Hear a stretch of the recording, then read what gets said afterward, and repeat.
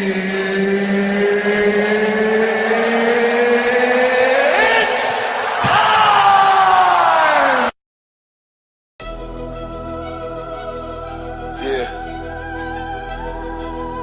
String crying like the world got pressure on it. Untouchable Empire in the building. Let's go. Yeah. It's fatigue wars, I'm tired for real. Super Panel Friday, we gon' tell you deal. 5 p.m. sharp, watch the truth get revealed. Untouchable Empire, we the kings of the field. Fatty and Nolly, the pressure gon' rise. Orchestra behind me like a war in the sky. Tommy Sotomayor with the flame on the lies. When the empire talk, whole culture mobilize. Look, I'm from the south where the true hit heavy. 808s kick hard, violins get deadly. Everybody claim fatigue, but the vibe feel petty. Manufactured outrage, they pockets stay ready. Talk about a group, but you date them on the low. Say you hate black men, but your sheets say no. Ali cut sharp, fatty break down the show. Super panel light it up, orchestra gon' blow. Fatigue wars, I'm tired for real. Super Panel Friday, we gon' tell you that. 5 p.m. sharp, watch the truth get revealed. Untouchable Empire, we the kings of the field. Black fatigue, white fatigue, who faking the strain? Everybody point finger, but nobody explain. Culture looking drained, but the money still gain. Outrage sell fast, it's a political game. Tommy with the heat, caught a lie what they are. Fatty with the smoke like a Tennessee bar. I lead, bring the fat, never lead them bizarre. Untouchable Empire, old brand go hard. Fatigue war rising, better tighten your stand. Friday 5 p.m., let the whole world glance. Empire too strong, never move off chain. Super pedal on the throne, this the victory dance.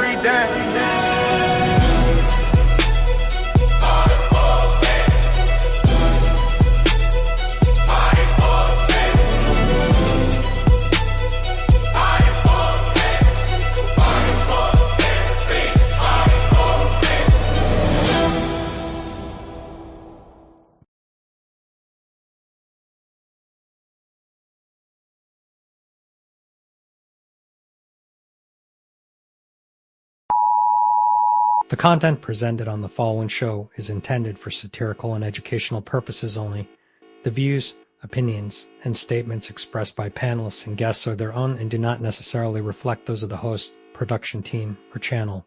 Additionally, any third-party content featured in this program is used in compliance with fair use under United States copyright law, which allows for commentary, criticism, news report, teaching, and research. Viewer discretion is advised, and we encourage independent thought and discussion. Welcome to the Untouchable Super Panel with Ilkan Ali and Fatty. Kick back, relax, and enjoy the show.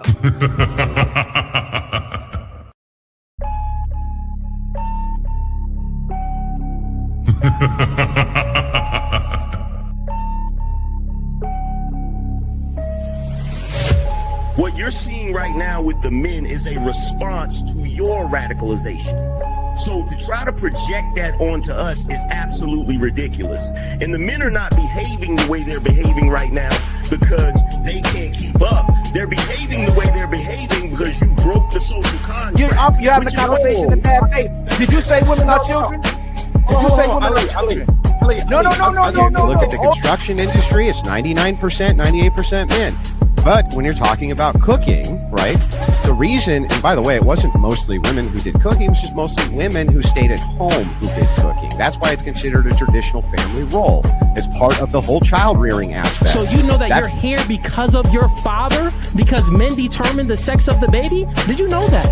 Can we just say, if we're doing men versus women, like, women have infinitely more options. If you download a dating app, like, even grandmas get like thousands of matches. Right.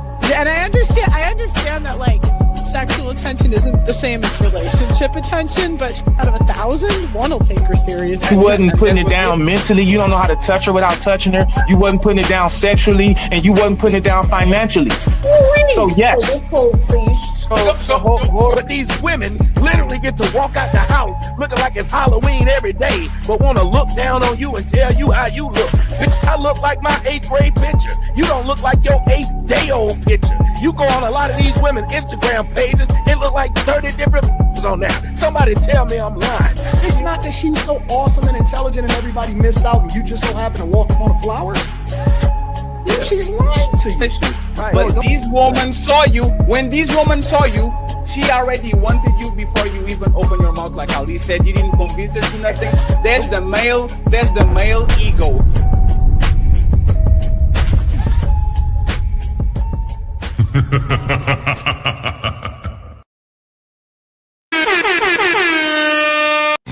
It's time to do. What's going on, family, man? We back to you again with another super untouchable panel. We bring you some of the sharpest minds in the game, whether you agree with them or not. It's just real conversations, the kind you won't find anywhere else. Tonight, we got some legends in the building and some of your favorite content creators ready to drop some knowledge and laughs on y'all. So make sure y'all get ready. And I want to make sure to the panelists as well, too. I don't know if y'all simulcasting. You have the rights, man, to simulcast. And if you already simulcasting, make sure if you support your content creators that you like, hype, and share and support them as well, too, if they're simulcasting wherever they are as well. Shout out to Untouchables. Shout out to the Untouchable chat. Y'all the backbone, man. Don't forget to subscribe and smash that notification bell as well, too. And now it's time to introduce tonight's panelist. We got my sister, Mika, from the Pop Culture Mika. We got the one and only Tommy Sotomayor in the building. We got my brother Philosophical making the rounds on the YouTube space as well, too. We got the great mind, my brother Mansa. We got Dr. Williams in the building. You got your one and only JB Reacts and my brother Shaka Utmost as well, too. And then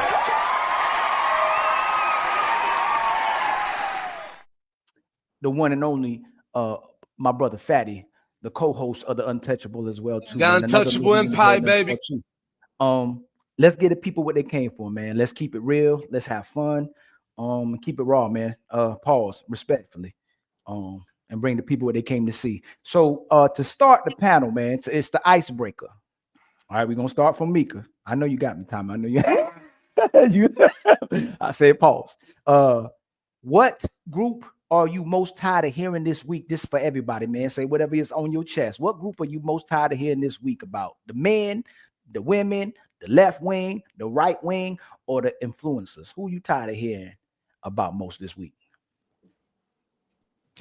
You know me, I'm always tired of hearing about them daggone liberals. I'm just sick of it. But this week it really got on my nerves. So yeah, I would pick the liberals, especially what went on with everything in DC yesterday.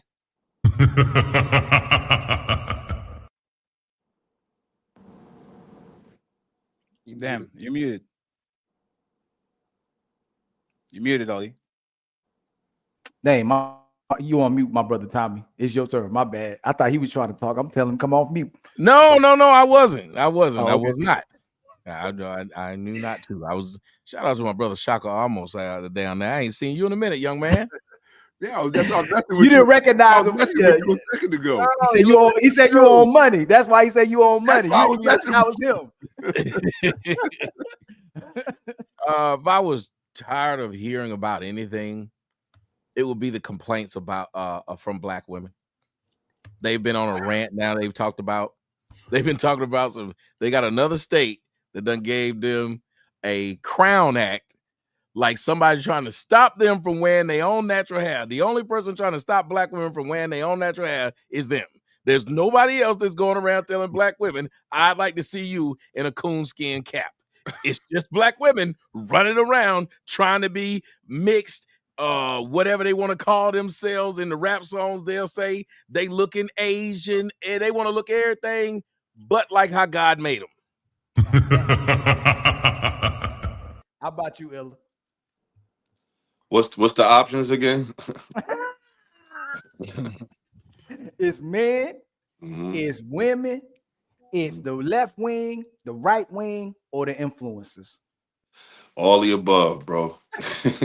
Me personally, I'm tired of everybody. You know what I'm saying? I'm tired of everybody. I'm tired of everybody. All of them. Man. I feel you on that one. My brother Mansa, how about you, man? I hate to take a page out of Illa's book, but everybody. But if I had to be more specific, for me, I mean, yeah, everybody has a thing, but for me, it's the white conservatives. You know what I Like mean? conservatives. And I'm not a liberal. I'm not any of that. I'm just saying for me, yeah, I'm just a little bit tired of tired of them. Not a Okay. little bit, a lot. A lot of bit. Anything in particular, or you gonna get to that later on?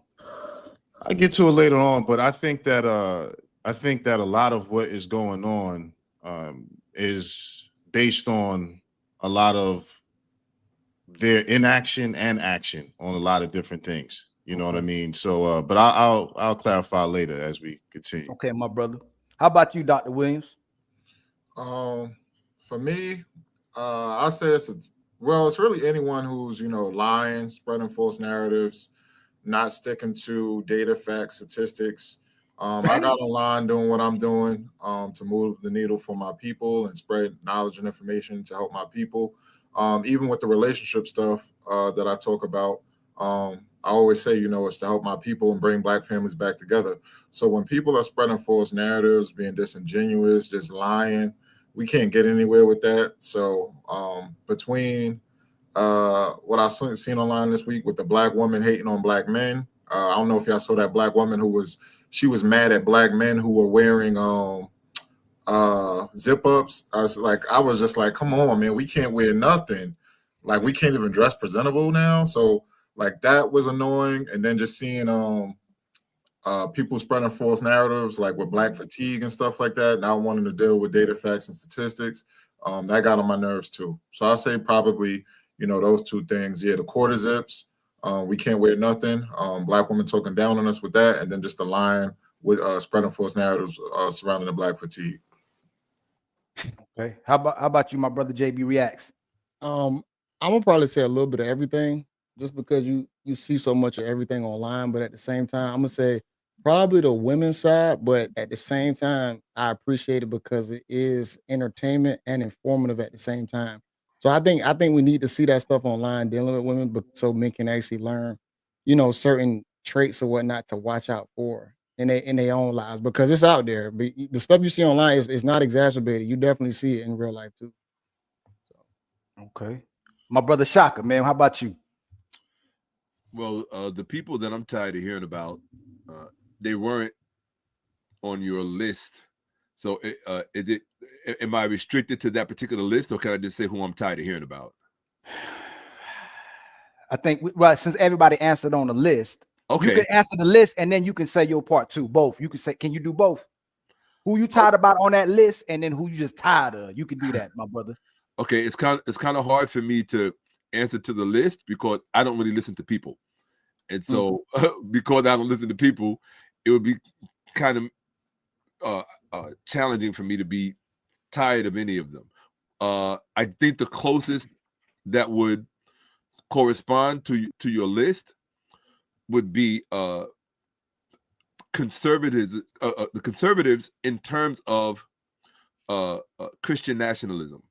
So I'm tired of hearing from and about Christian nationalists. And if I can throw Fuentes in there, I'll throw Fuentes in there. Okay. Yeah. My brother Fatty, how about you? I'm not tired of nobody crying, because that makes me a lot of money. So keep crying, okay? Everybody, from conservatives to women, Black man, white man, cry, because that's how we make money over here. But I'm not tired, but I find interesting that the people that wasn't supposed to be victims and that were denouncing victim mentality for so many years, all of a sudden crave to be on the victim role. So I'm very confused about that. About y'all are on the victim Olympics, and all of a sudden, oh my God, we can't say these words. Oh my God, we can't do these. Like, it's kind of weird that like everything shifted upside down, and now the left behaving like the right behaving like the left, the crybabies crying about other crybabies. Like, it's kind of weird. So we're going to talk about this for a while, but just that I don't understand why people that shouldn't be victims all of a sudden crave the attention and the moral high ground and the platform amplification of being a victim. I don't get it. Okay. Hope mine ain't too controversial. I'm tired of women for still not listening, even though they got two ears. I'm tired of men talking about women but not coming together to do something about it and still letting those same women divide us. I'm tired of the left wing pushing the LGBT and calling me a cis man at the same time, and then telling women it's a woman is an umbrella term. And then I'm tired of the right wing for telling me to stop complaining, but they still talk about make America great again. That's what I'm tired of. That's me for the show. That was very detailed, brother. You know what I'm saying? I got to just break it down. So I might be with Illa and Master too. I'm tired of everybody. This man I just had to break it down. I just had to break it down. You know what I'm saying? But are we going to the next question right away, my brother? No. Well, let's talk about it for a second, because Shaka said that he wanted to kind of amplify what he had to say. Like, what bothers you? Damn me. And Massa had to expound too. I said, Dave, how are you doing? And it's what makes you tired about the Christian nationalists? Because that's something that is actually, to me, is very recent. I never heard about the term until Andrew Wilson and his people kind of started to talk about it. Like, what makes you tired of the group? What makes me what exhausts me about them is they're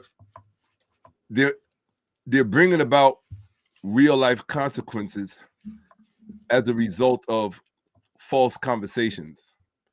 And when you try to solve those kind of problems, the level of exhaustion that you can easily be confronted with is very real, and it can actually even impact your health.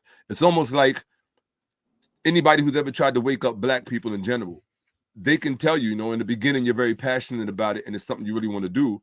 But once you realize the magnitude of willful ignorance that you're confronted with, you realize it's like sticking your pinky in a dam that, you kind of feel like it's a waste of time. So the Christian nationalist rhetoric that has seized not only our politics or the media, the media sphere, just overall, it's a false conversation that's having very real life consequences.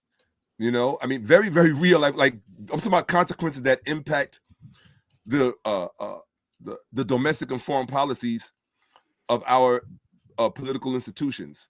And of course, that topic is going to relate to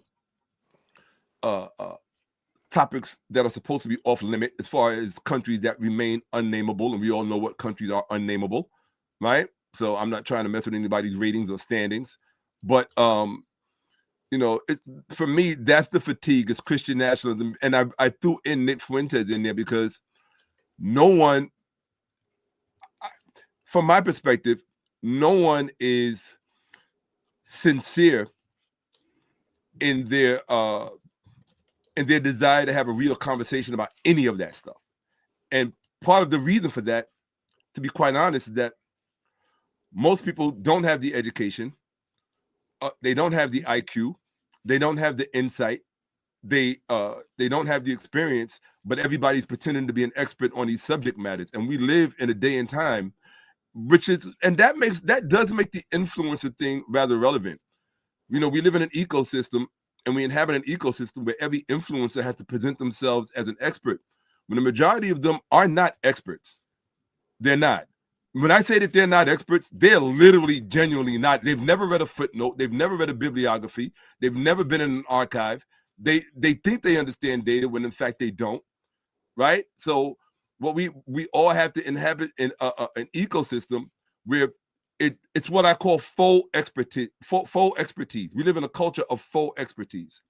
Everybody's an expert. They think that because they conflate their feelings and their passion with facts, and we all have to live in that world, and we all have to withstand that. And for people who are heavily invested in facts, for people who are heavily invested in data, for people who have presumably devoted their lives to the data, it can really it can test your mettle to sit here and appreciate the fact that nobody really wants to solve problems, right? They really don't. Most people just want attention. That's really, and if you really want to know what will hold back the black community ultimately overall, and I'm talking about the black community, particularly in this instance, is everybody wants to be a star.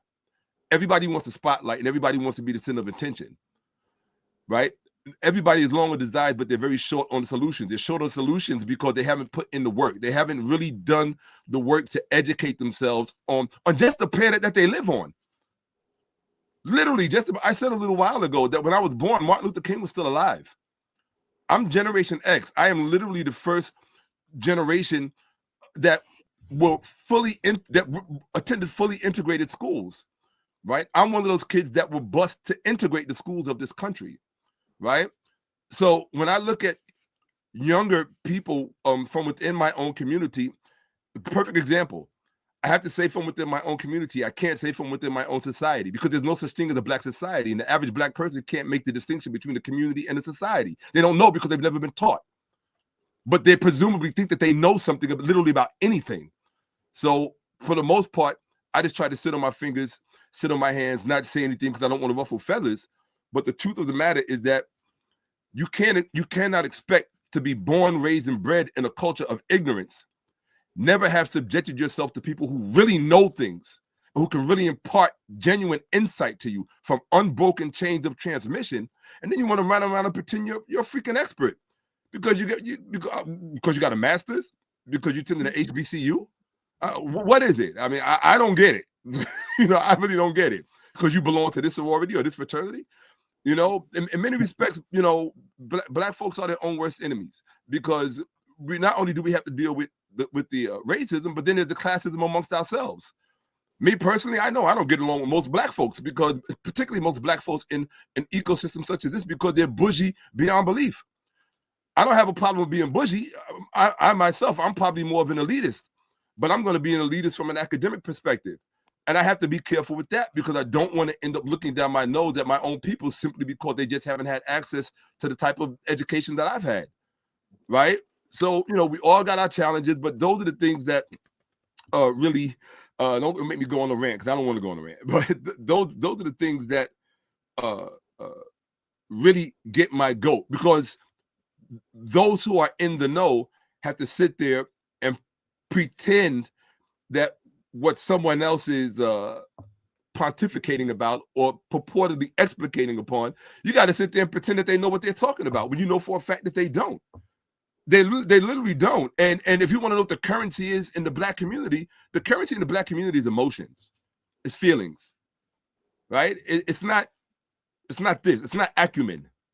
We pretend that it's acumen. It's not acumen, because where the rubber meets the road and when you scrutinize things and you put them under the microscope, you realize that most people are just, it's performative, right? I have to come off and pretend like I know what I'm talking about so I can get the proper response and I can get the proper feedback. And I don't want to look bad, right? When in fact, for the most part, you don't, And so that's the culture that we live in. It's the same old thing. Growing up in the black community, everybody knows this and everybody can attest to this. And I know Tommy knows this.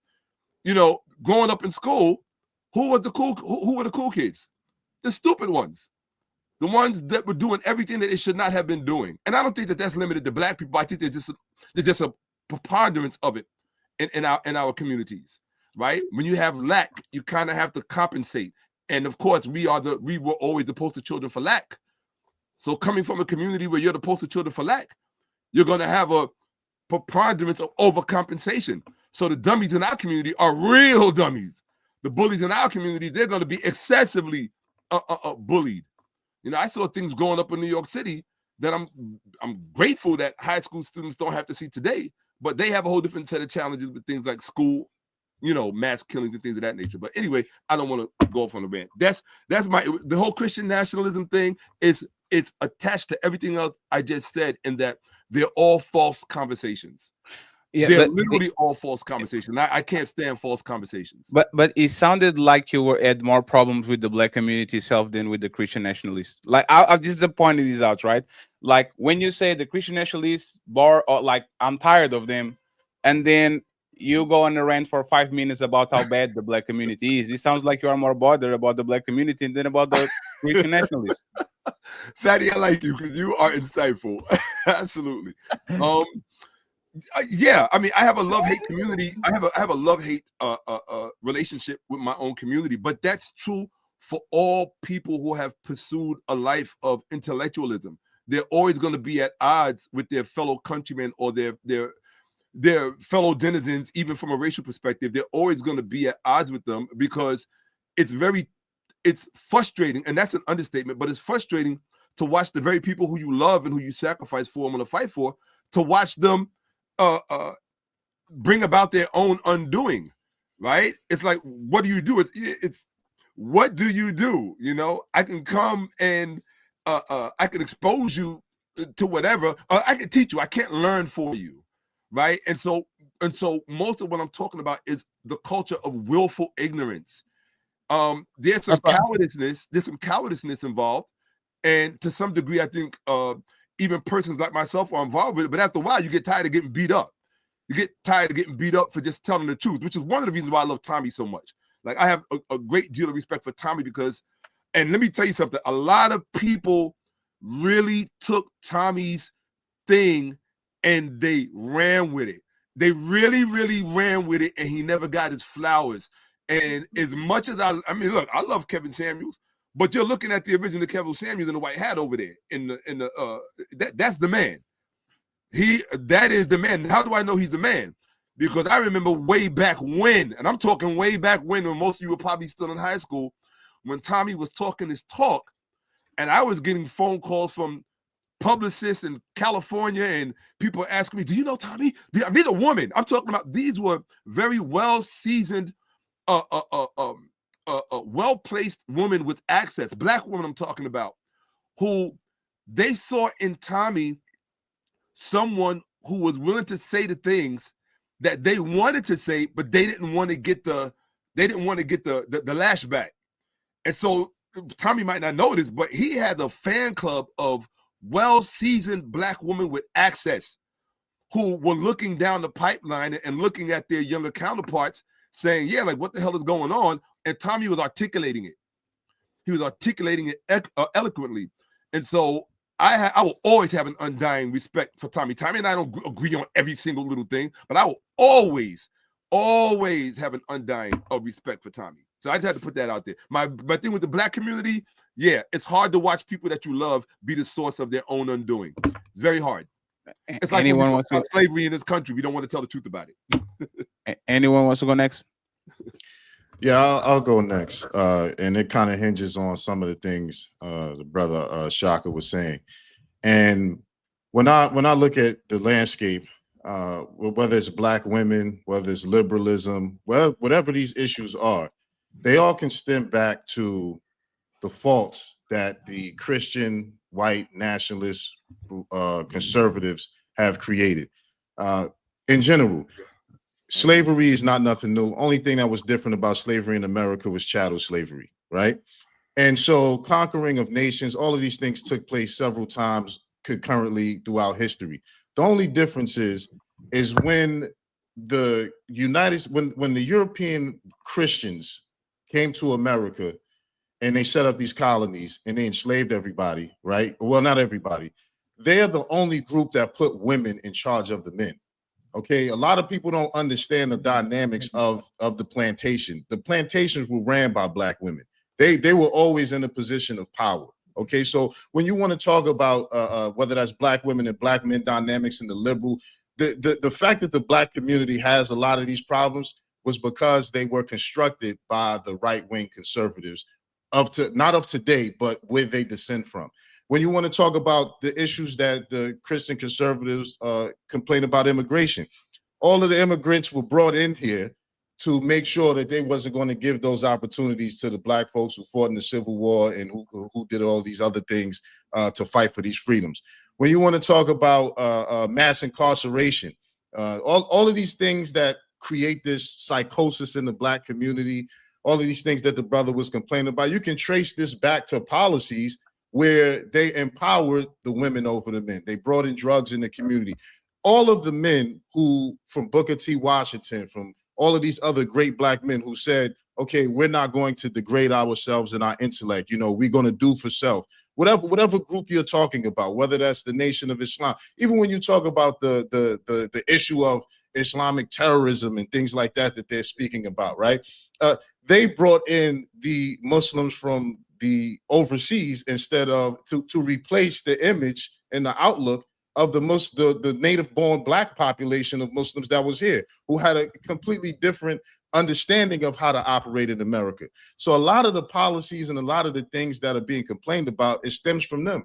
When you look at the fact that they say that, like the brother was pointing out, that there's no real solution. Nobody's really, care about solutions. Everything is about image.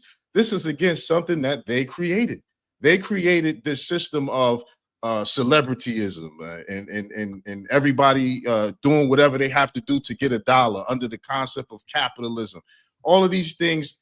Okay, for instance, when you talk about victimization, there's power in victimization, because what happens is if you're able to be the victim, now it justifies what you're going to do in response to that victimization. So when you look at all of the groups in America that has been quote unquote victims, it always comes at the behest of them justifying what they want to do to balance out the victimization or them being victims. So for me, I've had run-ins. I remember when Tommy Sotomayor was for me, it was 2013, but I was on a different branch, right? I was coming in speaking about black feminism as it being the biggest problem in the black community, right? But everybody turned on me, right? And I said, you know what? What has to happen is black men have to see other women from other races, other nationalities as viable, because the power that they held in the community was so strong that unless they saw any other viable women as possible mates, then that level of control that they had on the community would never be broken. And that was systemically set up by the Christian right-wing nationalists, because they're the ones who put the women in charge of the community. So when you want to talk about the downfall of whether that's stupidity being in the schools and different things like that, where in the black community, the idiots and the people who don't know nothing, there's no respect for scholarship. The reason that's a thing is because the men were not running the community. Even when you look at the fact of when you point out what was that era where they didn't have the Harlem Renaissance. During the Harlem Renaissance, right, you had the Depression. The Great Depression ran concurrent with the Harlem Renaissance. The Depression happened because the banks went belly up. They didn't allow black people to have bank accounts back then. They just didn't. They didn't allow them to have bank accounts. So they had to save cash in the mattresses and in their houses. They couldn't bank. So black people were flourishing during this time. So as you go on into the 60s, when you talk about Martin Luther King and him talking about integration was done so they could take the black dollar, because it wasn't circulating throughout the entire the entire community of America. They needed that tax revenue. They needed access to that money. So nothing that has been done that has become a problem either in the black community or the larger white community, it all stems back from the decisions that the Christian right-wing Republicans set in motion. But like I said before, it's either their action or inaction on things. It was them that allowed the liberals to run crazy like this and to implement policies where you're talking about I don't know if you can say that, I don't want to trigger the algorithm, but the trans community and the LGBT and all of these things being an issue in our community. It was their inaction to put an end to these policies even being a thing, because you got to remember, it took some of them to vote on these policies to put it in place. Conservative means you're trying to conserve. That means you're trying to set the standard of what the country is about. The liberals, at least this is how I learned it in school, liberals is about progress, right? They call them progressive. So they're on the fringes. They're always going to be on the fringes. The standard of what the country is supposed to be to conserve what the country is. So it's their inaction or their action to do or not do that has led to where we are. So that's why I'm just tired of hearing them complain about being victims, because at the same rate, it was their inaction and action that led to where we at now. You know, so I'll say that. Can we get a conservative / Republican / Christian replying to what he said? Do you think there's responsibility from the conservative side on how the black community now is behaving and the results that they have? Why would the conservatives be the ones that have anything to do with the blacks? Blacks turned away from the conservative movement a long time ago. Blacks had decided that they wanted to be liberals and then be used as the ultimate liberal tools. If you look most of the time when they try to show you, I just saw with my daughter, I'm sitting on the couch with the family eating food, and then a commercial came on, and the commercial was for Old Navy. The two people were on there and they were saying, we're here with the influencer. And while they were saying this, it was a dude with box braids or whatever you want to call them, a whole goatee doing like this while they were talking. And then he's, oh my God, and doing like that. And y'all know how I discuss black women. I say they become men with vaginas. You cannot tell the difference between this guy and this girl because they both act the damn same. She'll tell you to suck her D real quick, and it'll be a woman. She'll be out with go and get her hair done and nails done and then fight at Popeyes over some hot sauce. That don't sound like what a woman would do. But these women are doing kind of like what men would do. So when you blame something on conservatives, conservatives actually would require and like for their black women not to be walking around in blonde, blue, green, gray, all these wigs. Conservatives think that look weird. You know who thinks it's okay for you to be this black woman? Liberals. Liberals are the one that put the Old Navy commercial out there. Liberals are the one that told you, join our movement of feminism, even though your man was not oppressing you at all. Your man was more oppressed by the white man than you were. Let me say this again. Your black man at the time was more oppressed by the white man than you were. You know why? Because you've always been able to sleep with the white man and nothing happens to you. But as soon as a black man whistled at a white woman, he had a whole engine around his neck. He was buried and shot and all kinds of stuff, and nothing happened to the man who did it. So anytime you black men listen to a black woman talking about some we, no ma'am, unless you from France, I don't want to hear nothing about your we. You were one of the people who helped the white man. You were the right hand of white supremacy when every time the white man put a microphone in your face in the 70s, 80s, and 90s and told you, well, what's going on with you? And you said, well, I'm doing great. It's these black men that we're saddled with who go to jail, who can't pay for their children, who are not as educated as us. Y'all went all on television doing that because you thought you was better than us. You could watch all these TV shows where they allowed Diane Carroll to lay up with white men on TV in the 70s. Diane Carroll never got her life threatened. My man, Mr. Bojangles, yeah, he married a white woman and they told him, you can't come to the White House. Sammy Davis Jr., if you didn't know. So the black woman had been laying up with white men for years and nobody said a word. There was no man act for the white man laying up with you, was it?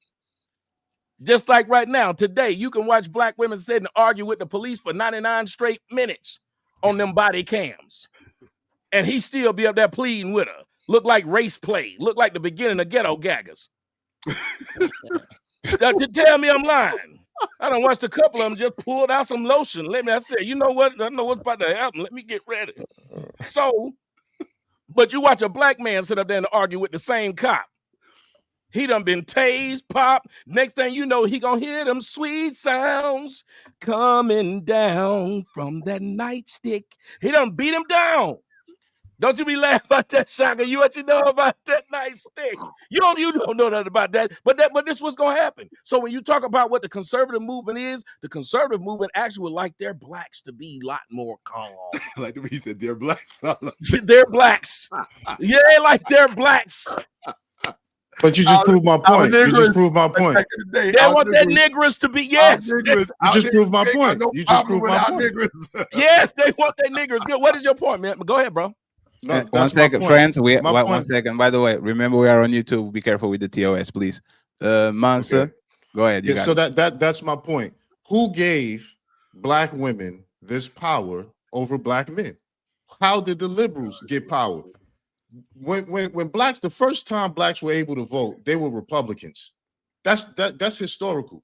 Fresh out of slavery, in the Jim Crow era, all of these different eras, black people were largely Republican and voted Republican, and even to this day are still largely conservative. The reason you even have pushback in that regard is when it comes to values, black people are mostly conservative in their values. Okay, so where did the liberals get the power from, and who flipped it? So this is my point. Hold on. I'm just saying this is my point. See, I'm not in favor of saying the liberals is bad and then saying, okay, I'm gonna go coon for the conservatives, because it was the conservatives who put black women in power. The liberals, the liberals, whatever shade of, whether that's democratic, socialist, whatever they're talking about, they didn't get the power in this country just by happen chance. Okay, there were things that took place that led to them actually getting the power. So my point is, when you look at the track record of black people being Republicans, having traditional values, where did this change come from when they all of a sudden went liberal? At what point? Go ahead, Tommy. Okay. And then we get Meek over here. Go ahead. See, and no offense, brother, but this is why I can always tell the intellect of a person when a person just starts saying coon. When you are born in a certain era and you just keep using coon, you're not very bright. Bright people. Nah, you don't know me, brother. You don't know me. I didn't cut you off when you was talking to young Carl Malone. You are going to have the chance to rebuttal, man. So I didn't cut you off there, young Carl. So let me finish. About you. He must learn from the chat, I think. I said I use coon. I said no, I'm saying anybody who uses the word, I don't care who you are. When you say the word coon, that's not a bright person. First off, where the word came from. And that's the problem with a lot of blacks. They want to be junior KKK. Have you noticed they act just like what the KKK would do? The white man made fun of the black man's color. Soon as you pro-blacks get some kind of power, y'all call a nigga crispy, blacky, darky. So y'all make fun of the same black features that a white person would. You be the first person to call somebody nappy head, big lip. Y'all do that. So the white man called you a coon, and now you done made it cool to call a black man a coon because you don't agree with him. You said it's one thing to do something for the liberals, then you said cooning for the conservatives. So you wasn't cooning for the liberals. Here's the problem. You done went from one slave master to the other slave master. You ain't never heard me sit up here and tell you the white man over here is better than the white man over there. If you're going to tell me one white man, or you going to say white man is racist, then why is it that you young blacks love to act like the liberals are accidentally bad? They just good on the good, but them damn conservatives use a coon if you listen to them. Coon and buck, coon and buck. Y'all niggas talk like y'all from 1912. Grow up and get your damn language up. Stop using the language from back in 1912. I don't want to hear you say soft shoe. Your shoes ain't soft, nigga. I don't want to hear you talk about no coons. I don't want to hear you talk about nothing. Talk about something you know. Y'all are some comforted slaves. You got Central Air. I ain't no slave. Yo, you got Central Air. You got heat. You got a car. You can call the white man what you want to, can't you? And he can't do nothing. But you talk like you live back prior to Jim Crow. You got all kind of heat for a black person. Again, you didn't call nobody who do stuff for the liberals coons. Well, I have a different term for them. I have a different term for the liberals. Actually, I'm not a liberal. Okay, I'm not a liberal. I'm not a conservative. I don't side with the liberals.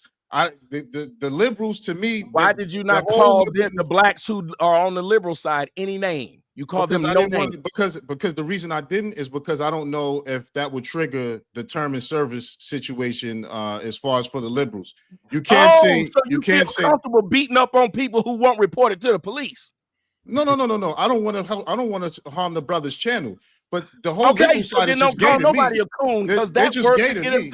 So coon won't get. So you're saying I'll use the word coon, but only towards the right, because I know the right side will allow the people to beat up on. Not that allowed. Not that allowed. No, not that allowed. I have words for the liberals as well.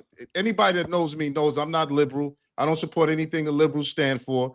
I don't support any of that. So if, Now, if you're here's the talking, logic of what he said. He could have just Huh? simply said, if I'm not willing to call a left a coon, I won't call a right a coon. it's the Let me same just way take you this can out say my certain vocabulary. things on here without having. You can't mention the That small hat doesn't make community. sense what you're saying. No, If no, you no, put no, no, left no, no, in no, front no. of coon, it's now against the term of No. service. No, listen, Does I got anybody smoke. else know I what got this smoke. means? I don't. I'm confused. Yeah, what it mean? Well, you should know what it means because as many times as your channel got strike, you know you can say certain things and you can't say other things. That's all I'm making. Hold this on, and let me know. distinction of. Hold on, I'm glad you said. Conservatives, black conservatives, hold on, I'll let you go. Black conservatives tend, just like you said, our white people are better than the other white people. That's what you said. So No, you're I said coming that's from how a y'all perspective. feel. I didn't No, say that's that. not how I feel. That's not how I feel. I don't have any masters. The whole point I'm saying is the black people who support white conservatives like to tap dance for them. And the black people who like to support the liberals are just gay and the black feminists, even the men. But So what are they none of that called? does. But is that None not of a that does. mindset? But what are they called? What call? I was still waiting. I see you, Shaka. I see you. I was still He waiting on said the. gay. That's what they call No, it. no, I just said that. no, because they're gay conservatives. What are Yeah, but the what are gays the don't run coons the called conservative on the party. The left? gays don't No, run the hold on, conservative hold on, so we can ask him a direct question. Hey, Mansa, are you saying the people that's selling out on the right and the left are both coons? Yes, Okay, but why, Because he why said is it when you talk? Why is it when you talk, you only say that word? And it's not just you, but you're here. No. They But all do. No, Hold when on, you real quick. talk, You're not when going you to talk, typecast me as a hold on, liberal supporter. hold on. I've Definitely been not. quiet the entire time. She hasn't said that, man. Absolutely Okay. the entire time. So, but what I'm saying is when, because you say you're not a liberal, so I don't know what you are, but you talk a little liberal, so I'm gonna throw you over there a little bit. What's talking Because liberal? you haven't said what you are, so I can only assume from what Why I do heard. I have to see? That's the problem. Why do I have to What- choose between being a liberal and a conservative? You Why can does the say person got to be a coon because because you don't agree with him? you can say you're atheist. We are going to let Mika finish. I'll have the chance to reply. If she directs herself to one person, the person has just to reply. I see you, Shaka. You are up, and then I will go to the rest of the panelists that didn't talk. Okay, finish your point, Mika. Because you can say you're atheist, agnostic, or whatever religion you follow, right? There is something you follow. Nobody is nothing, right? So that's why I was asking. So I don't just assume. But nevertheless, what I'm saying is you sat here with your whole chest and said that conservatives, black conservatives or conservatives of color are definitely coons. I was asking what is the verbiage for liberals, because if the black conservative is a coon, what is the person that's okay with killing 90 million babies at one clip? What is the person that's okay with not having an actual family unit, right? Having this become a norm. What is the person that's okay with having Megan Thee Stallion shake her butt, but yet you can't have a black woman like Condoleezza Rice actually speak at some of these HBCUs and some of these events, all because she has an R beside her name. But Megan Thee Stallion can go speak and go all day long, and nobody bats an eye because you're not getting any intellectual anything from that. So what I'm trying to ask is, why is that okay? And why are black men preferably so comfortable with calling another group of black people coons and not the side that has absolutely got nothing for the last almost 100 years? Yeah, so I don't know. Okay, you talking to me? I'm absolutely talking to you. Okay, so again, I don't agree with anything that the liberals do. Okay, I just don't. So trying to make it seem like I support Megan Thee Stallion or all that buffoonery. I would, you know what? The word I would use for them are buffoons. I would use that. Buffoons. The black liberals are buffoons. That's who they are. If we have to put a name to it, I would say the black liberals are buffoons and the black conservatives are coons. That's what I would say. Why not just say they're doing something wrong? Why not just say they're doing something wrong and say exactly what they're doing wrong? I would say the reason I put a name to it is because the name, like you said, no history, right? That's something I really do know. I really have a very profound understanding of history. I've written several books, and I'm not as young as you think. I may look young, but I'm not as young as you think. The whole point I'm making is when you look at the liberal community in this country, all of their power came from the rights partially voting to empower the liberals. They did not have the power or the numbers until there was a flip in the 60s. Black There was people no in this flip, country though. were largely There is no conservative flip. and Republican. Listen, There is no black flip. people. And every even saying the things that person aren't that y'all true. call, even the person that y'all call the right winger, Donald Trump, even the y'all call him Hitler. Hitler was I left didn't, y'all, leaning. hold He's on. not, This one thing we're not going to do. Don't say excuse me. y'all. I'm Just sorry. say y'all. Liberals, Yeah, because talk you're to not a them. liberal. I'm not. Liberals call Donald Trump Hitler and all that. Those are left wing ideologies. Those are not right wing. Okay, Margaret Sanger is not a right winger. These are all from the left, and the black community practice this still to this day. So I don't understand, how do you get that conflated with right wing? And even talking about with that, voting hold on, and policies. even with that, and let's say you just want to say that they are cooning and they're slave masters too. Okay, cool. Even with that, liberals have never been genuine with anything that they have put forth. They've never been genuine. So both groups can hate you, right? The white conservative can hate you. The black conservative the white liberals can hate you. But the difference is on the conservative side, you're able to do something that you absolutely cannot do as a liberal. You cannot practice economics, nor can you practice group economics. You cannot practice that doing liberalism, because liberalism does not support, one, anything outside of socialism and communism, but two, it doesn't support economics.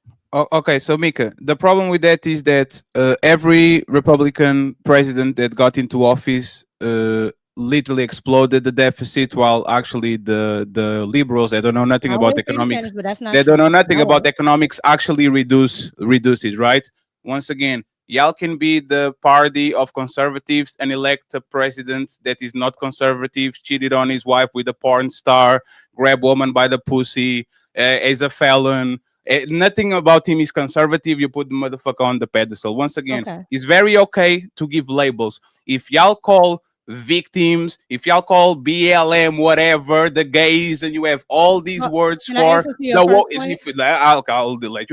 you finish. If you have all these words for the left can call you a coon if you're acting like one. It's very fair. 1 second, please. It's a label. If you're acting like a coon, you are going to be called a coon. And my question to you and to Tommy is, tell me one black person that is actually a coon. Like one black person that you know, because I know a lot of black people that are Democrats that tap dance for the liberals. I can literally point them out in the crowd and say, "Is these and these and these and these?" Are you okay with identifying one coon and saying this person is definitely a coon, but we are not? Go ahead, the Mika and Tommy, and then I'll bring Lil up. Go ahead, Jasmine Crockett, absolutely. Jasmine Crockett is a coon. Absolutely. What? Absolutely. Absolutely. While she sits in your face telling you, black women need this and that and the third, she's all about the illegal immigration, which absolutely directly affects what class of people, poor class of people, or poor people, and in her district directly affects poor black people. So you can't have one demographic. You can't have one demographic that you speak to, but you actually do for the other demographic. That woman is absolutely a coon. That is the definition, according to y'all. Okay, a person that is a sellout to their community. She absolutely sells out. And then she takes money from George Soros. The small hats, the people that you guys say do this and that and the third. Okay, well, they're absolutely doing it to the black community, and they do it via that black woman. What? That's a wild statement. I'm not even going to. It's not a wild statement. It's You can call her wretched. You can call her ghetto. You can call her a bunch of things. Mika is the first person. Mika is the first person that I ever heard call Crockett a coon. You could talk about Jesse Lee Peterson. You can call about the Samuel L. Jackson from Django, and you literally choose the Democrat for whatever reason. But I don't know. Even in fiction, if you got it, you got it. Tommy, tell me one person that is a coon, and then Chaka and Nila, please get on the conversation. First off, if she's trying to tell you who the person is, or you're saying they're not because you hadn't heard anybody call them that. Whenever somebody gets the name or the title, that's the first time they've been called that. Now other people might follow it. Just like when the people said J-Lo's ass was that huge. It wasn't this big outcry for it until people started saying it. It happens that way. It's an epicenter of something. But I didn't ask you this. Why is it that none of y'all ever tell us exactly what a coon is? Because if you could tell us what one is, we could start pointing one out. Tell us what a coon is. Yes, is Samuel L. Jackson from Django. You are going to go out of your way to shit on black people, and you're never going to call white people out in ABC when they either displaying the same behavior or the worst behavior. Let me give you an example. You are going to call Jasmine Crockett a gang, like a thug, the ratchet, non-polite, and she has no decorum, and your president is literally that shit. He's the biggest gangster. He's thug. He talks like he talks. He means what he means. He doesn't. You see, you are interrupting me because I'm right. You're right. If I was wrong, you wouldn't stop me. If I was wrong, I was asking you. You have. I'm answering the question. This is what. 1 second. This is what I'm saying is two people are going to display the same behavior. You are going to attack the black person because there's an agenda. Now you make money. And then when the white person does the same thing or worse, you have no problem with this. And the evidence is, if your problem with that woman is decorum, why did you attack Barack Obama for 8 years when that's the man with the most decorum that was on the Black House, right? But I never said anything about decorum. No, absolutely. But I'm answering to Tommy. I'm answering Tommy. I'm not answering you, Mika. What I'm saying is not. Because if you yes, I am. So I'm going to give you two examples, right? Jesse Lee Peterson is a coon of the highest order. Because hold on. If y'all could just do me a favor. If y'all notice, I asked these people, what does this thing mean? And this is the IQ of the majority of blacks. They can only tell you by then giving you a picture of a thing running across a screen or telling you about something in a movie instead of just telling me the tenets of said thing. Imagine if you Imagine if you went to the dictionary right now and you said, I wonder what something else is. And it told you, go see the usual suspects. You'll know. That's insane. But go ahead. Cool. I can answer that. And once again, Tommy, you are the king of analogies, but all of a sudden you know nothing about analogies, right? No. Tommy is the king of Tommy is the king of immediately started with an analogy. Tommy is the king of let me use this as reference. And when people now, Tommy, let me finish, right? When people take your reference, does the same thing. After it tells you something, I don't give you a reference. I don't want to have a conversation about the conversation, but I'm just pointing out that you get very upset when people with low IQ take the things that you say literally when it was just a personification of what you want to say. Let me give you, for example, I got you, Tommy. I'm telling you what it is. Jesse Lee Peterson, like Pearl was on his show. Let me tell you what it is. Let me tell you what it is. Jesse Lee Peterson has pearly things on her show, and she says, would you help me to bring Jim Crow back? Like, this is the action. This is something that the coon will say. Somebody that for whatever reason will always pander to white people and always is going to say things that are going to make white people very happy, while black people are going to be extremely offended, not because he's true, but because he's trying to be a shock jock and he's trying to actually grift towards money, validation, or promotion from the white culture against the black culture. Did I explain it enough, Tommy, or do I need another drawing? I got a definition. I think I understand what Tommy's asking for, and I'm gonna say this, brother, and Shaka, you can no matter how I'm kind of learning the rules here. You can't raise your hand. You just got to jump. No, you just got to jump in. Already, I'm gonna just say this for like 10 minutes. Yeah, I just want to say this, right? Shaka, we didn't pass you the microphone because you talked for 15 minutes before you actually raise your hand. It's not that we don't see you. It's that before the show, I said, let's please avoid monologues. And now, 1 second, please, because I'm explaining you the structure of the show. Before the show, and this is actually the problem with us, we like to hear each other talk ourselves, but not others. I said, let's please not go on monologues. You went on a 5-minute monologue, on a 7-minute monologue. I didn't pass you the ball, not because I didn't see you ask me for the ball, was because you already shot 7 times. So I'll let everybody get it, and then you got it, okay? Thank you very much. Go ahead.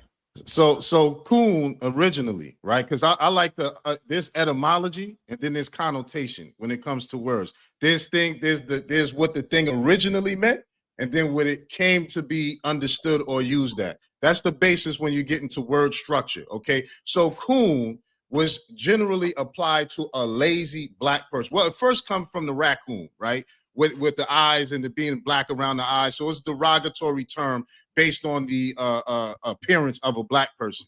And then it got associated with someone being lazy, shiftless, not wanting to do anything. And then Sambo was also used as somebody who was loyal to the slave master or sellout. So a lot of times people will call somebody an Uncle Tom, but they really mean a Sambo, right? Uncle meaning? Tom, huh? Which one is the meaning? Yeah, the exact meaning, because you named The like exact two. meaning Hey, is right. when it was used, the exact meaning is someone who was lazy, shiftless, like a black who was lazy, didn't want to do anything, who would just, lounge around. Now, the point I'm getting at is that's the origin of the word and its usage to black people. It originates as a derogatory term on the appearance of a black person based on how raccoons got dark circles around their eyes, okay? And the behavior of a raccoon is where the distinction is drawn based on being lazy, because raccoons will just come up and steal your stuff, right? Like if anybody who lived around raccoons,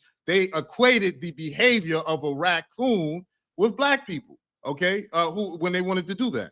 And then Sambo was a term that was used to denote what an actual Uncle Tom was. Uncle Tom wasn't the actual seller, it was Sambo. So what I'm saying is over time, Sambo and coon got merged to mean someone. This is the connotation, not the etymology. But when it got merged, it became known as anybody who was favoring or utilizing white people as the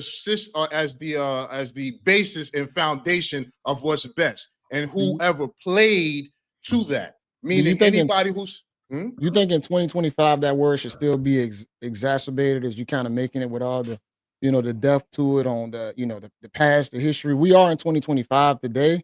So it's kind of hard to still use rhetoric like that when you have people that agree with different types of groups or whatnot. It's kind of hard to just why not distinguish just coons. Yeah, I don't No. think so. Why not? Why do y'all have the right to call everybody that you don't disagree with every type of names in the book? Why can the people that disagree with you do exactly the same? Why do you have the monopoly on aggression, which you can use every single word to describe the LGBT, leftists, progressives? Y'all are communists. Y'all are this and that. Why? This is my question. Why? I don't use the terminology like that. Coon, so that's your leftist, problem. all that stuff. I don't have to use that because you're gonna have people that's gonna vibe with certain groups, and it just is what it is. What faction are you a part of? What are your beliefs and ideals? That's what it's gonna boil down to. No, Jay. We're not replying to you. Listen now. Mika started talking, for example, right? Yeah. These are is the communist, and look at these people. Like every time somebody terms. What? Those are not derogatory terms. Those are actually okay. Okay. So one second, please. If communist use it as a derogatory term, if communist is not a derogatory term because it designates some ideology, if I call you a Nazi, is that a derogatory term? No. If I'm a Nazi, no. Wait. You see? And Tommy, I got you. I promise. And this is why I'm telling that people, Tommy, you have to be patient. I got you, Tommy. This is your show today. If you're not, this is why I'm saying that you are being disingenuous. Every single person. No, I asked that gentleman. Remember. I asked him. I said, what are you? So I can know what you are, because I can only go by your talking points, and your talking points would lead me to believe or assume that you would be this. Now you can either tell me what you are, or I can assume by what you tell me, because those are the only factual informations that I have to go off of. Yeah. So absolutely. So if I call JBRX gay, he's not an insult because he's not gay, so he doesn't have nothing to care about. He's not gay. He's never sucked a dick. So why are you being bothered about being called gay? Like y'all are. Hold on. I wasn't finished talking. What I'm saying is that y'all full of shit.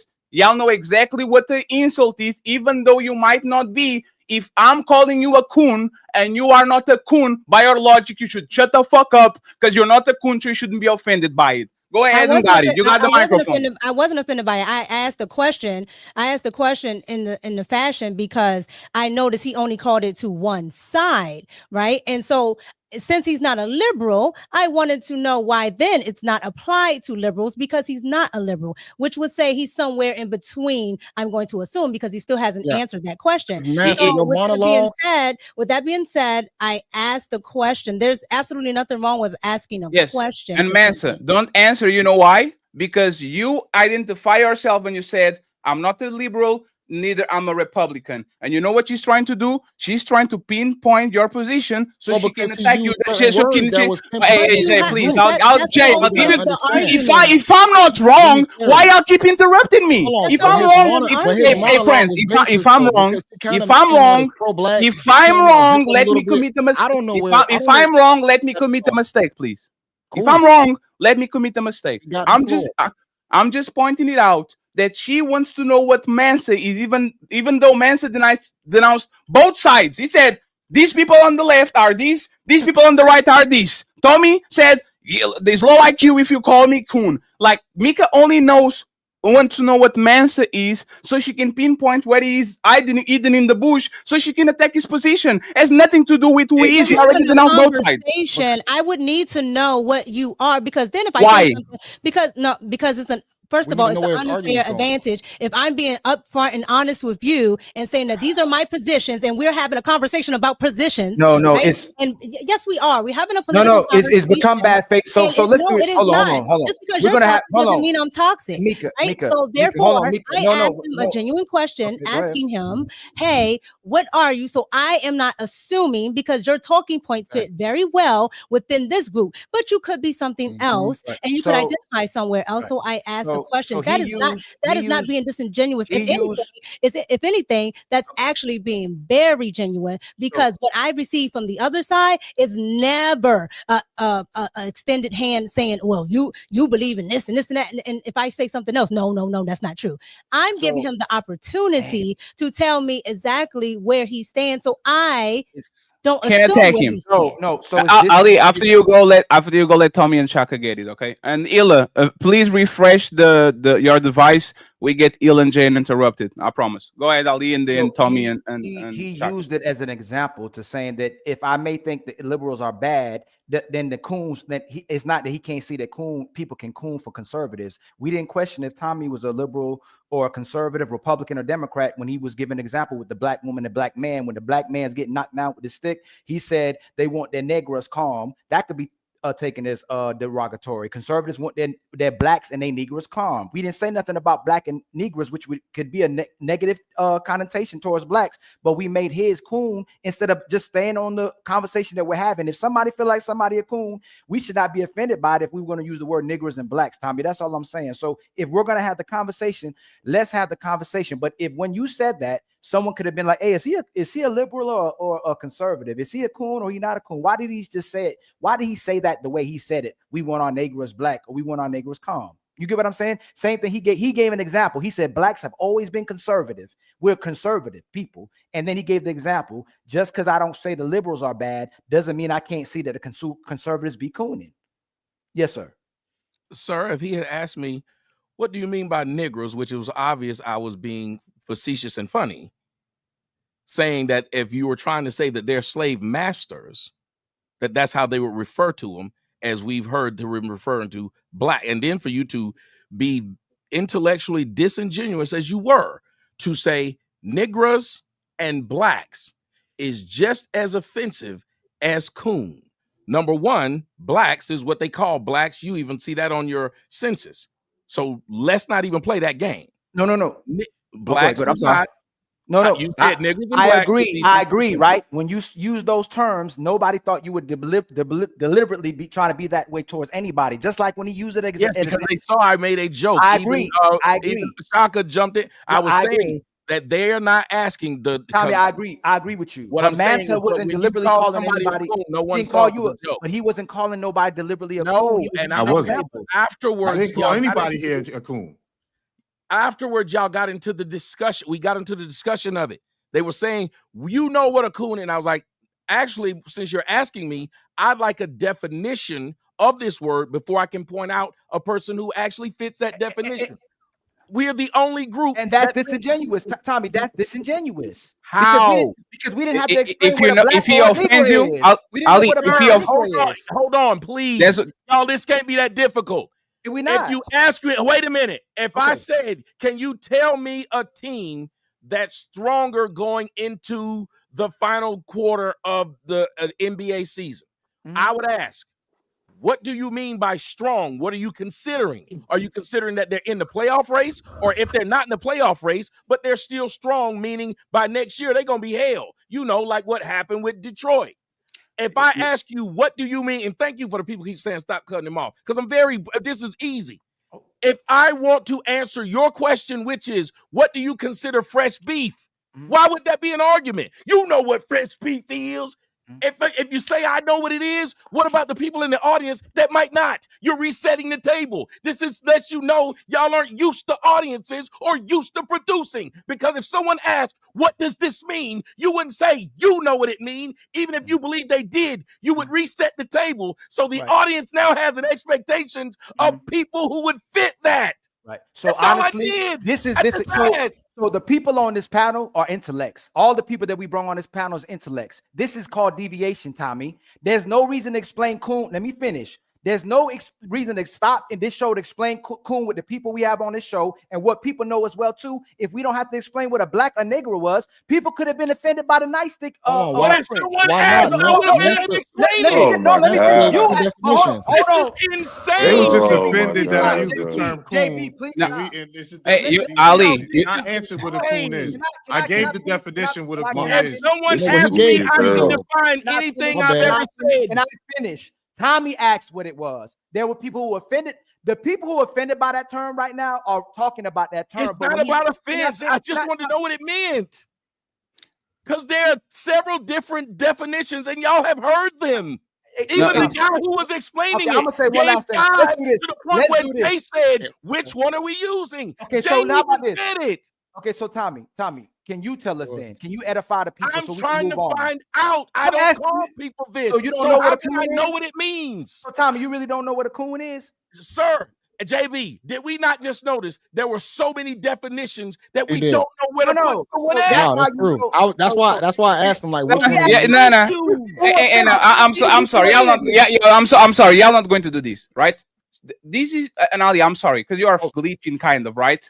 If you get offended by a word, you know exactly what that word means. That's the first one. Yes. If you get offended by a word and you say, y'all have low IQ and da-da-da, you know exactly what that word means because you are making an assessment of the person that said the word tune, so you will know exactly what it is to call that person low IQ. It will be very disingenuous for me to come around and say, define IQ. What is IQ? Can you tell us what IQ is? Everybody on this program, please. You No asked matter for how me. much y'all overtalk, I just hope y'all let me at the end. No, Tommy, absolutely, absolutely. It's cute as long as you get Absolutely. I'm saying it's cute when y'all are the last ones to talk. But y'all never, after y'all finish, let that person say, well, here's the part you got wrong about what you just said about me. Absolutely. But there's the hold on. Hey, Tommy, this is stuff that other content creators try to do, right?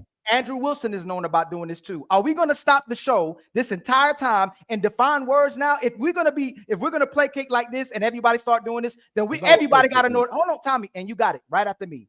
That means we're going to stop the show and we're going to start breaking down all these terms, right? That's what we're going to do today. I tell again, long as I can answer. Of course. When I'm on my show, when people ask, what does this mean? I give them a quick definition so we're all in the understanding. I've never felt like that derailed the show to get a definition of what we're about to discuss. Yes, sir. So can I respond to if somebody said, what is LGBTQ before I say it? Why would I not tell them this is what it is? Why would I say, you know what it is? And I want to address what Fatty said.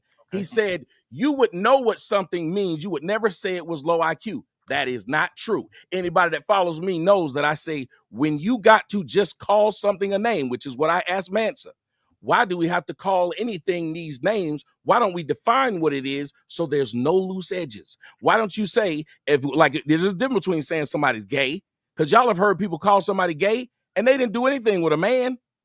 or a woman. They did nothing, and you still call them that. So having see- a definition allows people to stop just blanket umbrellaing people.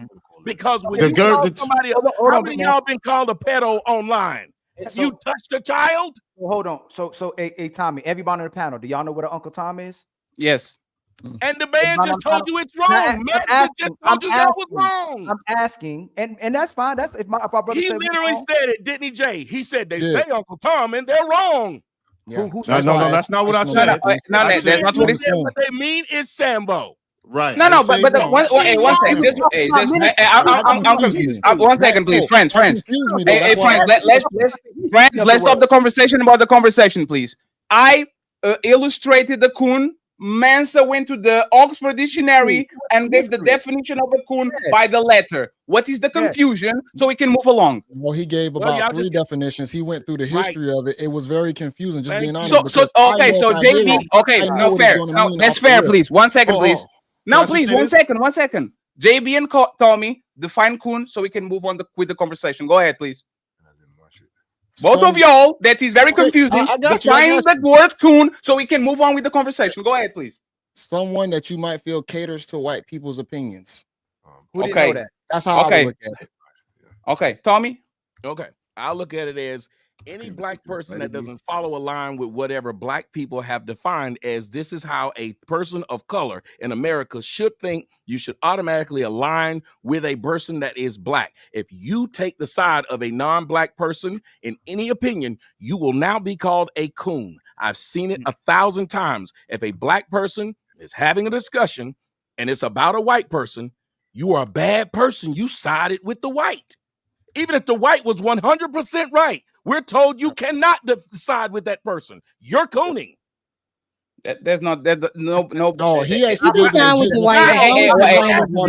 I answered it, and now that's a lie. No, hey, Tommy, you know why we can accept that? Because just because women think that you are a misogynist, if they can act like if just because the big populace of women think that misogynist is somebody that just goes and criticizes woman, you know that the definition is not the definition. We actually correct him. No, misogynist is the hatred of woman and is A, B, C, D. Just because the biggest populace thinks that misogyny is just criticizing woman, that doesn't mean that makes it true. No, that's right? moving the goalpost right there. Thank you. Oh my God. He's moving the goalpost.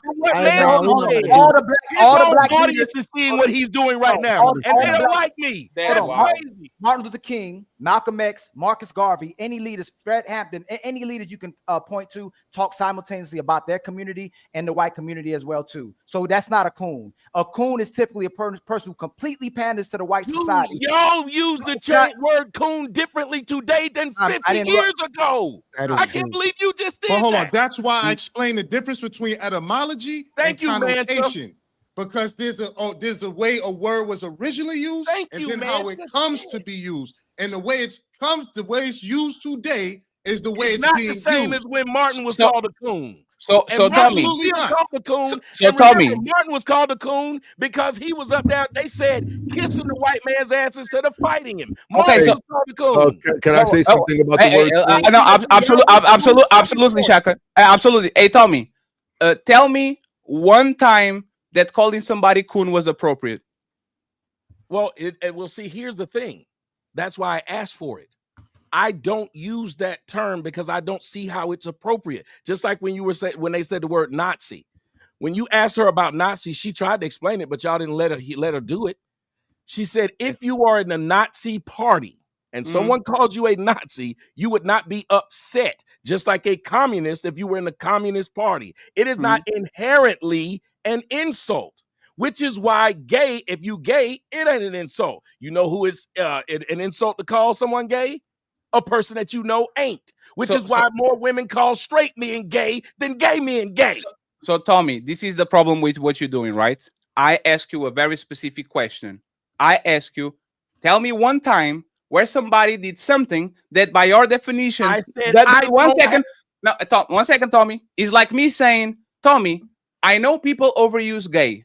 Give me an example of a person being actually gay. And Tommy would say, he suck on some dick. And I was like, oh, I don't believe no. 1 second, Tommy.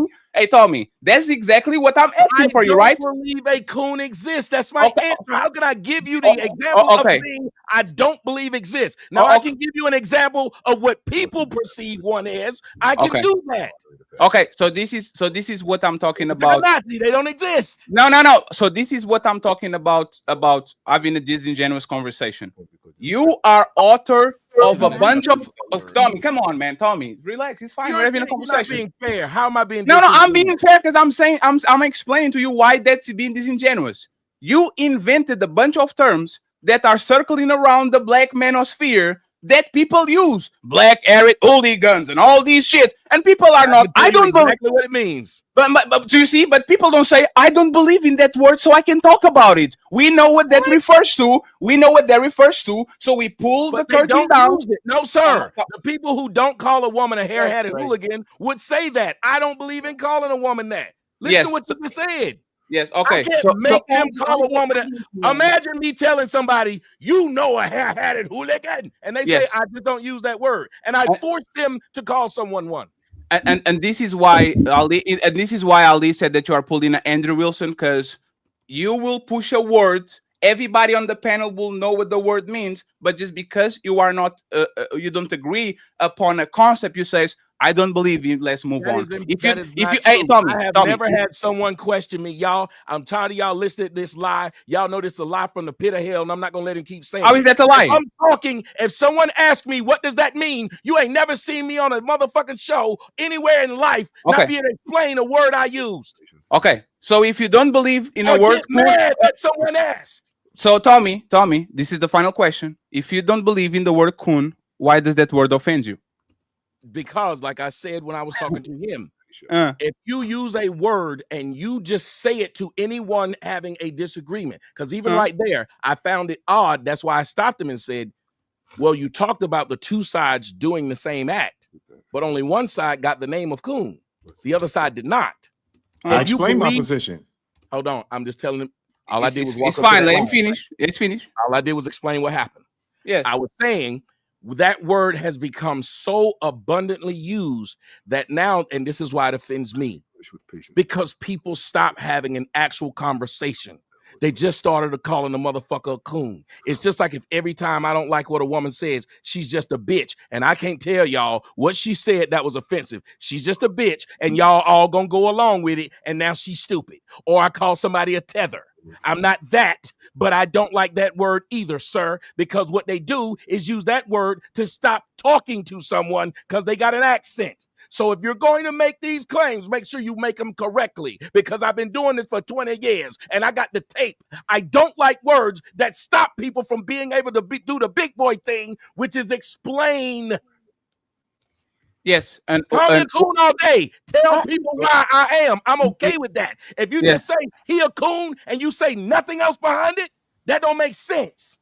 Yes, but Ut edit hooligan or whatever the name is doesn't stop the conversation, doesn't offend half of the people having the conversation, and clearly doesn't ostracize that group from having the conversation. And you see, this is what I'm talking about now. This is what I'm talking about. You are okay.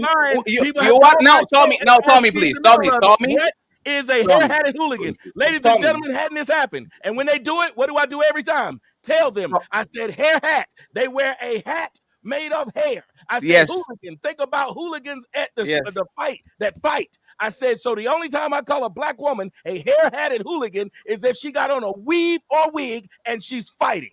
And they laugh because they're perfect. Like, that makes perfect sense. I agree. And then the only time we call people a coon is when you behaving like one. So we don't even. That's hey Tommy, Tommy. Hey Tommy, no, Tommy. Tommy Sotomayor. Tommy Sotomayor. Now, Tommy. What a hooligan does. Now, Tommy. I caught you. I'll put a definition in the chat. Hey, please. If you are legitimized to describe exactly step by step why you call a woman that, and I agree with it, I believe that I can say if you tap dance like a coon, if you talk like a coon, if you sell out like a coon, if you literally, respectfully, who have you seen tap dancing other than let's just say Sammy Davis Jr. or Gregory Hines? Who have you seen tap dancing? You want a list? I want yes, please. No, Officer Tatum, Jesse Lee Peterson. Didn't you on the list?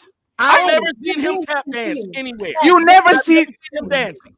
Hey, let me actually tell you. Let me actually tell you how much he dances. Right? Officer Tatum said verbatim, "I will not cry in front of my wife, even if my kid is dead." And when Charlie Kirk died, that's tap dancing. The white man. Oh my God! I can't believe they did that to my daddy. That's tap dancing. Absolutely, absolutely. You are pandering to your class because you want money from them. Wait. So why is it we never call the black liberal who's doing the same, like hot sauce bottles, and you don't call her out when she pulls out the What is the name? bottle in front of No, you? what is the name that you want to call her? No, when they be tap dancing by sitting up there smiling at this woman instead of saying, "Bitch, you trying to insult blacks." Yeah, but get me a name and we call her that. Give a label. I said before. Jasmine Crockett. I gave that to you earlier. I said before. No. Oh, come on. You're disingenuous. I gave She you literally has done it several times. She got up in front of them people and told them, "Yeah, I'm educated. Don't get it twisted, but I'm still a black woman. I'll get you told." I said the liberals are buffoons. And Tom, that's the problem with this conversation. When she called Jasmine Crockett the coon, you didn't say, "Lady, stop over there. I don't believe in these words. You shouldn't call Jasmine Crockett the coon." You went with her. I kept begging to get in. I did. You asked me a question and I answered it, and I can play it back. Yo, what the fuck is we doing, bro? Like, What I said to you was, you asked me the question. You said, "What? Who? Give me a black person." And I said, Jasmine Crockett. Thank said, you. You believe Jasmine Crockett is a fool? And I said, yes, by your definition and how you said what coon was, that would definitely be Jasmine Crockett. And I explained exactly how she is, what she does, how she moves, and her policies. You said something about, then you start going into something about how she looks and her being ghetto. I said, I never mentioned that at all. I only mentioned her. Can I talk? Can I say something? No, absolutely. Let me just ask one little question. I promise. Don't be. Hey, Tommy, do you agree with that she's a coon? Oh no, wait a minute. Do you agree with Mika that she's a coon? No, I think she's ratchet as hell. Okay, so you agree with me. Thank you. Go ahead, my But brother. I'm saying, if y'all ask people a question, let them answer said question. If you Absolutely. I'm saying y'all's definition when you said tap dancing, and I say, well, what do you mean tap dancing? Because again, y'all use a word that has a vague meaning to describe another word with a vague meaning. And this is why it's hard to take people who claim to be intellectuals to be intellectuals. Because I wouldn't keep on saying, I'll explain it with another vague word. First of all, let's say this. I believe, Tommy, I love you. I support you. You know that too. I believe that's it. Don't go to Shaka Illa, but I think that is extremely disingenuous. You keep saying that when we all knew what he was referring to when we got to that point, even though he's saying it's two different things because of his historical issue. Why do y'all keep saying what we all knew? Oh my God, bro. Why do y'all all do that? Why do y'all do that? How intelligent can a group of people be? The Manhattan Project would have never happened if all those great physicists and scientists sat there and said, we all knew. Okay. I stand credit. We didn't all know. Go ahead, Shaka. Go ahead, Illa, bro. I would never play that game. Yo, damn, somebody else can talk. God damn. It's fine. Hey, Illa, you have to. I understand. One second, please. I understand that you're waiting for a while. Please, nobody on the panel do emotional outbursts about waiting. Right on the back. I know y'all waiting, but please go ahead. This is a show. Wait for a second. We got you, Illa and Shaka.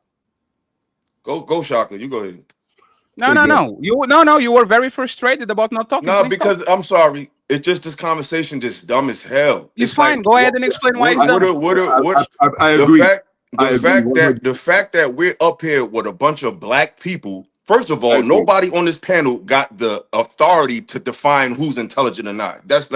No one has that power. So a lot of people say, "Oh, what's the intelligence?" First of all, I define intelligence as somebody that's studied and has done some homework on the topics. And most people on these panels ain't read a motherfucking thing. No offense, I ain't talking about this panel right here. I'm talking about in space period. I've brought books. I've seen people argue with people over literature. So let's stop acting like this is a space with all these intelligent motherfuckers. It's a bunch of people with opinions based on their experience and based on their bias. And they build a good audience of a lot of weak people who never show their face, and they inflate our egos to make us think that we're more important than we are, and we're really not. Most of them people that follow you are fucking corny, weird, probably ain't got no job, ain't got no girlfriend, ain't got nothing. So you got a 400,000 clowns following you. So that's for one. For two, yes, let's not pretend like we don't know what the word coon means. Now, can people use coon overly and out of context? Of course. Sometimes we'll see somebody who dressed funny and say, oh, you a clown ass nigga. Is he a clown ass nigga? No.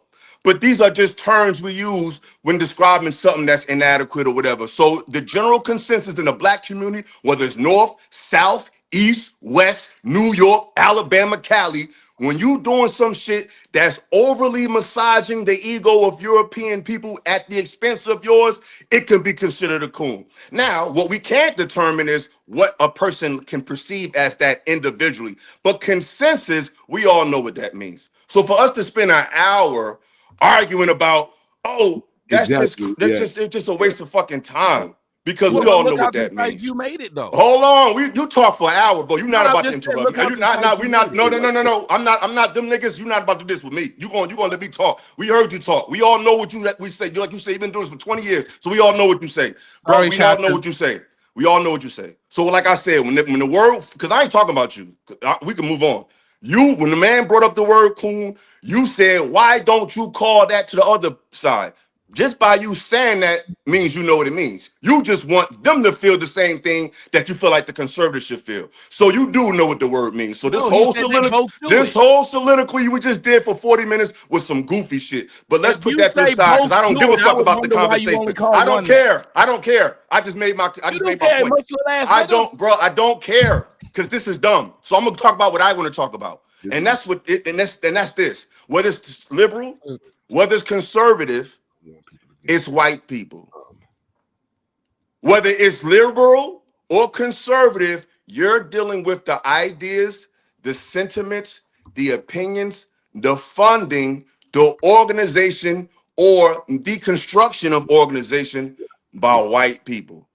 So whether you want to call it liberal, knock yourself out. Whether you want to call it Republican, knock yourself out. You're still dealing with white society. It doesn't mean everybody that's white is like this. It doesn't mean everybody that's white is racist. That's just stupid. But when you deal with the people who make all the decisions, that's able to influence organizations, that's able to fund organizations or defund organizations, it's going to be a European face. So I just think it's disingenuous for us to sit here and keep talking about liberal, because all of a sudden now the polarity of reality for black people is liberal or conservative. Like all of a sudden that's all we are. We get to be that or the other. Like this, all these conversations just prove how fucking goofy people is, and they don't have a mind of their own, and they have to wait for societal signals to tell them when to start thinking and when to start taking advantage of information. Like it ain't about liberal, it ain't about conservative. It's about righteousness versus unrighteousness. It's about people who make decisions for themselves versus people who make decisions for the diaspora.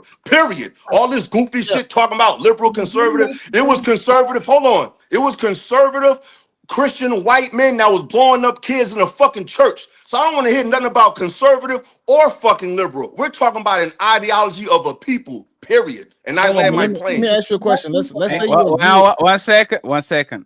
Even though he said he was not directed to Tommy, it kind of felt like it. Even though he said he was not, I will believe. It's not about you, but you can respond. I will believe it. So I'll let Tommy have a chance to reply. If he doesn't want to reply, we go to Shaka and to the question that Jay asked. Go ahead. I'll make it quite easy. Number one, all I was doing was telling him, I said that what he just did within seconds was exactly what I was asking for. When he said, this is what it means, this is what we believe it means. That's all I was asking, then it moves forward. So to say something is crazy and dumb when you see the dummies are the ones who kept on making that simple act of telling somebody what it meant way longer than it was, and then telling you, because even if I think you know what I'm talking about, I still don't mind telling you, because if you're running a show, you have an audience of people who are really curious, who are sitting there saying, let me make sure I use this the correct way, because I've heard it a lot, because I don't go around calling people that. I had a show the other day, my mother-in-law and everybody that was here, and they were just laughing, and there were certain things they was like, I've never heard of. I know it. That's why I had to explain it to them. Then when they laughed after it, that's the first part. The second part is a lot of what you were saying that was wrong, agreed, but like with the young woman at the bottom with the black on, she was only answering what was asked. So then y'all will say, well, why did that person say that? because I was big on. I said the only when you say about the coon, I said you described both and said they both did the same, but you only called one a name. It doesn't matter if I don't know what the name is. That is how we have translators in the world, because I have to find out why did you use this word to only describe half of your population, not the other half. And I clarify, and that's respectable, Tommy. But I'm gonna respond. I respect that. I respect that. And like I fuck with you, Tommy. I don't agree with everything, but I fuck with you. Like anybody that keep it real, I'm a fuck with. I don't agree with all your shit y'all be saying. But hey, if you got the balls to say the truth and to tell your truth in front of the world, I take my hat off to you. Niggas know that you brought a lot to the game. That's what I was saying. I just don't agree with a lot of stuff you say. But with that being said, Tommy, I think that I think you have to be honest. We all know our people's pain points. And unfortunately, we are more sensitive to being compared or being pushed down at the behest of white folks than we are when it comes to, I guess, sexual confusion. Now, people on this panel, we may not feel that way. I think they're both, confusing. And they both, to me, connected for real. But we all know our people are more sensitive because we all got the gay uncle, the gay aunt, you know what I'm saying? Rest in peace, my mother's with a woman. You know what I'm saying? So I have people in my family like that. So we're more familiar with their plight, not excusing it, because I'm a big history buff, so I know that's not our culture at all. But in today's time, we know that our people are more fond, for lack of a better term, in dealing with that than when it comes to the racial history of white people. That's always going to supersede what annoys us or what ticks us off more so than that. So you know that's why we have so much more animus for the so-called coon than we would for the sexually confused. But they're both dangerous. That's not true, because I can tell you what I've been called my whole life more than coon. A gay slur. And it wasn't because I was gay. And there's a lot of you black men who've been called a gay slur just by a woman disagreeing with you, which is the same thing, and it's become on the same level of a coon. We don't want to have a discussion. You just want to throw out this word to shut this person up. And let me tell you what is my problem with black folks. That has become so prevalent now that we don't even have discussions with each other anymore. We just call each other names. I don't agree with you. You're a fag. I don't agree with you. You just keep doing this. And you're thinking, Tommy, you met this man and you told this man he got a little dick and everybody started laughing, but he was right when he said 5 + 5 is 10. But Tommy, his dick is little, so we all gonna laugh at him. But Tommy, yes, that's an identity. I grew up in Newark, New Jersey. I was called an African booty scratcher when I was young, being dark skinned. Yes, that exists. But these societal ills that we have a paper trail. And I don't like when we act like we've always been that way, and that's not the case. What we're dealing with today, I'm not excusing it, Tommy. I'm not excusing it. I know you're not. What I'm saying is, where's the time that we say, listen, we know that black men have been kicked out of the family. But you gotta let me land the plane, Tommy. I'm getting there, baby. You gotta let me finish talking, baby. We never excused the black man not paying child support, though. We're not excusing nothing. I'm telling you, Tommy, I'm not excusing nothing. We never tell people why the black man came from, why he don't pay child support. Brother Tommy, I'm not excusing nothing. None of it is excusable. What I'm saying is it has a chronological order of progression. It progressed over time. But I don't like when us as black people, we seen the sink get messed. It's like we're in a house, right? The foundation got messed up. You seen the hinges fall off the door. You seen the washing machine break down. You seen the faucet get messed up. You seen bed bugs come, and then you want to say, well, this house is fucking filthy. It didn't just get there. You let this go, you let that go, you let that go. Now you got to condemn the whole house. So what I'm saying is, when it comes to our people, we have, even in this, I could even go with the world, but I'm not going to go with the whole world. Let's go with this country. In this country, post-slavery, we behaved at a higher level more than a lower level. So something happened that intervened to create this, not excusing it, because we're proof that you don't have to succumb to this, but we're anomalies. These people worked extremely hard to create a consciousness in our people of self-destruction. That has been proven time and time again. If I see that you put in millions, if not billions of dollars in fucked up food, messed up education. You funded movements to break up the home. Even when it comes to that's why I say I don't deal with the liberal and Republican, because historically, the homosexual community was always a part of their community. The left. NAMBLA was around before all of this. This called the North American Association of Man Boy Love. That shit been out since the fucking 70s. All of those men publicly are conservative Christian men. So the problem isn't liberal or Republican, it's colonization by a society that's not ours. And they could hide behind all its terms, but when you remove the mask, it's a European. Whether it's an LGBT person, whether it's a Republican, whether it's a conservative, the face is the same. So what I'm saying, I'm gonna shut up after this. What I'm saying is the people who funded most of our issues, the people that's complaining about the issues or the black fatigue, 9 out of 10 times funded it, enabled it, or ignored it happening on their watch. That's a fucking fact. So I'm not going to sit here and bang the drum all day on the results of years of specific laser-pointed animosity towards a people, whether it be economically, whether it be spiritually, whether it be politically. It's documented. So to hear black men just totally forget that, it's just weird to me. And that is some cool shit. Period. Hold on. Do you still feel like that in 2025? Like, yes, we can do whatever we can do? Really? You said I feel like what you said. What you think that basically you saying what, is racism still here? Yeah, exactly. I mean, are they? Yeah, of course it is. Does that mean I can't function? On your neck. Listen, first of all, this is what we're not gonna do. We're not gonna talk dumb shit. Just because, hold on, bro. I'm too grown for the dumb shit.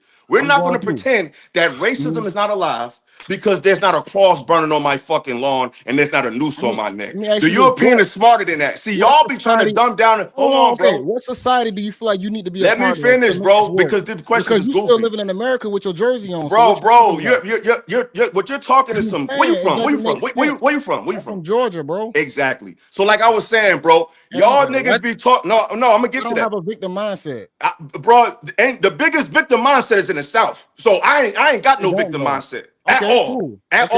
It's a difference. See, that's the difference. That's the difference. You think because somebody can articulate an issue that means they're a victim. That's some cool shit. It's the thing that's some cool shit. Hey, one second. Let's get Jay. 1 second. Let's get Jay uninterrupted. All right, go ahead. You got it. Yella can respond, and then Shaka, and respectfully after the clock, we have to pass the ball more to Dr. Williams, Miss Mika, Blu-ray, and the people that be quiet. Okay, so let's get it out of the way. Jay uninterrupted. Illa can reply, and then we get Shaka if he comes back. I don't know if he dropped or not, but we'll pass him the ball if he comes back to the court. Go ahead, Jay. Ask the question, please. Pick Philosophical's brain because it sounds like you have an issue with, I'm guessing, the premise of America.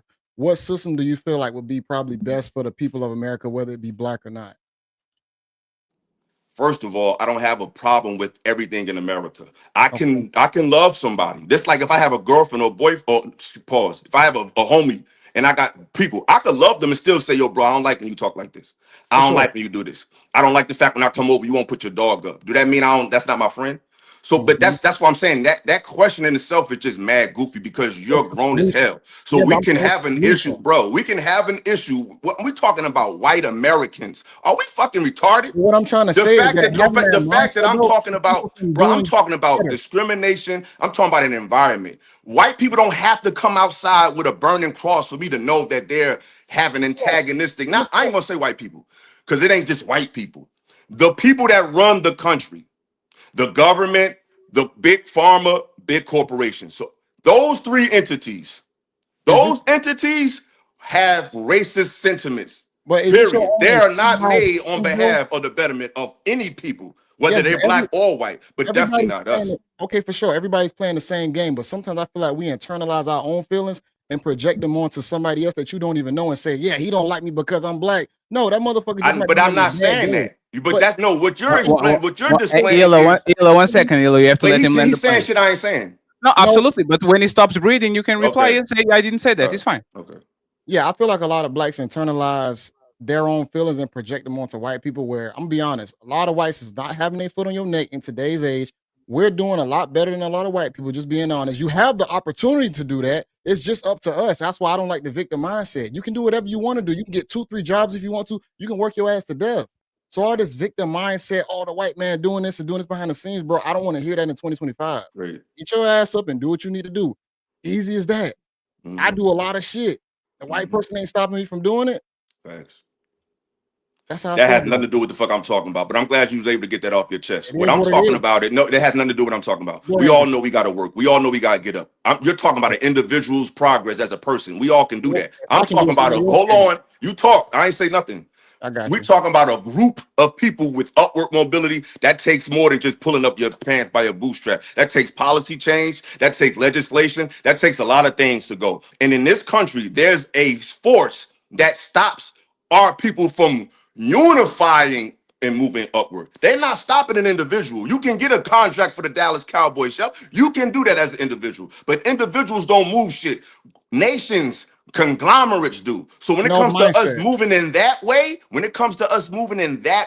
we've always went up against antagonism from the other side. When it comes to upward mobility as a group, as an individual, you can do what the fuck you want to do. I would say it's mindset. See, those same content creators that you've been talking about, saying that people just speaking off their experiences, those some of the same people that's helped saving a lot of black people out there who happen to be stuck in the same mindset that you're talking about.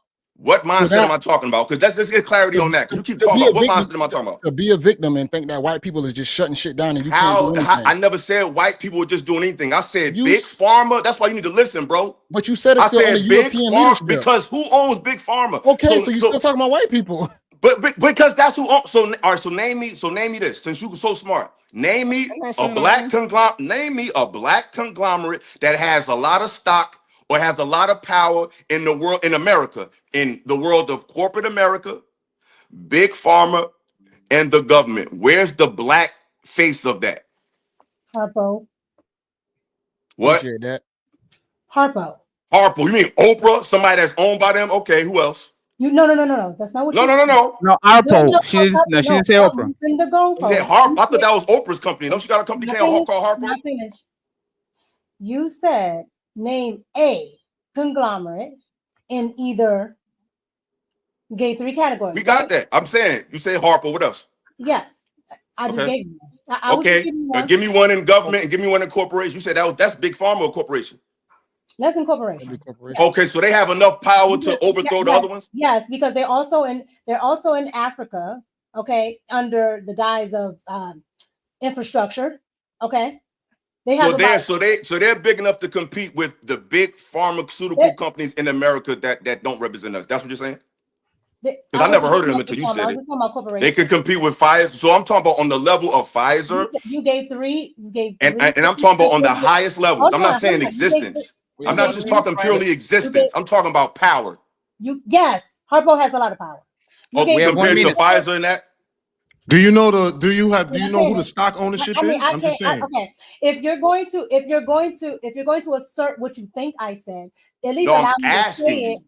I can't answer the question. It's fine. Let her finish. It's fine. We have 1 minute. Let her finish. Hey, friends. If your opponent is committing a mistake, let him commit the mistake. Let her finish. Fine. Let her finish. I'm not going to yell over you. I tried to answer it, and then when you interrupted, I tried to. You got it. I can't do both. Right. So what I'm saying to you is you said corporation, then you said pharmaceuticals, then you said something else. So I was just answering one. Right. You said government. So I was just answering one. And yes, Harpo does, because Harpo works in conglomerate with the entertainment industry and other industries here and abroad. Okay. They do things devious here and in places like Africa, along with the Chinese. Like I can go into a long diatribe about it. But what I am telling you is, yes, Oprah, who is black, like actually black, nothing mixed, just black, right? She actually is a part of that conglomerate, because you don't get to being a billionaire without actually getting a part of those. That's great, but unfortunately, Illa, 1 second, Illa. One reply 1 minute, and we go to the super chats. Okay, 1 minute, more than 1 minute, I'll stop it. Go ahead.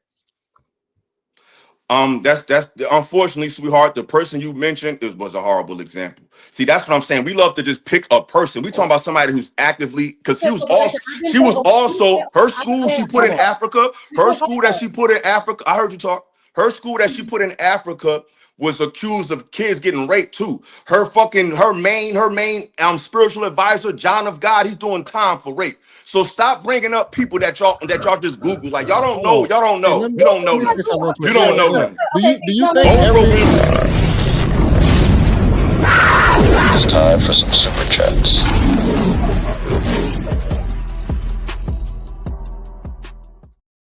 Hey friends, this conversation is not going nowhere. As soon as we read the super chats, y'all got it again, okay? As soon as we read the super chat, y'all got it again. I'll pass to the same people that were talking.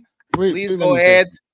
I got you, JB. Please go ahead and subscribe to all the content creators. They're on the description, and subscribe to our guest of honor, Tommy Sotomayor. His link is in the chat too with the websites. He's in the description, so please go ahead and follow him. I just say this, I'm gonna shut up. Y'all can talk the rest of the show.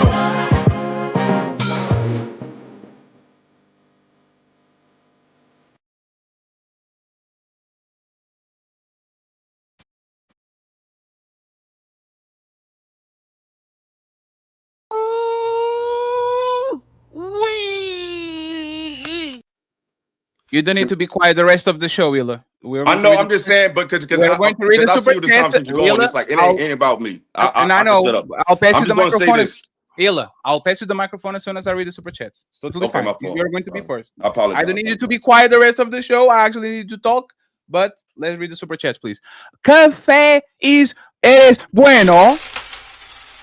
Thank you very much for the super chat. Says I'm broken, Dusty. Here's my last $2. Thank you very much. Happy Thanksgiving, sir. We have Carl Anderson with the 5 Untouchable membership. Thank you very much, Carl. I believe that there's multiple so-called black leaders who believe that they are untouchable. The Untouchable Empire, baby. Thank you very much. I appreciate you. We have the sponsor of the show with $60 right now, Carl Anderson.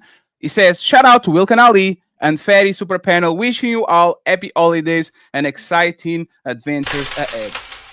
Thank you very much, sir. We appreciate you. We have Ratchet, $2. He says, I remember 2010, Blog Talk Radio, Tommy never changed. Thank you very much. We appreciate you. We have Smell the Roses in the building. How you doing? She sent a super sticker. Thank you very much, Roses. Thank you, thank you, thank you. We have Mr. Drew. He says, Samboing, buck dancing, massa. Are we sick? Buck broken. Let's tighten up. Thank you very much. We have Young Jay in the building. Wait, so conservatives didn't have Amber Rose speak at the Republican convention? The founder of the smut movement. Both sides are playing political theater with the entire country. Thank you very much, Young Jay. We have Billy in the building, and he says, support from Tommy's side. You got to like and be. Tommy is live on Rumble. If you want to support him, super chat over there. Yo, it's Eric TV, $5. He says, funny parties by people started the conversation, the conservative, by people, probably black people started the conservative party. Black people was Republican frivolous Democrats want us slaves now. We still slaves. Thank you very much, sir. We have Pink Panther saying, y'all just proved Tommy point about definitions. Thank you very much. Solomon in the building. He says, people not understanding the importance of semantics. We need the definition at times. People use these words differently. The word down. Now let's talk.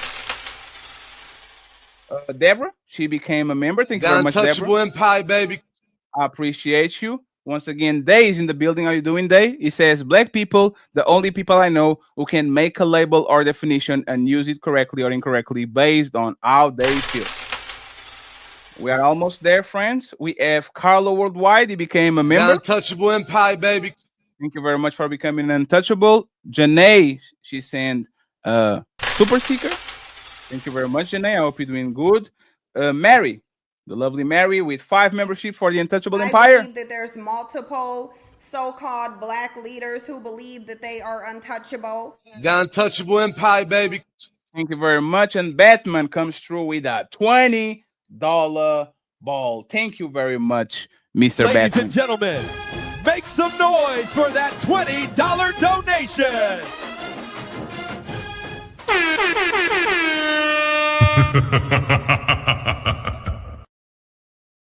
It says people are engaged in tribalism. Choose wisely. It's you versus you. Outwork yourself and then reach back, but don't forcibly save anyone. Everybody ain't your people, regardless of color or what they say. The team will change. Thank you very much. We have Mr. Burrows. I think I said it correctly. Burrow. Sorry, English. I believe Tommy and Cynthia G are married in the real life. Oh man! Hey!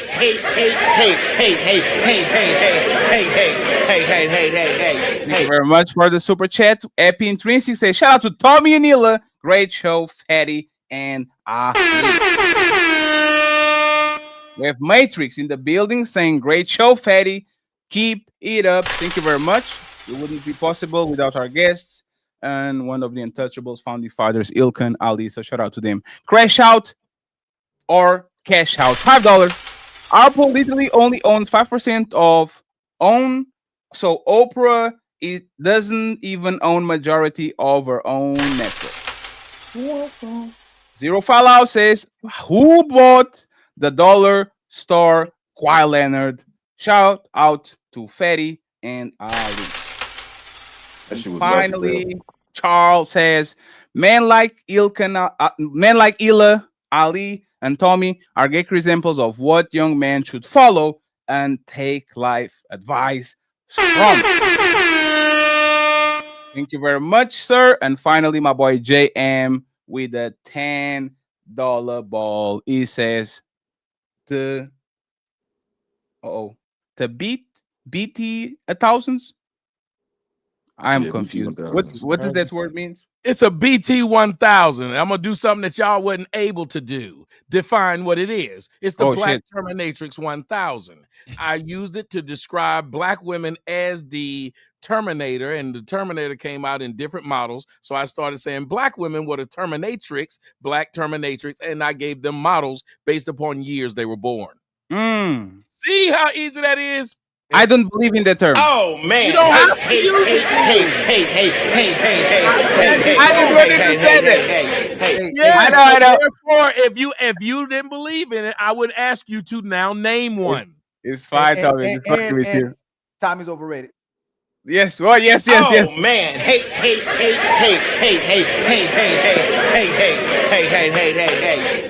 So the last one, BT 1000s are triggered every time they see Tommy. Much love to the entire panel. Thank you once again to all the people that send the super chats. Miss Rosie says, go Mika, Ratchet Crockett, bad.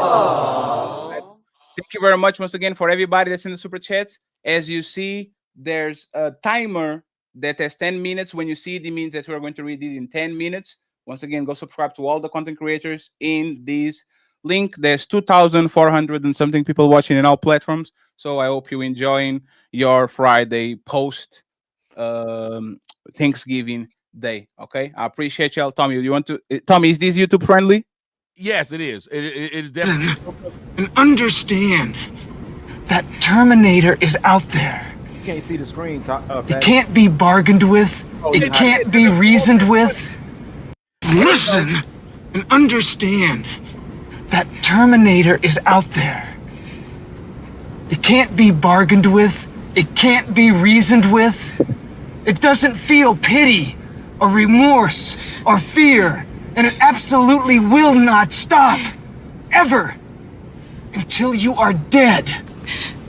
You see how your own audience knew this? That's how I describe black women, the Terminatrix. Damn. They can't be bargained with. They can't be reasoned with. They don't feel pity or remorse or fear, and they absolutely will not stop ever. Damn. This person wants to talk with you after the show. And Ila, you got the microphone, okay? I just want to make sure. All right. Okay. You get the microphone. I'm just saying that Dr. Omar Johnson is on speed dial. He's going to talk with you after the show. Go ahead. But real quick. Yes. I'm sorry for the little outburst earlier. Y'all just was going on. No, it's fine. You're good. No. But that's not demure or whatever the fuck y'all say now. So I'm sorry. I don't mean to disrespect nobody. Everybody, I respect everybody's perspective. You know what I'm saying? I may not agree with it, but the fact that you got the right to share it, is commendable. But this is what I'm gonna say, and I'm gonna land. We have to stop acting like noticing an issue is victimhood, because that's just not a genuine conversation. You have to be able to deal with obvious misjustices that was done to your people. Even today, the wealth gap is ridiculous. We only have black people have 2% of the nation's wealth. The top 10% of black people have 90% of that wealth. The bottom 90% of that population are sharing 2%. So it's like there's a huge gap in between the people that run this country and have the control of the wealth than us. Me being able to notice that, me being able to see that take place, me being able to see what they've done in the past, how it displaced future generations, me being able to notice that does not stop me from getting up every day. That does not mean I'm not getting up and getting what I got to get. And I'm tired of black men. Black women, I don't like when they say it either, but I give them a slight pass. But when I hear grown black men say that anytime you notice what has happened to your people, that makes you a victim, that means you're begging, that means it's like, that's just disingenuous, because you can chew gum and walk at the same time. I can discipline my child and still love them. I can see what's wrong with my friend and still say, I still see the good things about you. I still see the beautiful things about America. America is just not this tyrannical hellhole, but we still have a lot of ground to cover based on past situation that never have really truly been rectified. They've given us little stimulus packages. Some of us has become millionaires like the Oprahs and Jay-Z, but all these people we bring up are people that's compromised to a degree. They're not just gung-ho about the people. Whenever we've seen people that's all in invested in our people, they died. They was a threat to the system. So obviously this system is not in favor of people that are strictly here for the upliftment of your people. I'm not talking about black supremacy. I'm not talking about taking over the government with guns. I'm talking about just strictly standing up and speaking exclusively for your people, not necessarily speaking against anybody, but just speaking for yours. You said what? If you want to be that serious about it, the only way you will change will probably have to deal with firearms. If you really want to overthrow like the whole system in general, because well, I'm not even talking about overthrowing it right now. I'm saying we can't even talk about it, because when I was talking about it to you, all you said was, "Hey, you're a victim." It's like we ain't even get to how we gonna get to that part when I can't even talk about it. I just went ahead and said victim just to go ahead and like umbrella everything, because we can say so much that will revolve into that, but just saying victim kind of just sums up everything. Because I'm gonna just say this. If we talking about no, we can't do that, because that's what y'all did with Coon. One second, let him land. Deal, it's fine. Y'all did the same shit with Coon. Now we know exactly what victim means. Okay, You that's define real slick. victim. You define victim. What's the definition of victim? Go ahead, Jay. No, I'll tell. Let Jay finish, and then we get Mick and Tommy. Everybody don't know. Do you feel like your supposed like black wealth holders? Do you feel like they would change your outcome in society, or they would have your best interests? If more say that one more time. More black people held the world's wealth or whatnot. You know, you was mentioning about corporations and everything. If more of those people were black, do you feel like that would make your outcome in society a lot better? Of course it would, because people that look like you, think like you, that's goofy. Should hold on. You asked. Let me answer. They should, not they will, but they should have your interests in mind. That's like somebody that thinks like a Tommy, or somebody that thinks like a Fatty, or somebody that thinks like a Mika, or somebody that thinks like any of us. What I would love to see people that think like these people in positions where they could change millions of people's lives with wealth. Absolutely. Yeah, but the people that's going to have your best interest is going to be your tribe. Jay, that's crazy. Hey, Jay, a question real quick, Jay. Did you say guns or weapons? Did you say guns or weapons? Yes, I'm talking about if you want to overthrow the system. No, just so 1 second, Ali, just 1 second. So you are actually defeating your own point, because if that's the case, black people are definitely victims, because when the Black Panther movement started to actually get weapons, they literally changed the laws to stop black people from changing the movement. So they are clearly victims. I said to say that it won't happen. That's why I only said it, because but they are victims because when they did one second. But they are victims because when they did exactly what you are trying to say, when black people got together, formed a militia, and got weapons, they said, "No, we don't want the Second Amendment anymore. You get no weapons." Like, so that's why I only said to say it's not happening. I'm literally just being sarcastic with it, because it's not going to happen, because it's not a militia large enough in the black community to actually overthrow the system itself. So it's either you participate accordingly, you value your families, your tribes that you deal with, and you build from there. But when it comes down to just talking about the system as a whole, putting more brown faces at the top, everybody playing the same game. Whites and blacks, that was not the point. No, Jay, that was not the point. No, Jay, you bypassed exactly what I said. So you recognize that when black people actually form an organized group and got guns and did exactly what you're suggesting, the American government stopped them and changed the rules because they don't want them to I only said it to be proliferate, making black people actually victims. Do you acknowledge that? I only said it to be sarcastic. It's not realistic. Maybe we need to No. That was not my question. Do you acknowledge that the American government actually victimized the Black Panthers by taking their guns away because they didn't want them to proliferate? Did it happen? You don't. You don't. Can I answer? Can I answer for you? So I'm wrong. So I'm wrong. No. Hey, please, nobody move the conversation. So I'm wrong, JB. I don't know. I'm wrong. I don't know. I never brought it up. You just did. That's crazy. You brought guns and said that people should. You brought it up. You said it. That's you brought it up. You said it. You said we need guns to overthrow the government. I can answer it. I can. Complain about the system so much. It's the only way that you would actually be able to. Does that to the United States government does that to any militia group that tries to overthrow, whether they're on the right, the left, or whatever. What did they do to the KKK? They did it in. I'm sorry. Yes, what did they do to the KKK? Yes, the racist that is J. Edgar Hoover. That's actually what he did. He ended the KKK. Yes, go look it up. Wait, the KKK still. What the hell are you talking about? The KKK still. That's How many crazy. super chats do you Oh have? my! How many super chats do you have? How many super chats do you have? Because we're about to talk about this. If you want to really No. There's no super chat. You and Tommy can get it. Isn't the KKK growing, Mika? Look in up America what? right now? No. Look up. No, I didn't say they were like wiped out. What I'm saying is J. Edgar Hoover is the reason. J. Edgar Hoover is even as racist as he is, J. Edgar Hoover is the reason why they no longer can go out and put crosses in your yard and things like that. The United States government actually went after them, and not because of the racist stuff. It was because the militia stuff that they were doing. Okay, so when you look into these groups, you got to get past your emotions to actually get there. What I'm trying to tell you is when you get into these groups, any type of group that goes against that United States government, the government will come after. They went after the Tea Party. They went after, it doesn't matter, black, white, whatever. The United States government puts everybody on the same playing field. The white and black thing is a farce to keep you where you are. Okay. So Mika, just to make sure, so there's a version of Intel Code Pro for white people.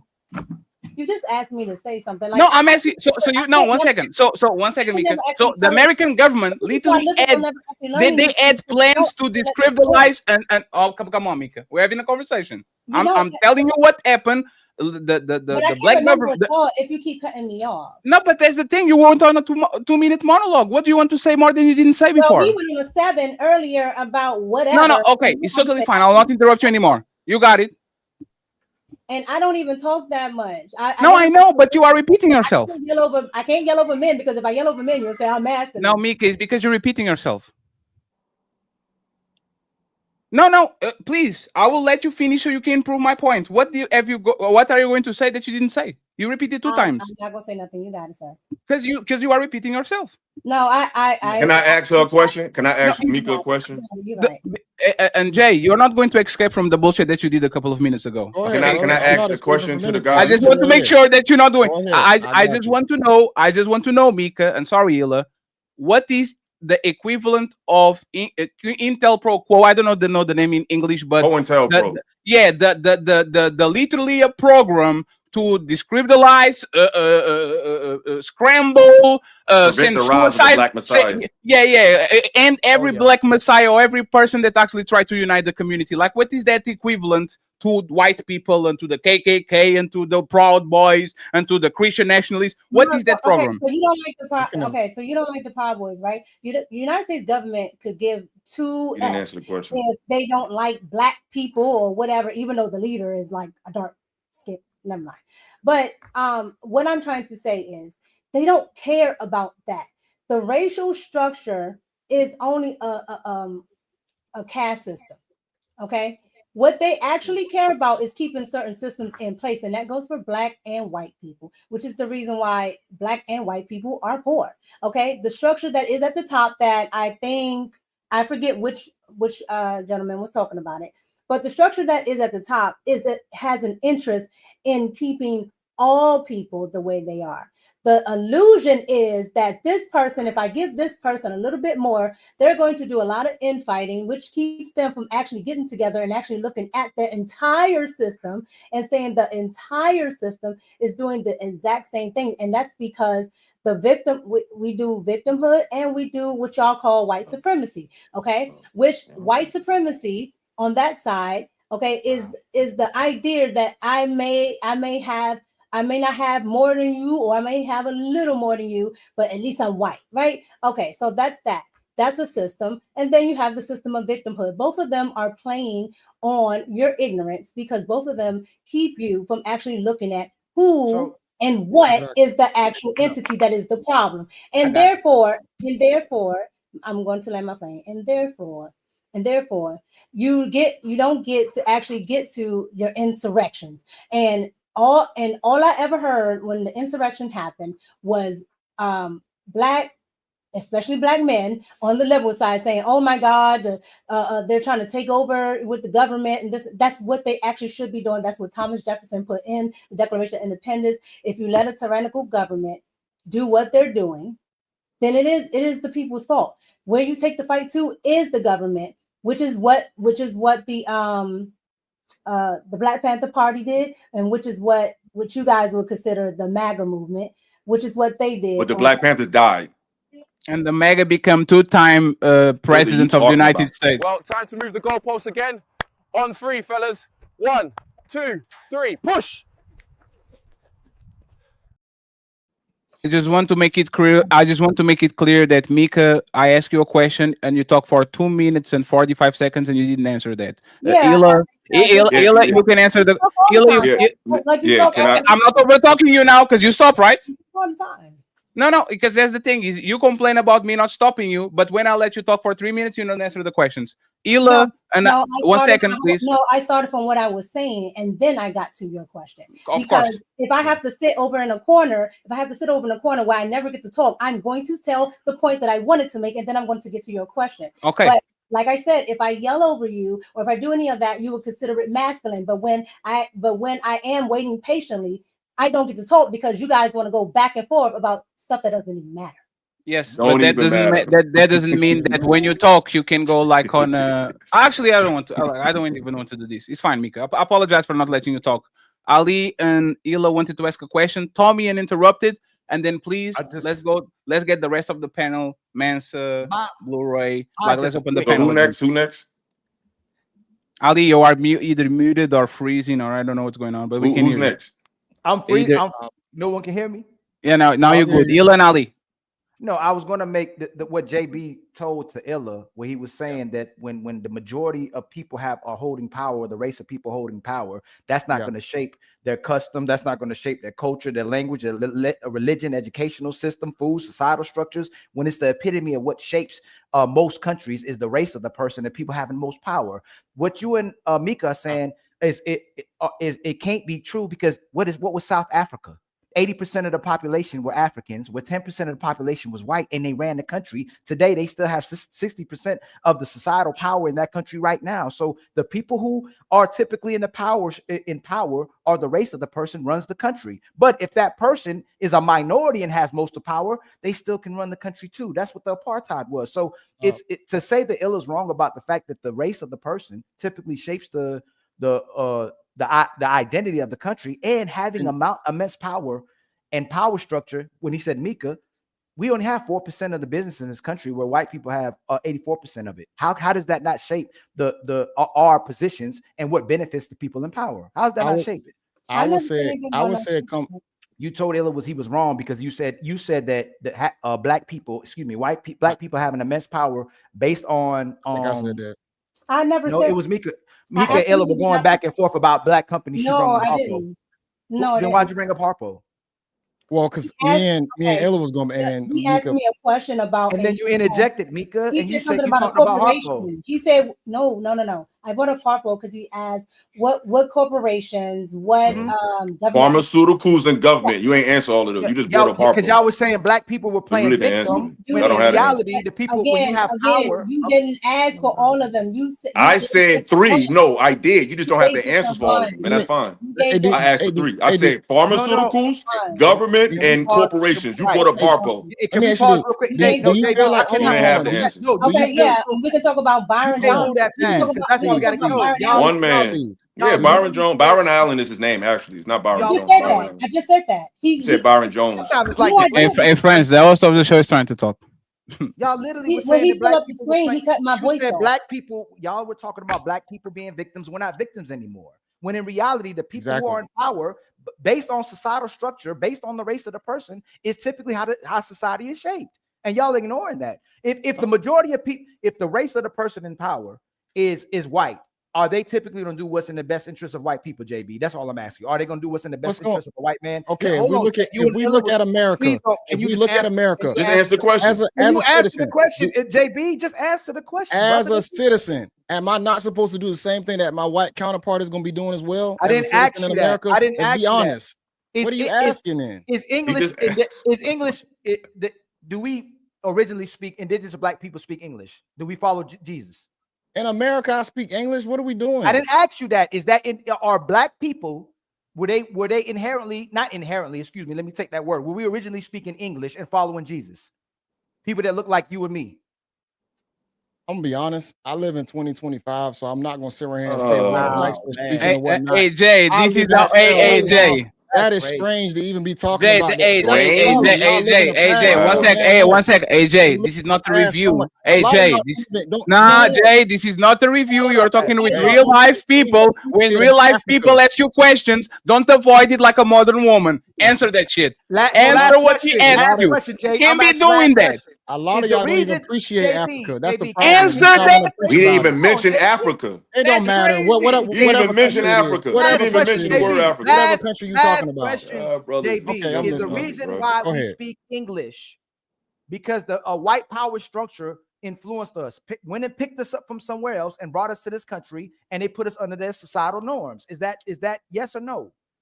Possibly, but at the same time, I'll be honest, I don't subscribe to the whole like the slavery movement. Now that's a deeper conversation, but I don't subscribe to the what is there to subscribe to? The large transatlantic slave movement. I don't exactly agree to it the way how it was actually set up. So that'll be a lot for me to unpack right now. So you don't speak English because a white man, because of the impact we had from a white colony. That's not why we speak English today. I'll say yeah, based on the history. I don't know everything. I'm not gonna sit right here and act like I know every bit of history to where it's like, oh yeah, it was exactly white. I see you, Tommy. Hey, 1 second. Hey, last question for Mila, and then Tommy becomes the main event of the show for the rest of the show because he's on the card. Okay, go ahead, Dila. Finish your point. And it's funny. I was gonna ask you guys. I was gonna ask Tommy, Mika, and Jay, what literature have they read to come to the conclusion they have. So it's funny that she brought up a book because I literally bring that book up all the time. You read that book, Michael? Oh yeah, I also have Dr. Claude Anderson's books. I can go on forever. So with that being said, there's no way you could have read those books and not understand how the European has a strong hold on what we've become, whether it be intellectually, whether it be economic. I don't see how you can read that literature and come to that conclusion. But at least you have some. So you have a frame of reference outside of just Google. Mr. J, what literature have you read in your lifetime as an individual study to give you a higher understanding of your people historically, economically, or spiritually, for lack of a better word, to give you an independent study of what's going on? I would say experience and things that I have read and watched. I can't give you a specific book. I'm gonna be honest. A lot of these reading. It's fine. It's fine. No. This is what we not gonna do. Just answer the question, bro. You don't have to. See how the female had books. But you got a bunch of excuses. See, this is what I don't like about a lot of brothers on these panels. But I'm actually successful though. So what are you talking about? That's fine. I'm glad you got money. That's good. But you can have a lot of money, still know who the fuck you are, and still have no knowledge of self. Oprah got a lot of money. Oprah got a. You know, piss me off. What does that mean? What does that mean? Know who you are? What does that mean? Come on, Know really who think you about are it. is like Does it know matter? who you are. Like where you are in What the does world, it- have knowledge yourself, have What does that knowledge mean? of the bigger picture of why your people I have are a being family. I have a. Let me. What do you That's mean? great. Then that's great, bro. That's great. Okay. But what I'm saying is, we're on a panel talking about issues, right? So it ain't Uh-huh. about what you make. It's not about your family because we're talking to a general populace. Remember how y'all just did this whole long speech about how everybody don't know what stuff means? So we got to explain shit for everybody. So don't bring up your personal accolades because that ain't got shit to do with the larger picture. That's arrogance, not about that's ego, and that's a fancy way of saying my ass not ain't about read a accolades. motherfucking thing. Hold on. That's I'm a talking about fancy mind way of space. saying, Okay. I haven't read nothing, and that's fine. But this is what I hate what Okay. black men do. Don't Yeah. diminish what you haven't comprehended. Just because you don't know the history, just because you don't know how white supremacy has affected the modern day because you made some money, don't diminish the idea of It's even not learning about about that. that because It's your not ass about ain't read that. shit. You ain't read JB, nothing. It's not about Iso, that because You ain't one read second. shit. Hold on, One Fetty, how you second, gonna please. cut it off JB, when you I'm have about the to say chance to something, bro? respond. I'm done. You have I'm the done, bro. He JB, ain't you read have the nothing. chance to respond, and then Tommy and interrupted. Hila, don't respond back, please. Go ahead, JB. Defend yourself. It's not about money or anything like that, bro. It's about mentality. I grew up in the hood. I grew up poor. It's nothing about me making a certain amount of money or doing this or doing that that changes anything. It's about the mentality that the same mentality that I adapted, others can do the same. If we come together and produce that mindset amongst all of us, that will change something. That's what it's about. Who's arguing that? You just what's the key word you said? You said come together, right? So that means that's Yeah. a unified effort, correct, brother? But I it's gonna said take earlier mentality that first. that's the issue that we find a problem in. We find success as individuals, like you have. You found individual success. We But have you need it's people. proven in this country that when we do try to unify, we are attacked. So obviously there's a huge threat to not us moving individually, but it seems to be a threat to the powers that be in this country about when we organize more than just one person. No, So but to act like you just said we have to unify, but why? but nobody's Every time we stopping do it. that, what happened? It takes a bunch of individuals to now show to the people. You feel what I'm saying? If it's a bunch of me's, a bunch of yous, or whoever, that in itself can help fix the problem. But if you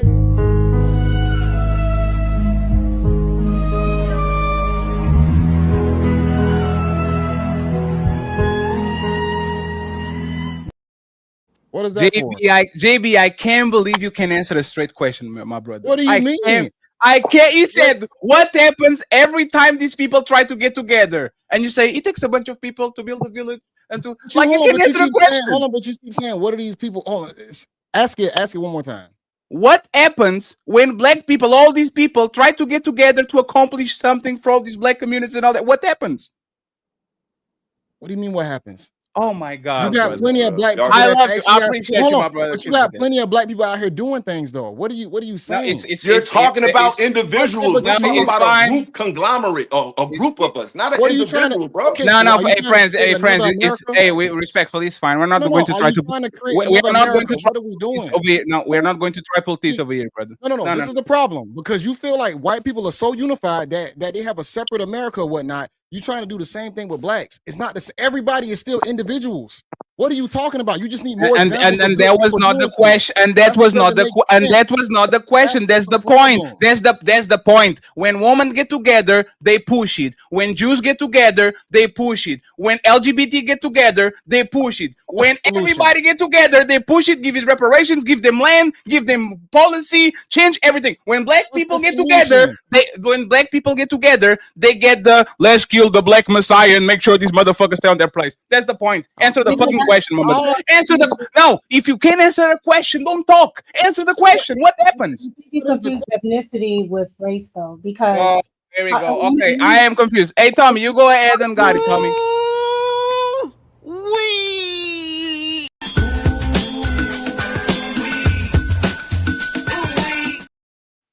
All of a sudden, nobody knows about the bombing of Black Wall Street and nobody knows nothing. Nobody knows nothing. No, stay over there. No. Anything right now. Anything right now. Are we bombing celebrities? JB, the best way to The best way to predict the future is to look at the past. If you are going to forget everything they did to you, even on last 3-4 decades when they were denying you loans and all that shit, you didn't inherit nothing. You had Jim Crow. You had to go into the back of the bus. If you are going to deny everything that happened before, respectfully, don't talk about nothing, because when people ask you something, you can answer nothing. Okay, that's all I'm saying. That's You got it.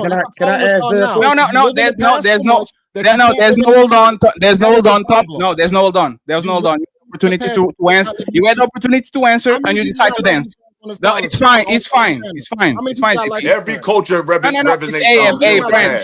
Hey, friend. Every culture deal with the hey, past, bro. friends. 1 second. Let Tommy deal with the future, bro. That's the problem. People you have to deal with both. The best way with both. You have to deal with both. The best way to predict the future. The best way to predict the future. Nothing. You ain't. This is what I'm tired of y'all doing. Stop telling people who actually. I'm sorry, Fatty. Stop telling people who actually read history, who actually came to an individual narrative of what they see in the opposite society. Tell them why they think the way they think. If you haven't read what I read, if you haven't read what I read, you don't know why I feel how I feel. So stop doing it. You ain't read shit. Hey, friends, I don't want to repeat it. I don't want to repeat it again. Hey, JB. Talking the same rhetoric for so long. Ain't nothing changed. What are talking about? You don't know the rhetoric because you ain't Hey, you no, stop. Been in the conscious communities in my 20s, bro. I got out. Can we stop? Man, the fact that you said conscious community, let me know you ain't read shit. You a follower. You ain't read nothing. Stop talking. Can we stop? Can we stop? Can we stop? Thank you. Hey, I just want to say something real quick. Oh, absolutely. You can say you had the chance to say, JB. When it comes down to the things that we need to do in our community, it starts off with little things like life insurance, stuff like that. And I say that to say because I got a receipt right here. And I'm not trying, this ain't no bragging thing, but I just had to pay like $9 grand on a funeral. I lost a loved one recently, but it's little things that we don't do in our community that we can have better transfers of wealth. People leave houses, properties, the whole nine. See, we think all transfers of wealth is just the white man giving you something. No, it's about putting in the proper procedures in our own communities to make sure we transfer that wealth. This receipt right here, you probably can't really see it. And that's why you're full of shit. Nobody's telling that the white man needs to give you something. What Ila is saying is the white man needs to get out of the way when black people do positive projects like the Black Panthers. That's all they're saying. No, you don't have to. Hey, brother, you don't have to reply to that. JB, you don't have to reply to everything. I can acknowledge both. I can say black people need to be together and do projects to actually move forward. But I can recognize that every time this happened before, white people said, you know what, we're going to fuck this shit up. You can say both. It's fine. Why you motherfucker try to rewrite history? Go ahead, Tommy, and interrupt it, please. I've listened to a lot, and this is probably the quietest I've been in life. Thank you very much, Tommy, for being all behaved. But I will say this. It sounded like you had a point, but then if you break it down, you don't. Let me explain. You say, I said, that's why I said, let me explain. No, who would add the point? I'm going to tell you, because you stated, what did they do to the black movement? Just like the other brother said, we speak English. Yes. That ain't what we spoke before. But what he doesn't understand is the only reason we spoke English is because the English won, because many of the blacks don't speak English. They speak French or they speak Spanish.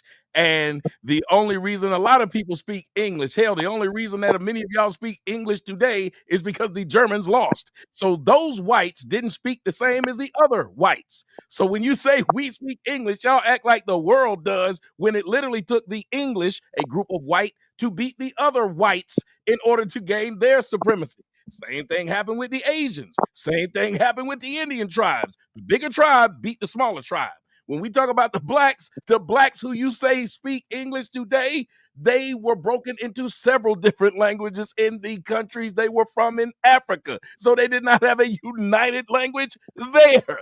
Now, that being said, when you say these things, y'all said the word victim. The guy said, well, if I'm speaking and I'm telling you about what's going on, I'm not being a victim. He's right.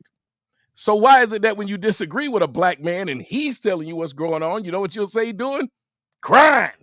And he tell y'all what you did to him, what you said to him. Shut up. Quit crying. Secondly, If you are just talking about what's on the scoreboard and explaining how we got to this score, I'm with you. It's not victimhood. You're just explaining. Problem is, when a black person is explaining what's on the scoreboard for black folks, he cooning. He's soft shoeing. He up there trying to make blacks look bad for the whites, even though all he's doing is telling you what the score is and how he got to this score. It would be nice if every time, and I see how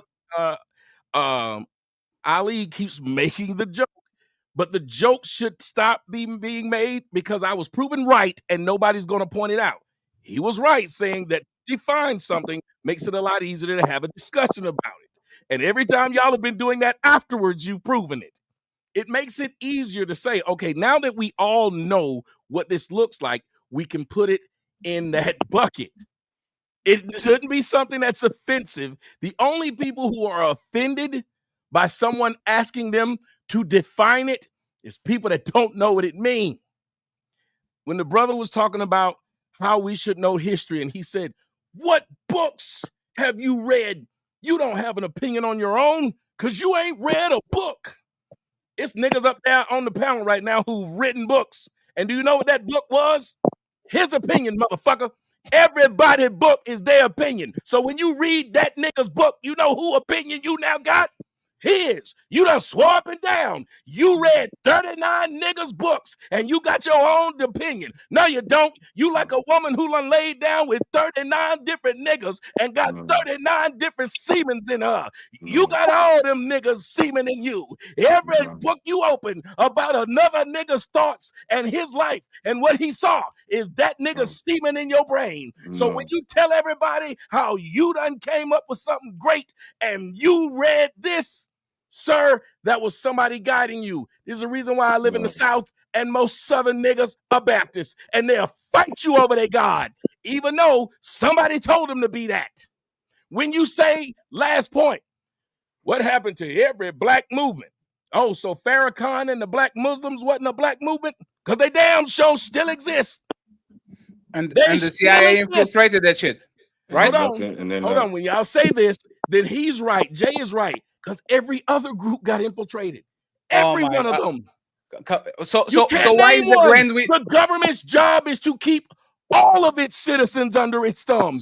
Every one of them. So why don't anybody that tell y'all this lie that it's about blacks? No, it ain't. JFK wasn't black. The majority of people you know getting their top popped off is white, and white people popping them. Charlie Kirk wasn't black.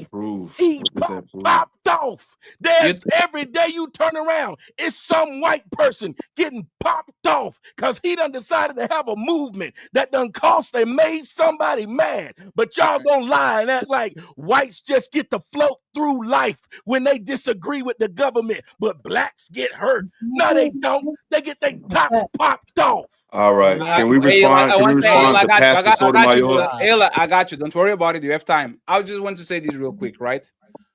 You can't prove that Charlie Kirk was shot by the government. I can prove that all of these black activists actually died, or the government was trying to get rid of them by saying, oh no, I didn't interrupt you, by sending suicide letters to Martin Luther King and saying, if you don't kill yourself, we are going to defame you. I can prove that the government. Tommy, I let you finish, right? I'll let you finish. The American people, one second, please. The American people is not the American government. We're talking about the American government, like a force that literally will create agencies to infiltrate associations, groups, neighborhoods to fuck it up. Let me reply to this, and you got it.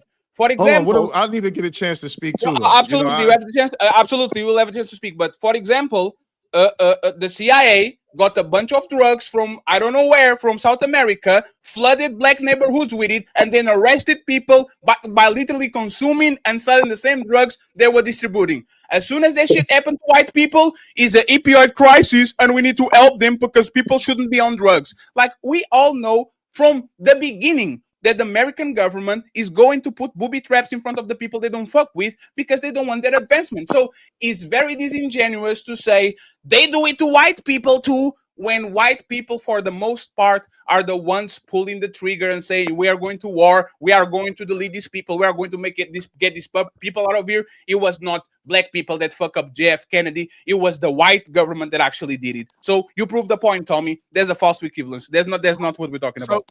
Y'all talk long, and then when y'all get to the end, y'all will make it extra long, but y'all won't say, okay, here is what Tommy said. He said those white people don't all speak the same language, and they go to war. When you just talked about all those wars those whites started, they were typically big world wars against other whites. So you cannot say that whites just get to do things and walk through the raindrops. It is untrue. You said Charlie Kirk out of all the things I said, but you didn't say Julius Caesar. Like, so the brother said Julius Caesar. Was he black? Or what about JFK? Are we Was talking he about black? history? No. Oh my God. Are we talking about that? It No, don't it's fine. matter. Let him finish. Don't use what I said. No, let him finish, please. Let him finish. Go ahead, Tommy.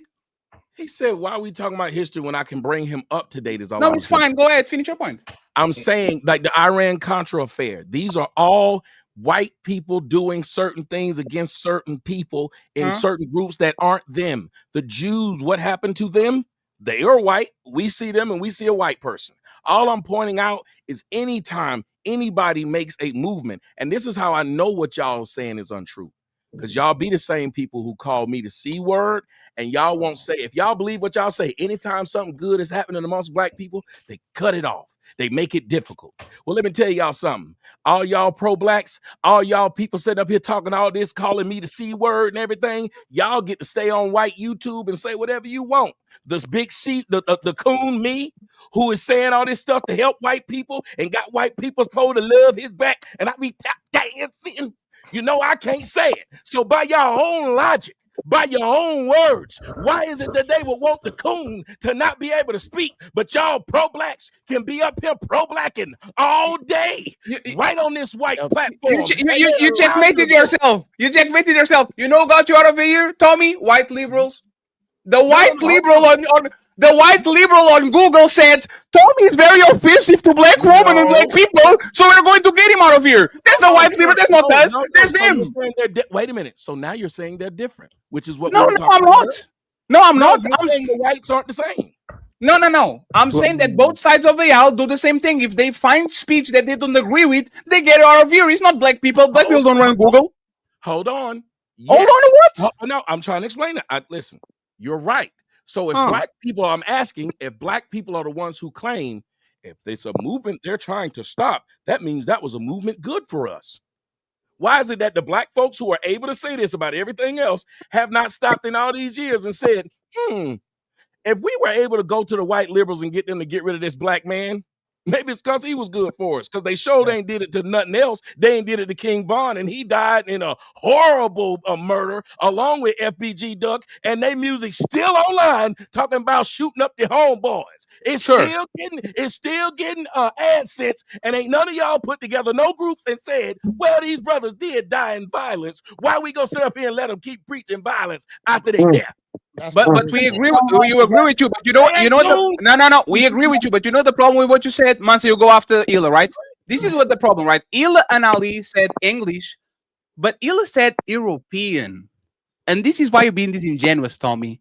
The English thing is the Anglo-Saxon and Latin culture. Is the colonizers, the Portuguese, the French, the Belgian. Like we are talking about the conglomerate of white people that for 500 years were spreading Christianity and motherfucking war. And when Ali said together, that's why they're at war. Wait a minute. If they were together, they would only be at war against other people that weren't white. No. That's not the point. The point is this, right? The white people were fighting each other just like everybody else. When the Muslims attack Europe, when the Moors attack Europe, they actually form a coalition. They made a bunch of Christian nations, and they went around the world and doing what they did. So respectfully, this is what we're talking about. You can't deny that just because you said English. What you're saying? It's not true what you're saying. That's not true. They did not say all of white people are going to get together and fight the Muslims because they ain't white. They did not get together. They literally did that shit. They did, Tommy.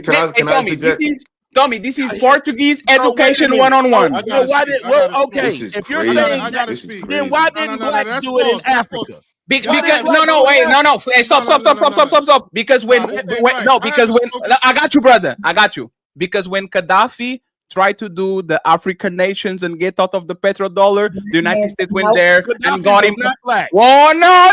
Gaddafi is not black. I can't believe you said this. No. Respectfully, when Gaddafi is not black, sir. When Gaddafi looked at the other African nations and said we need to decentralize from Americans and get off the petrodollar, the Americans went there and fuck him up. No, say it. Obama. Say it. Obama.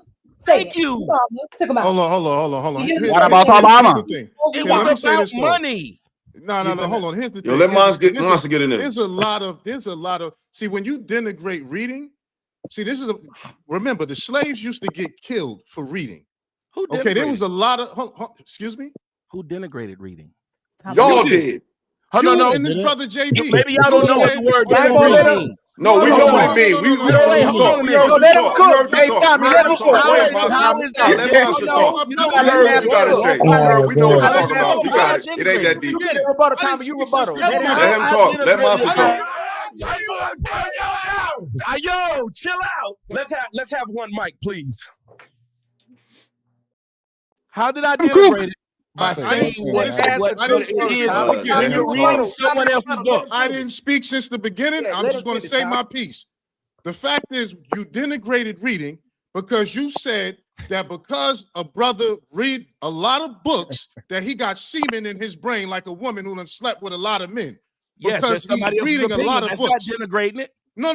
See, it is, yo. Let him talk. Let him talk. Let him talk. That wasn't an analogy, bro. It wasn't an analogy. It's an analogy. It's not let him talk, bro. Let him talk, bro. Y'all got niggas talk, bro. Now you know analogies. The whole show, bro. Yo, chill out. Let's have one mic, please. And thank you. This is what doesn't make sense. This is some bullshit, bro. Listen, rebuttal him. Hold on, Mess. I'll bring you back, Tommy. You made your points, and they had to be rebutted. Let him make the points, and then you're gonna be the first one to rebuttal him because he's responding to you. I'm glad that people know analogies now. So here's the thing, right? Here's the thing. Back in slavery, in case you all didn't know, which I assumed you all knew, they used to kill us for reading and learning how to read. And they passed laws to make sure we couldn't read. Now, when you're reading books, you're not just reading opinions. There's first sources, there's primary sources, there's secondary sources, and there's third sources. There's the primary source is actually reading about something that happened, okay, from the people who either was directly involved or about the situation as it's reported from several different people. Okay, which is an opinion. Which is their opinion. Let them finish talking. Let them finish talking. Damn. Their opinion, their POV. Let them finish talking. Let me speak. It's still There's subjective. a difference between an opinion and a fact. An opinion is what you believe something is, or your summarization of what you observe. That's what an opinion is. Your observation is an opinion. Hold on, let them finish. No. Listen. Your observation is an fact. opinion. Listen. Your observation is an opinion. No, it's not. Hey, Yes, it is. Hey, fantastic. Let me Hey, speak. Hello. Hey, yo. Y'all know that's disrespectful, man. If we asking him to speak and not to cut y'all off when you speak, let him finish. Mr. Well, I ain't saying nothing out there. He been here. He ain't say nothing either. Fantastic. We let Tommy speak, you speak, and Blu-ray speak. No, let's not say that you ain't spoke since you've been here, though. No. We know the proper etiquette for a panel, though. We know that right now. We know right now whether you disagree with him, whether you offended by him, we're interjecting. Most of us. I'm not offended, but I got it. We're Listen, cutting off the brother. Let the brother finish, man. Listen, people who don't read, I don't have a high opinion of you. I'm sorry. Because if you're doing the show like you're doing now, this is everybody's opinion. So whether you're doing a YouTube, you just giving your opinion. So you just making a point to say nobody should listen to you because all you doing is giving an opinion. Because reading actually has benefits for the fucking brain. It literally does. It actually makes you more intelligent cognition-wise. So you have opinions and then you have facts, okay? And then you can read facts and then you can read about opinions about facts. Now, if somebody has a court case and the court tells you, I need a statement of facts, they don't want your opinion. They just want to know what happened, okay? And then you can get into your argument and you can get into what you think happened. But a statement of facts is facts. Facts are not something that is an opinion. That's just like when you come and you talk about women who say things is this and this is that, and denigrate them and say, oh, you're just giving your opinions. Facts is facts, man. Okay, so when you read, if you all read, then you would know the Christian doctrine of discovery was a succession of papal bulls and edicts. Now, when you read the actual Christian doctrine of discovery over 500 years to 1,000 years of papal bulls and edicts, you're not reading an opinion. You're reading laws that the popes of Rome issued and said, go and enslave the sons of Ham. Everybody that's black with black skin, everybody that's a Muslim or a non-Christian, go and enslave them, take their possessions, and reduce them to perpetual slavery. That's what the Christian doctrine of discovery is. You would know if you read that. That is what people call today modern white supremacy. So the papal bulls and edicts that these Roman popes had passed were laws, not opinions. And what they did was give different rights to different European countries who were at war. But the main war was to subjugate everyone who was non-European Christian. These laws got encodified in the colonies. If you read, you would know that. So the second part. So, are you muted? You muted, Fatty, whatever you're saying. You can finish. I just want to it's called the pink map, where all the European countries got together and divided Africa by you get these and you get these and you get that. That's why if you look at Africa map, all the borders are literally straight up. It's because these white countries got together and said, we are going to divide this shit for us to not fight each other. So Mansa is 1,000% right. Go ahead, Mansa. It's not just Africa either. Right. It wasn't just Africa. I just want to ask you a question. Is this I want to ask me a before? question in the middle of me making my point. Go ahead. Is this before or after the black popes? This was before or after what? Is The this black popes. the black popes that rule Rome? Do you know what the black pope is? Hold on. I know where she's trying to go. No. Do you actually know what the black popes are? Do you actually know what the black popes are? And then, yes, I'm very astute. That's why she's bringing it up. I'll let you think. I'll let you think what you like. I'm not even addressing you right now. You Well, know yeah, what? You're on of pause. course, I'm now not you even gonna finished run. making my point. I'm I not even asked you a finished making question. my points. I just Now asked you you a gonna question. I'm not answering your question until I get to course the not. points that I'm making.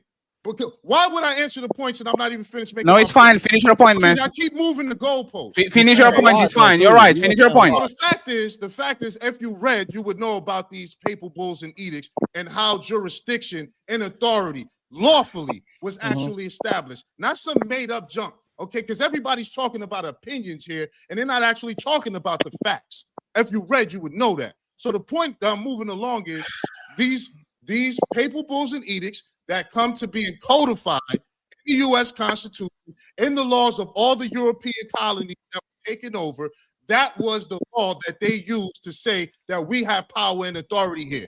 So you have a case called Johnson versus McIntosh, okay, where the Native Americans, American Indians, tried to sue the United States government and said that the reason you have authority on this land is because you made treaties with us. The Supreme Court ruled, Johnson versus McIntosh, look it up. It says that no, we don't have the authority to govern this land because we got a treaty with you. We inherited from England, who inherited it from Rome, okay? So the reality is the laws that are governing here, this isn't opinion, this is fact.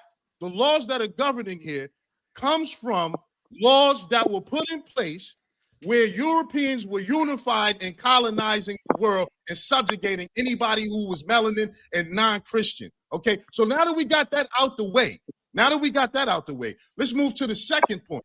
The second point is, I just got to address it all together because between Tommy and JB and people talking about victimization, Why y'all not on the white platform talking to them? If you talk about pro-black, the reality is we're talking about black people issues here. So it ain't even got nothing to do with who's pro-black or who's not. The reality is this.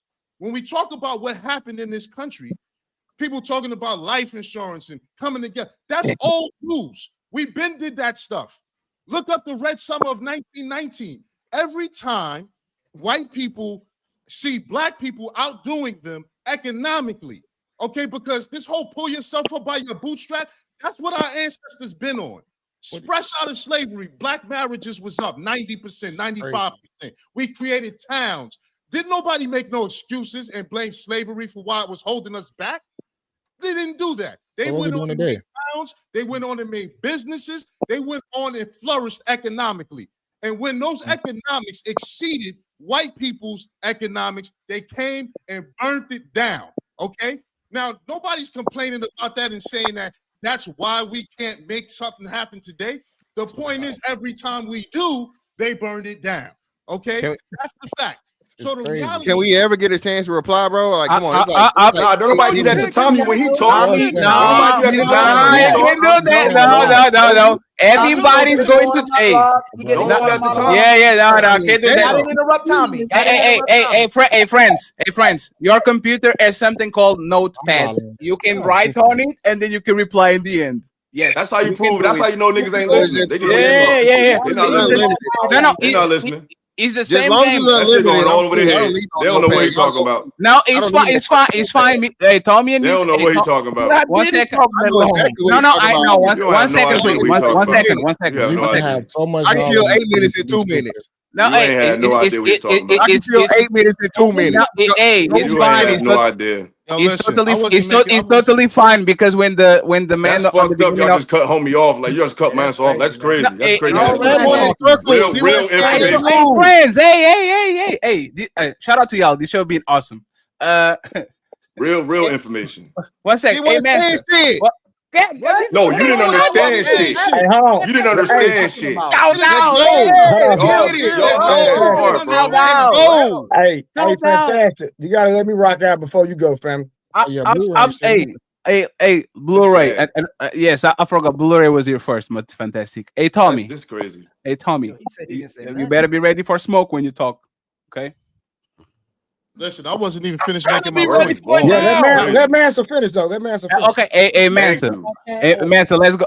1 second. Yo, Mr. Fantastic, I don't know what your deal is, but I wasn't finished making my point. I don't know when you got here. I got nothing to do with that. Land your parachute already, damn it! Once you start repeating let's land. Y'all been repeating shit for the last 7 years. Oh my God, let him finish the point. God damn it, so he can move on. Are you crazy? The last 7 years. Hey, friends, y'all can't be doing that to me, man. He went through history. Hey, 1 second. Manson. Oh, man. Manson, you're muted. Manson, you're muted. It's not even worth my time. Y'all go ahead and No. Word is born, Master. Word is born. Word is born. Word is born. Nigga, listen, I don't give a fuck. I don't respect nobody who denigrates reading. Okay, that's why reading scores in our community is below 8th grade levels. Damn. When you got people who's supposed to be intelligent and prominent up here popping shit about people reading books. You got women out there that read a bunch of sex novels, but that don't mean that it's we ain't talking about sex novels. Oh my God. Master, go on and eat, bro. Go on and eat so you can land your plane, man. Oh my God, bro. I can't say nothing. Hey, we can't be doing that. Hey, this is crazy. This is Master, go ahead and hey, finish. Master. Land the plane, Master. You got it. The bottom line, the point I was going to make is when people try to bring up this whole victimization concept, is that our people never saw themselves as victims. When we had the most is when we were doing our own thing. And every time we did our own thing, they came to try to stop it. They do it to other communities as well. Okay, they don't just do it to ours. But those other communities is not us. I'm talking about us right now. I'm not talking about other communities. I can give you an example. In Texas, there's a Muslim population. They got a lot of money, and they started to create their own community. They created a masjid and put their own community up. You know what started happening? The white folks got mad, and they start saying, oh, we need to shut them down. They're trying to start Sharia here. They're trying to take over and do this and do that. They do the same thing to every other group who outperforms them economically. Okay, so this has nothing to do with being a victim. Obtaining individual economic wealth. Hey, you're not the only, I can't speak for everybody else, but talking about your own wealth, everybody got money, man. It's not hard to make money in America. The goal is not about making money. The goal is to be able to have a political power, which needs economic value. This is how we started the conversation about the left and the right. So I'm not a liberal and I'm not a conservative, but to have power in this country, you need to have political power, and that economic capacity empowers that political power. So what ends up happening is when you put that money together to do something politically, what ends up happening is they step up to try to stop it. That has nothing to do with victimization. That has to do with the facts. Okay, but it's still brother. Hey, I thought I was on mute, man. Hey, it's fine. How are you offended by that? How is that offensive? Don't go back. Don't go there. They're going to fight again. No.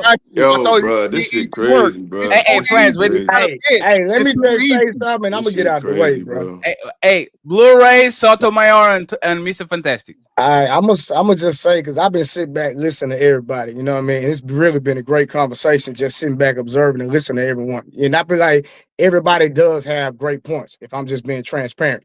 But I think what Ill started off talking about, how the elites, I'm gonna use the word elite just to put everybody in one group, how the elites of who Ill was talking about, Fatty was talking about the same people, Tommy was talking about the same people, and Massa, y'all all talking about the elite at the end of the day that come against anybody that is trying to usurp authority over the government, if I was to say that, or the JEW, those people, a certain group of people at the end of the day. So what the elites want to get accomplished in the earth across the world, if we establish anything that goes against that, then guess what? They're going to come and disrupt it. So that even when it comes down to America, we use America as the pillar group for the government and the people that's inside of the United States per se, right? But at the end of the day, it's all about the elite at the end of the day, right? Now, I'm going to just say Massa. Now, I agree with Massa about reading. Reading is fundamental. Reading helps you become smarter and more intelligent, et cetera, et cetera. But I do understand where Mr. Fantastic was going to go, and Tommy, because I'm going to use this for an example, and I'm going to land my plane. All right, my son's 11 years old, right? He came home. He talked about, hey, Daddy, we read about Christopher Columbus, right? He's reading. He's doing something that's actually productive, which we approve of. But I had to sit my son down and say, hey, son, that even though that's what your school taught you, and that's what they project, that is not what actually happened. That is not a fact. And I had to sit down and educate my son. So that's what Tommy was saying, that it's subjective based on who's reading it, who's interpreting what's being read. How did you know that was false, though? How did you know that was false? Where did you get that information was false, though? Hold on, man. Okay. So I got that based on my research as his father. Right now, hold on. Did that research involve reading other books? Of course it did. Yes, sir. A Blu-ray. What point is that? You would check. No. Hold on, Master. Blu-ray. Like, we brothers. Y'all would respectfully check yourselves, because if you went to another source, it's just someone else's opinion. I agree. That's what. Hold on, Ali. That's why he asking. Hold on, Ali. Watch this. Let me say this last thing. Hold on, Fantastic. Let me say this last thing. Right? They just released the Epstein files. Right? They just released the Epstein. I mean, not the Epstein files. I'm taking it back. The JFK files. That's what I want to use. They just released the JFK files. Now, prior to the JFK files being released, we all had a certain narrative. Can we all concede to that? Can we all concede? Yes. Yes. I don't hear everybody. Yes. Okay, cool. Now I've been doing some more research based on the facts, which my brother Mance will talk about. Mance will say, hey, there's theories and there's facts. But when you really go down a rabbit hole, even the facts wasn't even true. I land my plane. I'm gonna say, go ahead. Tommy did me. Okay. Tommy or me? Mika has to go. Fantastic. Let her just go after Tommy, then you got it. I'm sorry, Mika. Mika was going to say something before she go. Oh, well, I'll let her go ahead and go first then. Go ahead, Tommy. Go ahead. I'll go right after you. Well, I just thought that it's just like when people say, like, you hear the word ignorance. People get mad that you call it ignorance, but you'll understand that the technical definition of this is this. One of the worst, and any detective will tell you now, and it used to be the number one thing they could put somebody in jail off. They found out that it was one of the worst things you can get. And you know what that was? Eyewitness account. The eyewitnesses accounts of something was some of the worst fucking evidence they had. So when y'all keep saying this, all I'm pointing out something is simple. Every time you read new shit, because I used to be real into the Bible. Like I was into the Bible because my parents got me into the Bible. Then as I read more things, I started realizing I'm being pulled in different ways.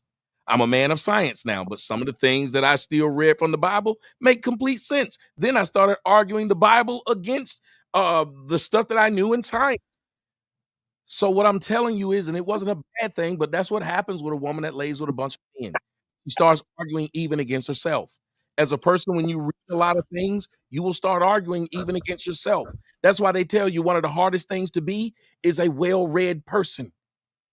Because you start questioning everything now. And the person that's the dummy questions nothing. And that's why they say ignorance is bliss. It's called critical thinking. Hold on, y'all. Hold on. Let him land. Critical Really thinking. listen to what he's saying. Let him land. No, we listening. Hold on. Have y'all noticed I've said nothing wrong or bad? No, you didn't, Tommy. All I just wanted to, you didn't, Tommy, but you're proving my point because you said you're a man of science now. What you were doing, reading science books, reading studies. Why do you keep reading saying different hold on, y'all. Hold on. Let him land. Let They don't read, man. man. Massa. We want you to respond. So let Tommy say what he got to say. Why are y'all saying this when I'm proving my own point, which is just because you don't know some information, the person who called you ignorant isn't wrong. So it started off with me saying, when you take in other people's stuff, you're taking in their thoughts and how they saw it. That's all I said. And it doesn't mean that you don't learn as you do it. But don't try to say that I denigrated anything. I didn't, because I'm still telling you exactly what it is. I didn't denigrate you by calling you ignorant if your dumbass didn't know what the fuck I was talking about. You were just ignorant of it. It doesn't mean that you are a person that's ignorant of everything. So when I said that, you do become a person who, once you keep getting information from different places, you do start to fight from within yourself, because some of it makes sense. Most of the information that we eat is just stuff that A, makes sense, or B, we like who gave it to us. That's why we have a favorite art. That shit is subject. That's what I'm saying. That sound like a personal everybody stop. Like Don't it make no sounded sense. like, hey Tommy, the misunderstanding is this. It sounded like it was an insult when you said y'all have 50 different Siemens. This is what means that you read 50 It was books. passive aggressive. It was a passive aggressive insult. And Tommy, you are going to have the chance. It 1 second, please. wasn't Hey, direct. Ila, 1 second, please. You are going to have the chance to finish what you said, Tommy. I'm just saying, looking from like what we heard, it looked like you are telling that it's not positive to read 100 books because this is just 100 men coming on you. Like it was a negative. So wait a minute. Listen to what you just said. So I thought this, but the person who you thought this of now then explains what they meant. So instead of you then continuing to say, oh, well, now I get it, of how you were using that. I don't get shit, man. You told me you don't get it. Y'all offended. They're offended. They too offended, bro. That's what I'm saying. I'm They're not even too busy offended. being I'm not offended. offended. You I'm not are. offended. You literally fact said he you're denigrated offended. you. You're the person that said denigrated. No, he said he denigrated reading. He didn't I say said me. he He said denigrated reading. I He didn't said denigrate denigrated reading. He reading. didn't say denigrated me. Y'all niggas is You're stupid. That's wrong. the problem. Y'all, I said this he is denigrated insane. reading. I didn't say he denigrated me. Zip I it. didn't say he denigrated me. I said You said I denigrated denigrated reading. He said reading. Yeah, because you said if you read a lot, that's like a lot of men coming on you or Yes, coming. that's denigrating it. No, Coming on your brain. No, it needs to be Jesus Christ. specific.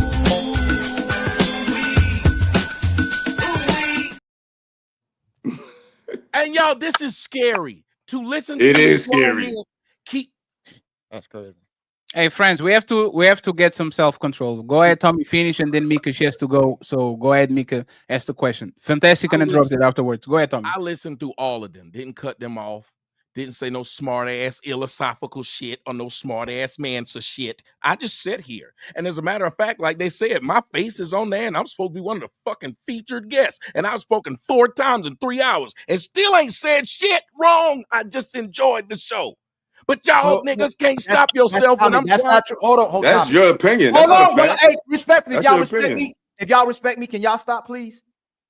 Tommy, you interrupted him several times, okay? I And then interrupted you which finally- one, Mansa? Let me finish. Mansa, yes. Excuse you interrupted Mansa several times, okay? And then you stopped. Can I finish, please? Fantastic did too, and JB reacts. It's almost like they doing it from their emotion too, but they're doing it so they got theirs in. Now, can y'all let them finish? Because you did interrupt them about 4 or 5 times, Tommy. You did, and Fantastic and JB reacts, being honest. But you let them land eventually. So Mansa Illa, can y'all let him land too, please? Because y'all got That's y'all the only in part too. I'm asking. But That's can the you part what no, I but, mean. but Like Tommy, can y'all you, will say to them as the host, "Hey, let this happen," and they Yeah. just won't. And No, even but- now, I've been very calm in my. Bro, go ahead, bro. No, Tommy. They did to you what you did to them. That's all they did. And that's the problem. This is the You problem. asked me to quit, and I No, didn't but stop. Tommy, this is the problem. They said reading was fundamental, and you did what you said, right? And then you turned right back. No, You he didn't they say said- reading was fun. No, he No, didn't. listen. I'm just bringing it all together. That's all I'm trying saying. to tell you where the problem was. Y'all keep doing that. This is where the problem was. Again, there were a lot of black people who were slaves and whatever. Just like how he said, well, we built all these things and we had families and all these things. So that means you had the blueprint of how to do it right. Why in the hell would you be doing that right now? Make them burn it down again.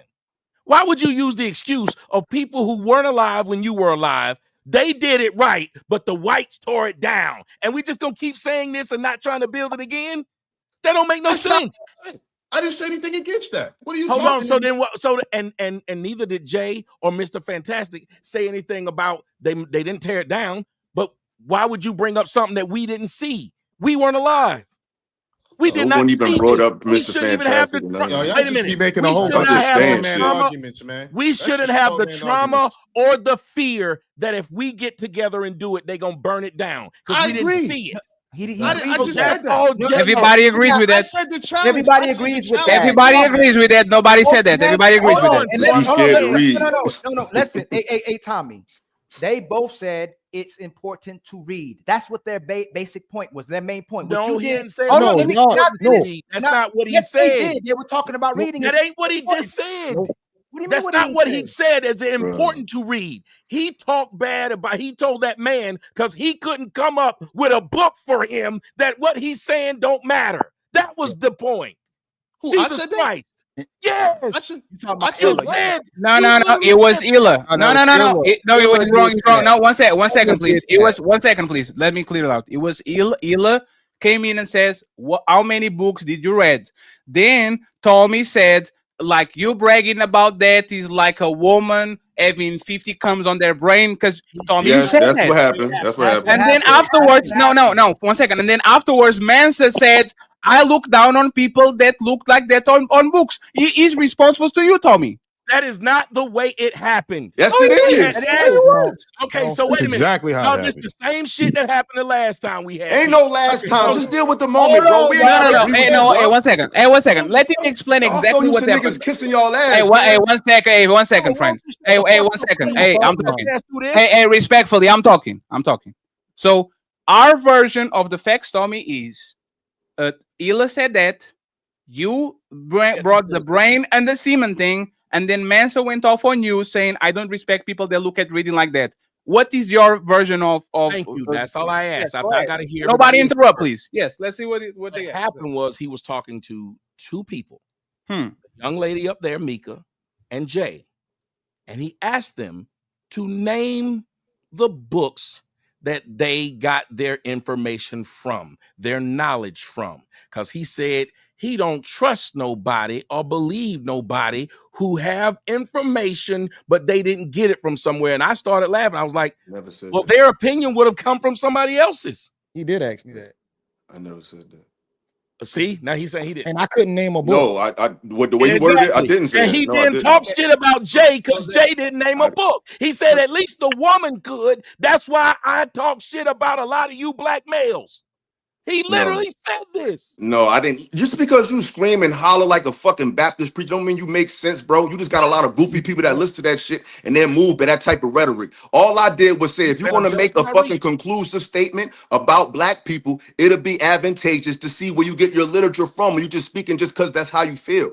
You need, every time you go to a place of academia, these same white people you love to talk about, there's always, literature comes with reality. That's a part of reality. And all I You did was guys just go respond out to your, that. would make, and if this why what you're saying is so corny, because when I came on the These niggas show, can't hold stop on, talking. bro. Corny. It's corny When now. I came on the panel, I even gave you props. So to show you what type of I man don't I need am. no Hold big on, circus. hold on, Let bro. him We heard last. you talk. Respond to him. You get the rebuttal to him. We heard you talk. We heard you talk because I really try to move like a man. I just get a real flustered because I'm just from a place where you got to show and prove. I'm not from a place that make excuses. Y'all love to talk about make excuses, but y'all make a lot of excuses of why literature doesn't matter. Like to hear a grown man go on soliloquies. Now you could say what you read may not be the end all be all. It's more books. That's an argument. But you men are saying reading is kind of like not that So they pointed at serious. me, bro. Pointed at me because he was defending something else. If you want to see me talking about books, just go ahead and put it at me. Bro, Don't he group literally said, no, everybody into it. I'm I'm the pointing at one that all of started y'all. it. I'm I'm the pointing one at that all of started y'all. it. It ain't about pointing at nothing because I'm direct. I don't have to make analogies about, oh, you reading it's like a whole bunch of niggas nothing Tommy's on you. defending a Hold completely different on, point, bro. though. Hold on. You just said directed at you. So now I'm talking to all, like I said, I'm talking to all of y'all. Okay. All of y'all.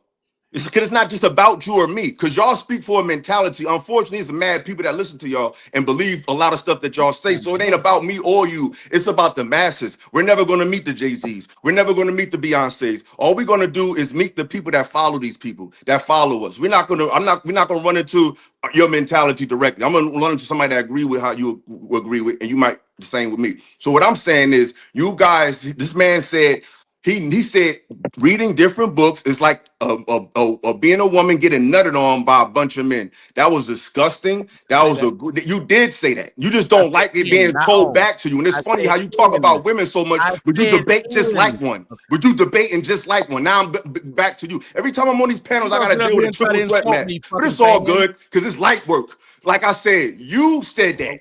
You talked about, all I said, bro, I fuck with you, Tommy. I was giving you flowers showing you that, hey, I may not, because I'm respectful. I said, I may not agree with you, but I gotta give my flower. I gotta respect you. You did some disrespectful shit. It was just very indirect, but I'm gonna be direct.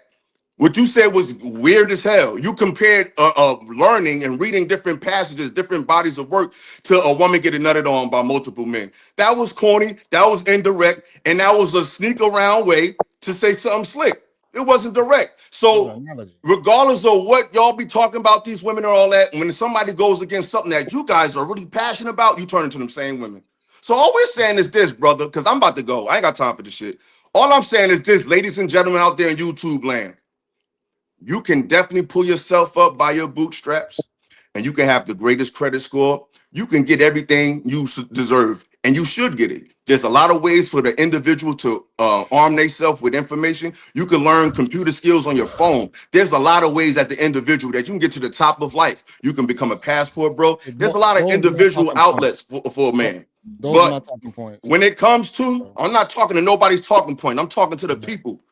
When it comes to, you can still be those things, but to understand, ladies and gentlemen, why your people isn't moving in the way we would like, is going to take a little bit of you to do some scholarship. And with that, I digress, and I gotta go. And while he's digressing, hey Tommy, if you didn't mean that when you said the semen when someone's reading, what did you mean then?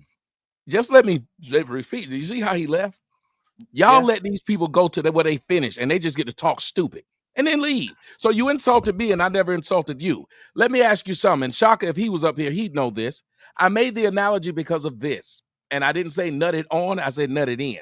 And let me explain why I made that analogy. Because people know there's this thing, and the women will tell you. You ever heard this thing called soul ties? They also tell you that when you put these many semen in you, a lot of times women are fighting against all those DNA that are in them.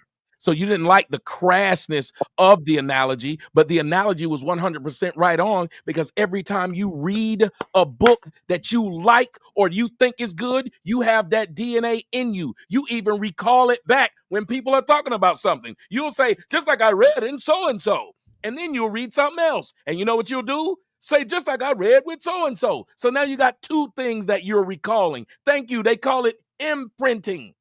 When you read a book that you like, it is imprinting on you, which is why you go tell other people they should read this book. And you see even how he tried to diss me. Yeah, you might have a lot of people listen to you. I'm sick of these fucking ex-fans or current fans that don't know how to be fans of mine, always bringing up what I do and then act like I brought up what I do. I didn't say shit about who I was or how big my audience was. But there's a point when even the own people in the comment section were saying, y'all are not understanding Tommy. He is right. You are insulted by thinking I'm saying a nigga coming in you, instead of understanding that I'm saying he's imprinting on you when you read it, just like you claim I'm imprinting on those people who watch me. Aren't you saying that? Yeah. Aren't you saying that those Let me people watch respond. me? Yeah, Yeah, let me respond. so that's my all nigga, I'm you can't saying. respond. It's too, the Nigga, line I too had a long. chance to respond. Hold Hold on, my nigga. hold on. Fantastic. Hell no. Hell no. One second. He's talking. Looking and I still can't. said I could It's respond. fine. Hey, if you guys keep talking, nobody going to finish. 1 second. Toby, finish your point. Mansa will have 1 minute. Mansa, 1 minute to respond. God damn, this No, nigga already-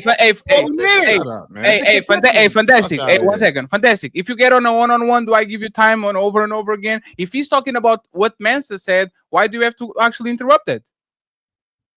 I got you, brother. I got you. Hey, Mansa, don't go over a minute, please. Finish your point, Tommy. The sad part is that the analogy offended the men, because the men are worried so much about how they're looking gay-wise, instead of understanding the analogy had nothing to do with someone coming in you. But it is saying that when you read, because y'all are acting like dummies don't write books too. Y'all are acting like liars don't write books too. All of these people write books, which is why you got to even check a source against a source against a source. If y'all are talking about how something is written, so therefore it's history, the people who read the Torah believe that is the history of man, and believe that the Jews are where they are because God wrote it. And you have a lot of people who believe that what was written by somebody else is 100% correct. So that's why I was saying it is an imprint of what somebody else saw or somebody else heard. Yes, you're getting this information, but the only thing that we know for a fact is mathematics. Math is the only fact that you know. Everything else is an opinion of someone else who gave an opinion of something they seen, an opinion of something they heard. And it doesn't make you a horrible person. I was just pointing out to him that you cannot tell other people that they don't have as much value because they didn't read a certain book that you recognize. That is insane, because we come from a group of black folks, and y'all said it, and I'm landing now. Didn't y'all say that the blacks were told they couldn't read, they couldn't write, but they sure did pass down an oral history, didn't they? Are you going to throw that away too because it wasn't written and they were illiterate? Yeah. So again, bottom line is, I didn't say what he said. So as far as who didn't read a book or was supposed to read a book and that's supposed to make it better, that don't got nothing to do with that. My point is this: reading has been actual reading words has cognition benefits. Science has proven this already. If you know how to sound words out linguistically, all of those things is important. Oral tradition is important too, but also racists like to use the fact that cultures that have oral traditions and not written histories or written words or any type of written books are inferior.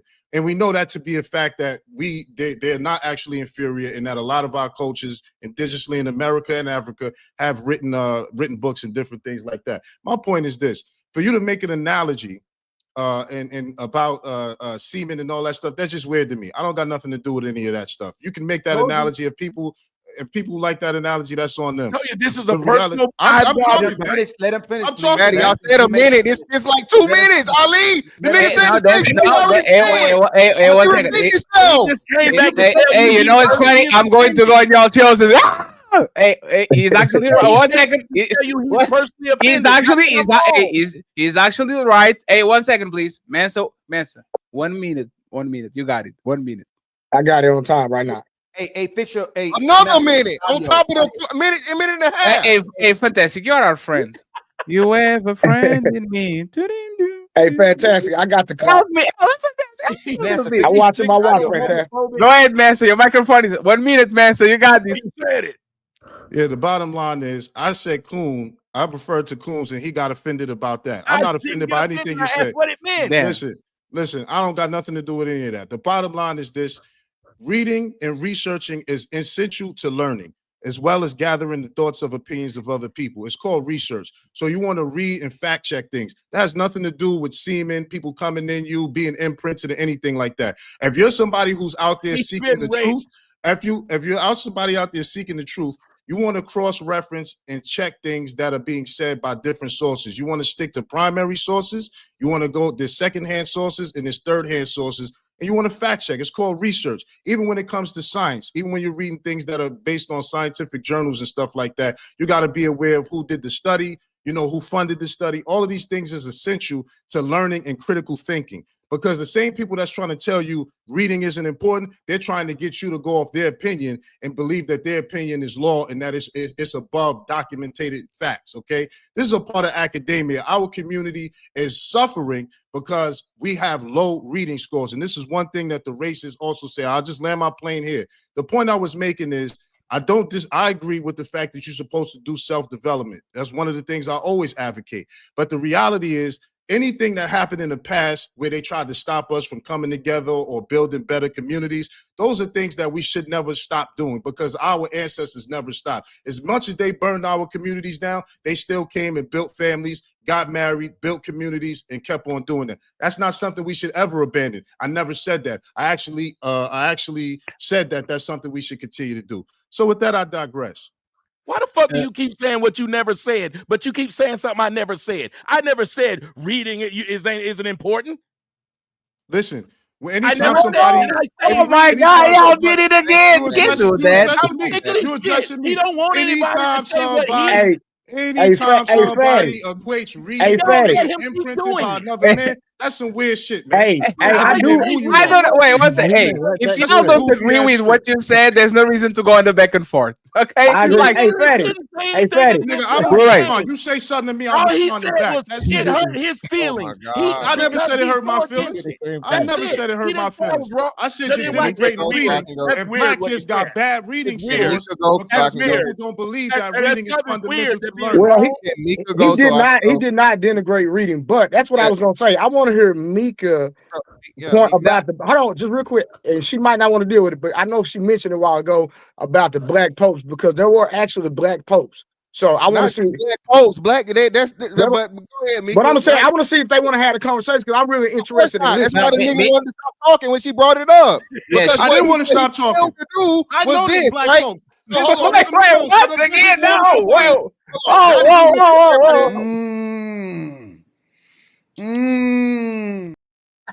I told her I wasn't going to respond until I finished. No, nigga.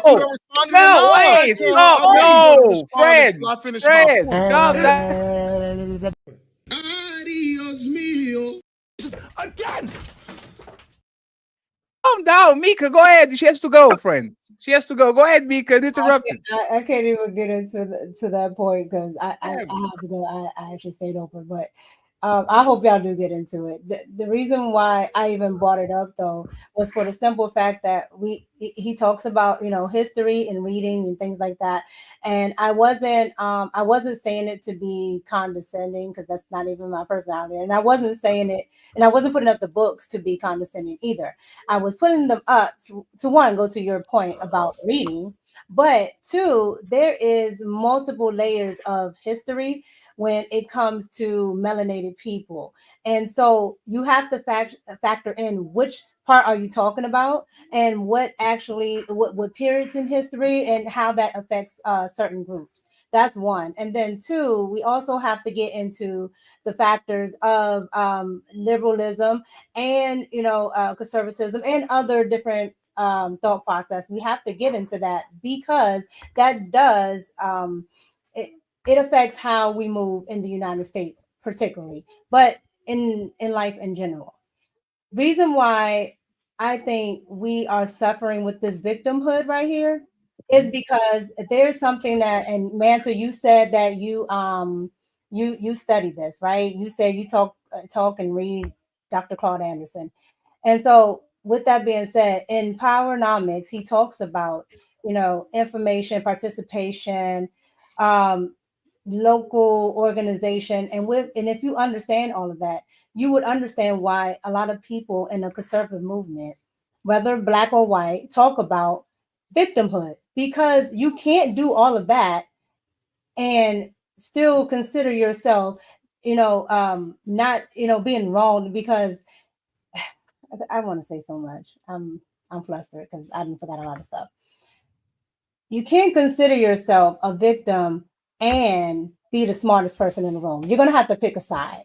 And what I'm starting to see is everybody gets up on these panels and it's, woe is me, this happened to me, this happened to me, this happened to me. Well, one thing, somebody that was a millionaire, and I'll just leave it at that, said, if you learn to make your first million, you can make it again. Okay, so I'm trying to understand why do we keep having a conversation of one faction of Black history? Because again, there's plenty, right? Because all Black people did not come from slavery, especially even here in America. You got the Moors and everybody else. You got before Columbus came. Okay, you got all of these factions, but we only talk about one aspect. We never talk about the aristocrats that were Black. We never talk about the Black Romans. We never talk about the enslaved Blacks by the Muslims and how they got out of that before they got into chattel slavery with the white people. It's just like it's so many factions that have particularly affected Black people, and we sit here and only talk about something that one group of white people keep telling us that that's affecting Black people when it's actually not. Okay, it's fair. It's a lot of bias. No, 1 second. It's fair. Let's 1 second. Hey, Mika, let's do a deal. Black people only talk about Black people, and white people only talk about white people.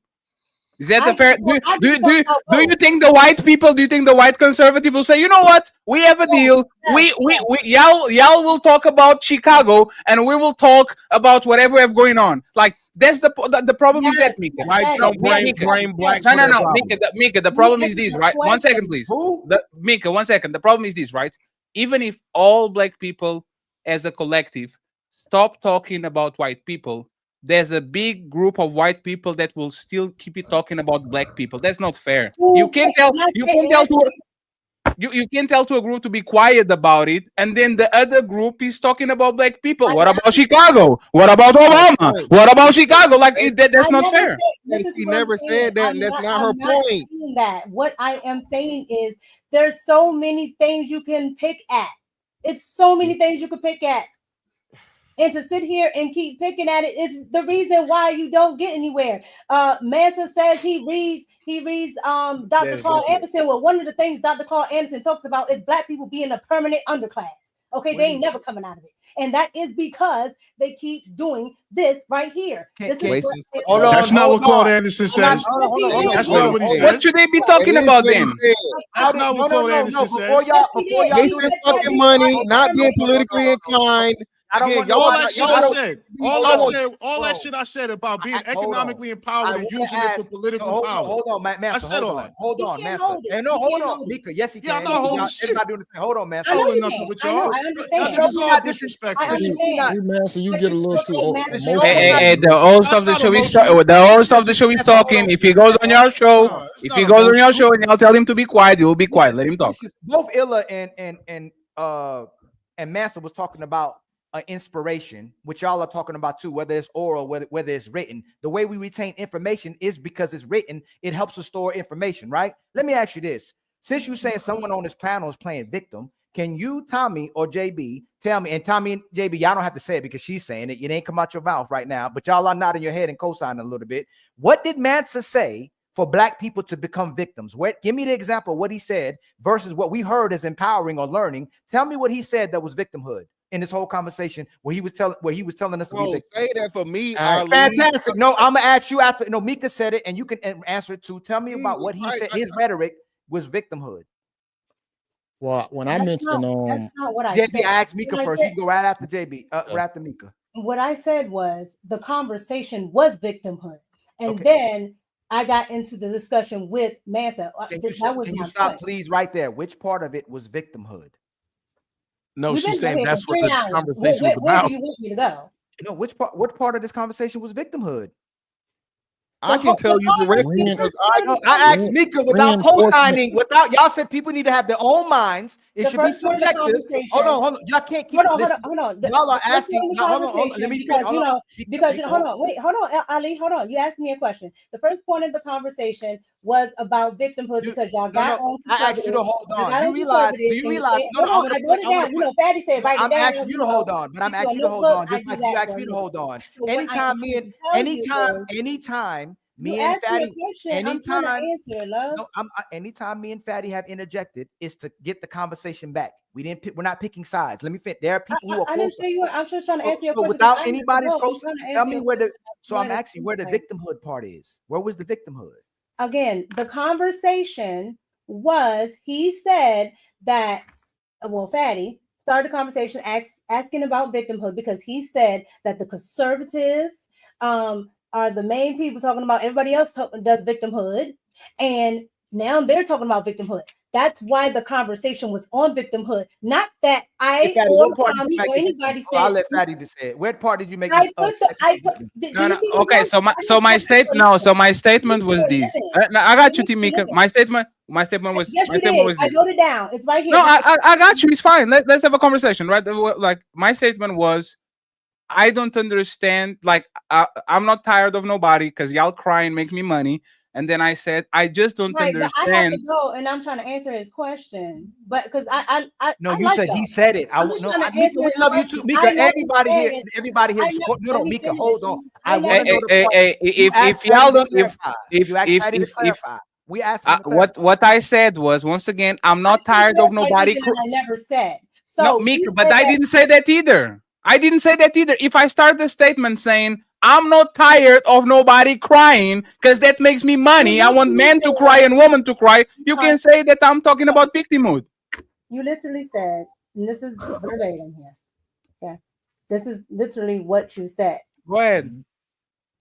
Because they started talking about white nationalists, and then you said, well, since the white nationalists are always talking about the liberals and everybody else have victimhood, and these are the same people claiming victimhood now, and then that's when we got on a tangent of talking about everything else. Then we got to talking about and then Mansa started talking about white nationals. So we got to talking about white nationalists, white nationalists and conservatives, and how they were how they started slavery and how it switched. Like I literally have all those. It's not what I said.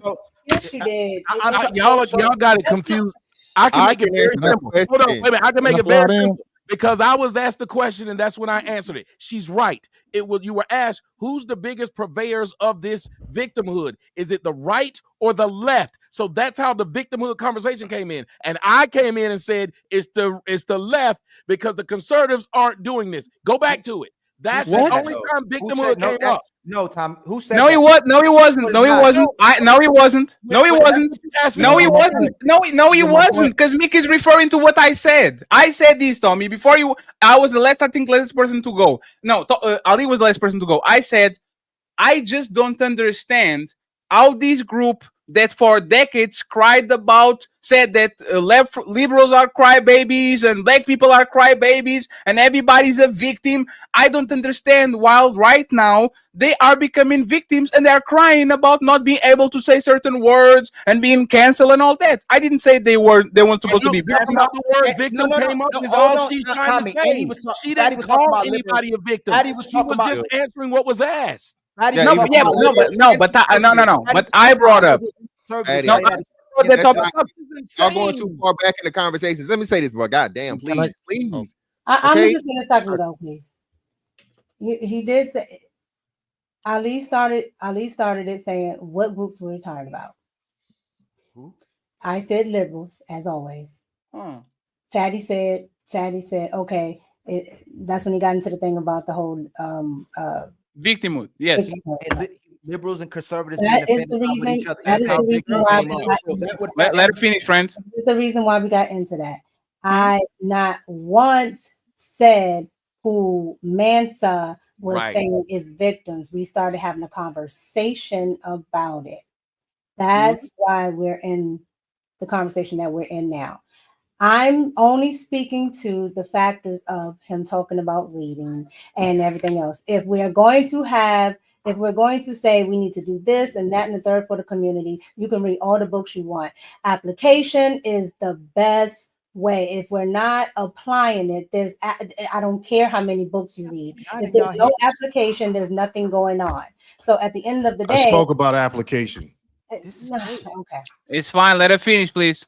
At the end of the day, if there's no application, there's nothing going on. So if we're not talking about actually doing something that's actually going to push forward, there's no point in talking about one point in history, because at that point, those people under the worst circumstances found a way to apply it, and you can't, with all the privilege that you have now, can't apply it and then some. Then to me, it seems like either you are playing victim or you just don't want to.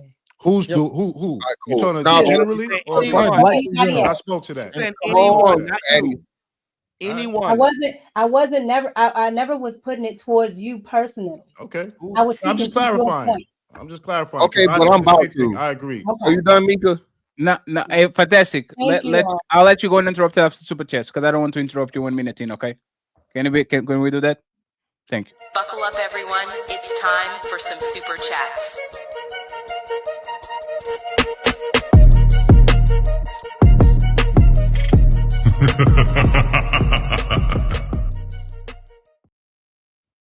Once again, shout out to the 3,000 people watching. Most of y'all on Tommy Sotomayor site. Thank you very much. We appreciate y'all. Thank you.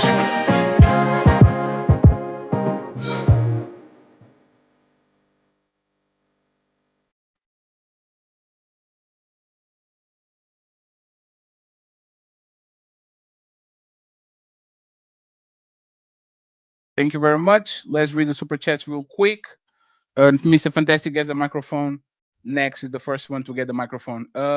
Thank you very much to what now 23G. I appreciate you, brother, for the membership. The Untouchable Empire, baby. Thank you very much to Caping Caveman in the building. Salute to you. Says the system was built through violence and can only be destroyed with violence. Anything else is just babble. Most not willing to sacrifice their life for change. Thank you very much. We appreciate you, sir. And I'm confused. Where am I? I am here. I get it. Thank you very much. Thank you. Another one. We have Batman. He gifted the membership. Untouchable Empire, baby. Thank you very much. Salute to you, Batman. SD in the building. Untouchable Empire, baby. With the membership. Thank you very much. And the Lost MC Evitits is back. Untouchable Empire, baby. And she became a member too. Thank you very much, friends. We have Brandon in the building saying, I just became an Ela fan. Thank you very much, Brandon. We have 10 to go. Caping Caveman says, JB, they use violence or eminent domain. Thank you very much, Caveman. I hope you're doing good. We have Crash Out or Cash Out. JB finds success at an individual level, but fails to understand how the ability to connect personal experience with larger social forces to actually make difference past an individual level is the issue. Thank you very much, sir, for the $10. We have the sponsor of the show, the New Culture Empire, saying you have cultural success one individual at a time. Thank you very much. We have Strikingly Rich in the building, saying dictionary definition of coon, picture of JB. Damn, that's crazy. Oh man, hey.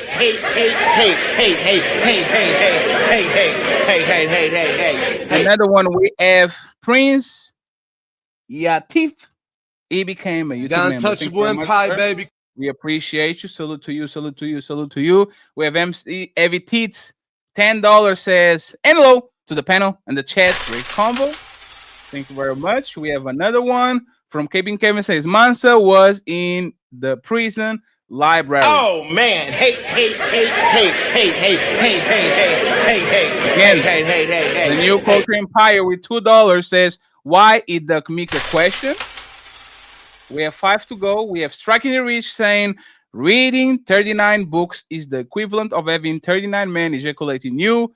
I've never understood why they call Tommy a cotton picking coon until tonight. Oh man, hey.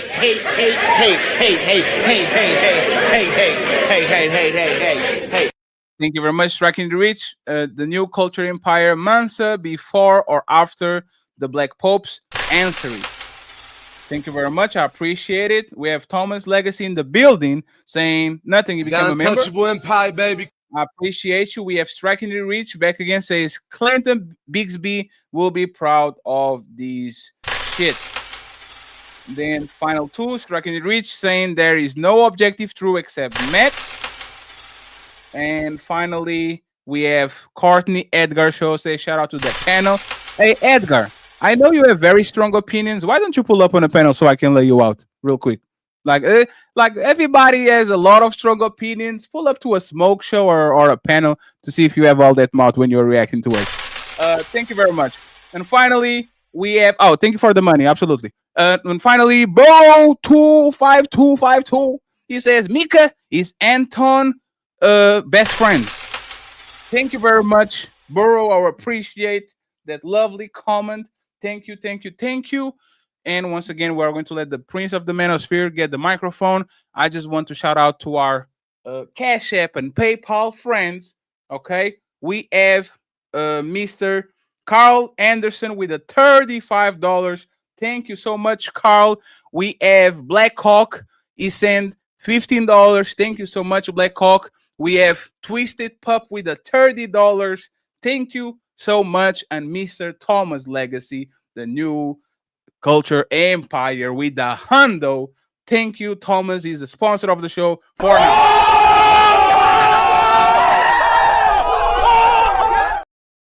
And friends, let's get the Prince of the Manosphere over here. Mr. Fantastic.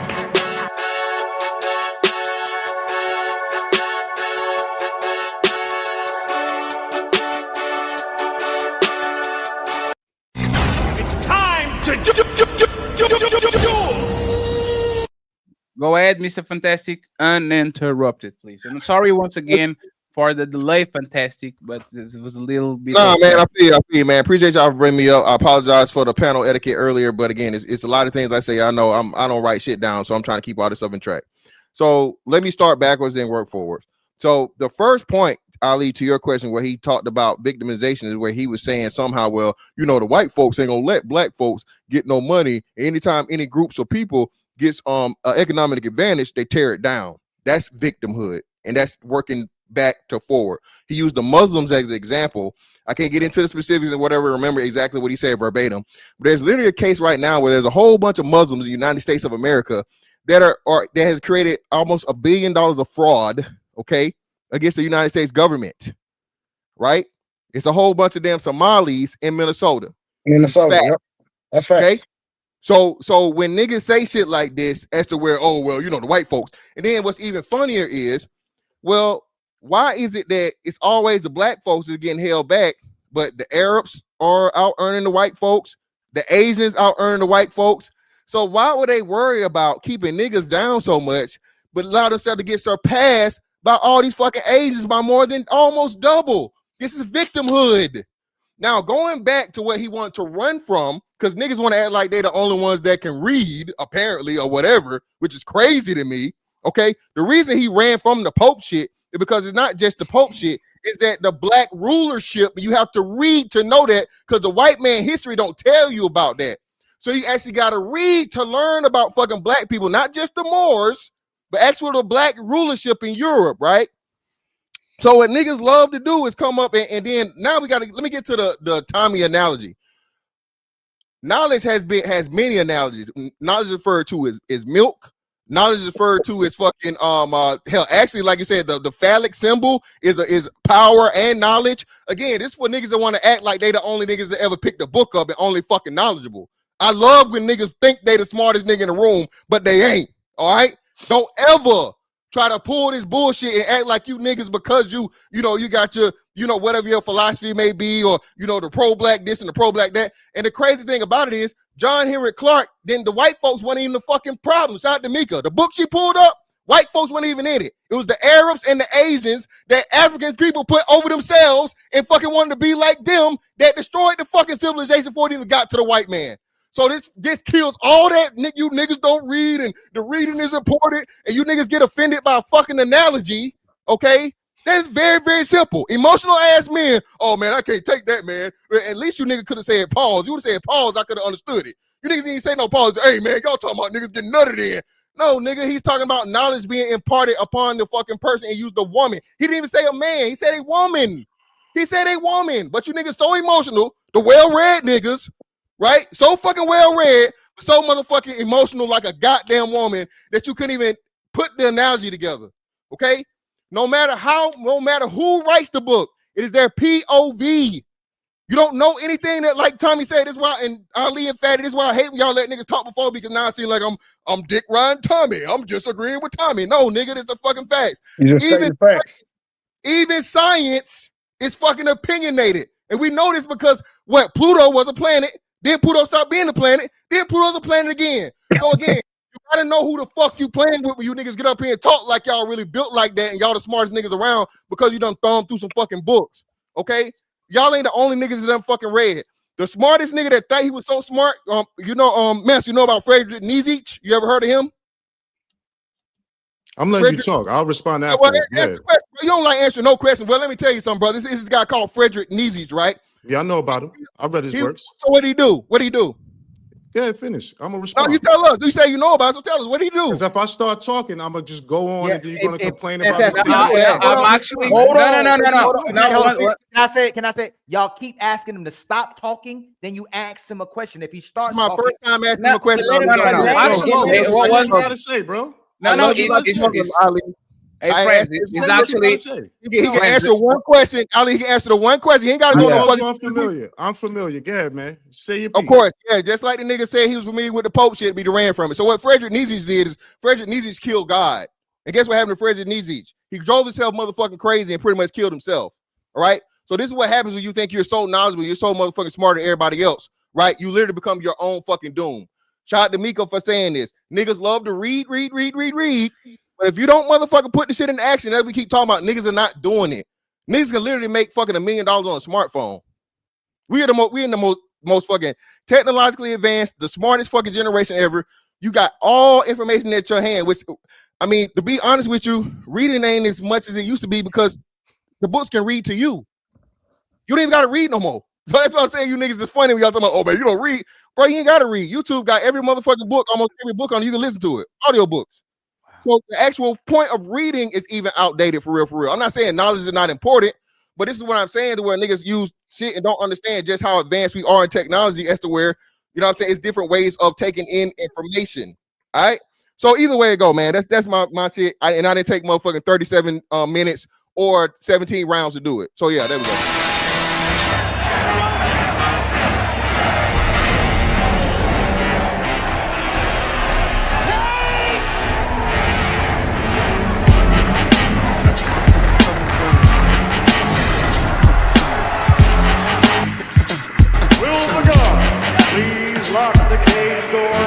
At this time. Get the fuck up. Simon says, get the fuck up. You're going nowhere.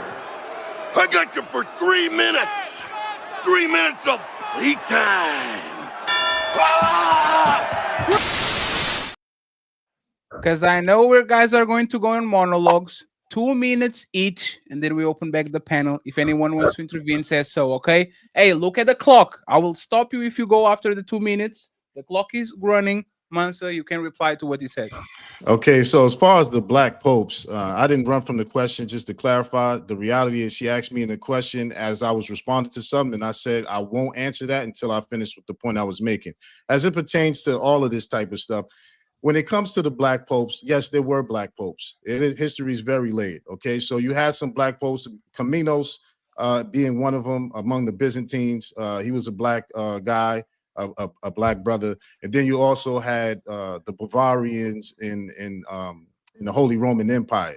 So you also had a lot of nobles, blacks. You could get J.A. Rogers' book, very, very good book on Nature Knows No Color Lines, and he got 3 volumes of sex, race, and I forget the other name of it. And that goes in on all of the black nobility that was in Europe. All right. There's also sources that go in to talk about how Christopher Columbus was mixed.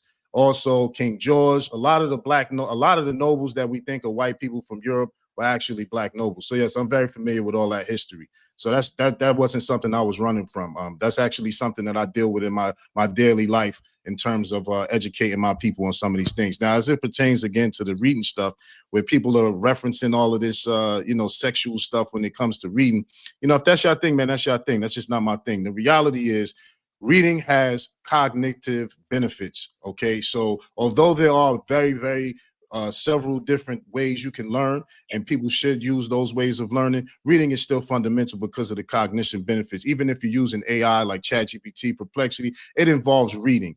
Research and study is essential. When I'm talking about reading, I'm talking about cross-referencing things and catching on to things by doing your studying and things like that. So that stuff is important. So in terms of everything that he said, as far as 10 seconds, sir. I digress right there. I made the points that I wanted to make, but that was Mr. it. Fantastic, you have another chance to reply. Go ahead, Fantastic. 2 minutes. Yeah. So again, like I said, I don't think people understand how humans work, right? So humans don't start out reading; they start out listening. And most people will learn better through listening and fucking watching and doing than actually reading, because reading can be difficult for a lot of people. Language barriers. Shout out to Fatty, right? Fatty knows English, but Fatty was That's crazy. I give you a shout out. That's crazy, Fantastic. That is wild. You got it. Yeah, he muted me too. That's fucked up. So no, what I'm saying is, you say this real time all the time. You say, hey, well, it's colloquialisms, right? So when you learn a language, you learn the language. The colloquialisms and the different regions and shit and so on and so forth, blah, blah, blah, is totally different. So what I'm saying, and I'm not disagreeing with it, reading still is fundamental. Research, all those things is important. What I'm saying is there's a better way to do it now. Okay. I mean, it's a better way. People, like I said, when you do most chat GBT and all this research, all the different things, so on and so forth, it's not people actually taking the time to physically read. What they're doing is, and actually there's been studies to show that it's better for you to listen to some stuff. Like some people do, especially like people that's cramming and stuff like this and so on and so forth. They literally put audiobooks on in their sleep and listen to them in their sleep. And then it's theorized that you can actually intake stuff in that way. Okay. So again, that's all I'm saying, bro. Again, so cognition, are you familiar with the research revolving reading and the benefits of it cognitively? Yes, of course, obviously. All right. So if it has cognition benefits, that means it should be something that should be employed. Correct? Yeah, I've never said we should stop reading. That's not once what I said. What I said is still, though, making reading the focus and then not putting the intangibles and the nuance into it to where you can read all day and be like what they say, you got a whole bunch of book sense, no common sense, right? Or you doing all this reading, you're doing all this reading and it's not being applied. A person that just reads a fucking billion books and they can spew out a whole bunch of information, but it's never going to use it for anything positive or anything for advantageous for themselves or the public. What's the purpose of it? Right. So for the record, I've never suggested that people just read books and not apply what they're learning. I've said several different times over the course of the discussion that the things that our ancestors employed as far as building communities, economic development and self-development, personal development are all things that I advocate for, that I spoke about. So I don't understand this position that's being put out there that I said you should read all day, not apply everything that you're learning. I don't get where that's coming from. Personally, that's not nothing. I'm not. Fantastic. Can I say something real quick? Well, let me. I got my time, so let me do it. I promise. So I'm keeping within the time. So no, I'm not challenging that. What I'm challenging is when you started talking about specifically white people tearing down black people or whatever group once they got a financial advantage. That's just false. When I can give you the counterbalance and say if that was the case, how and why would they pretty much lose their economic advantage to a whole group of foreign people, a very, very small percentage of that. Another thing too, now that I'm saying it, I'm reminded, I'm glad you said this, the political aspect of it. We know that Asians have a very, very small percentage, but they have a major political impact. Jewish people have a very, very small percentage, but they have a major political impact. Why? It's strictly because of economics. It's not volume. It's not even voting power or voting numbers. It's saying, hey, we buy and we build politicians. We're going to fucking fund you. We're going to put you in place, so on and so forth. So how and why do black people not do the same thing? Or whenever they do that, it's always a Democrat. and it's always a Democrat that doesn't give any positive benefits to the constituents that voted for him. Yeah, so in the beginning, I said I wasn't liberal and I didn't support anything that the Democrats did. And one of the things I did say, I said that you have to develop economic power and put that economic power into political power. So the other thing you said is, why would they let these other groups come and outpace them? Well, this is what the MAGA movement and the immigration policies that are coming forward is about, to make sure those other groups that outcompeted them, that's making more money than them, are no longer able to do so. This is why H-1B visas is getting is a big thing in the conservative movement, as far as foreigners coming here with higher skills than Americans, and people are saying, listen, you need to skill the Americans instead of bringing these foreigners. So that this current political climate is a direct address to the economic the other immigrant groups surpassing white Americans in the economic and political arena. This is why there's a big push for kicking people out as far as when it comes to immigration, which is not something I'm for or against. I'm just simply stating the facts. So also, I wasn't talking about the Somalis in Minnesota. I was talking about particularly in Texas. There's a Muslim community that's making a community that they bought land. They're doing everything lawfully, but the point is the white Americans that live in the area are against it because they're saying that they're doing all of these extra things, and that's not necessarily the case. They put their money, they're using their economic power and their economic money to build themselves a community, and they're being met with resistance. Okay, so I was just using that. Hold on, you gotta give me time to get in. I only got 50 seconds now. No, it's fine. So you can finish the clock, and Fantastic Cook can reply uninterrupted, and Tommy and Blu-ray go up. Go ahead. I was just using that as an example that has been done to other groups that are doing better economically or outpacing white Americans when it comes to economics, as they've done to us in the past. So what I said in the past, if anybody could look it up, I'm not saying it's victimization. You can look it up. Red Summer of 1919 in particular. This is a point in time in history where white Americans were upset that black Americans were doing better economically to them and had their own communities, and the National Guards, the sheriffs, the local police, and the residents went and burnt their towns down. I'm not saying we should stop doing that. I'm not saying that's something that we should keep us scared and away from. I'm just simply saying that's what happened. And this is why you have to put your economic power individually and collectively put that into political power. That's all I was saying. Brother. Fantastic and interrupted. Yeah. So again, that is problematic. We're seeing that happen over in Europe right now. So when you let these people come into our community and literally take it over, because like I said, if you have a major concentration, that's why I use the Somalis as a point. The Somalis found one area in one city in Minnesota to where they run the fucking point till you have a fucking Somali congresswoman, okay, that makes laws for the people, and then she's funneling her money in order to elect more officials that are Somali in that thing. So that is taking the racism out of it and so on and so forth. That's strategy. Why would you let a group of people that don't go along with your morals and your values and actually go against it and all these different things? That's where you may be a victim of it. If you let them take control, why would you not push back against it? Especially when, again, you have the proof now of what's going on over in Europe. Now that you have so many Muslims that are taking over these things and so on and so forth, and they get into these positions of power and influence for your own community. So I don't say that's not a racial thing. That's just not allowing yourself and your morals and values to be replaced by something that's foreign. Well, I would say, and I won't say anything else, but my counter to that is that what makes it a racial thing is that every other group did that. The Italians came here and did it. The Jews came here and did it. The Irish came here and did it. The reason we have Chinatowns and every other all over America is because other groups came and did that. You see what I'm saying? So what makes it a racial thing is, and again, I don't even want to push back on the whole Somali thing, because I wasn't talking about that. My whole point is that any group that comes and outpaces white Americans when it comes to economic success and political power, they push back on that. When other white groups came to America, like the Germans is the largest ethnic group behind black Americans that are here.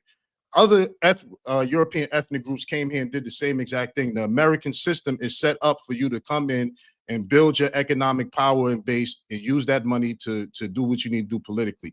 That's all I'm saying. All right, let me step in real quick because I know Tommy gonna go, because I'm gonna be quick.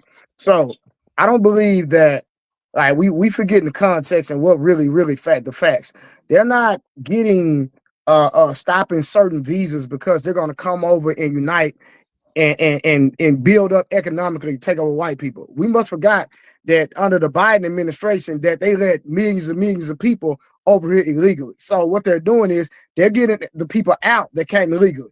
And then as far as the conversation with Tommy came back, and I'm not taking up for him. I'm just speaking the facts like my brother Fantastic said.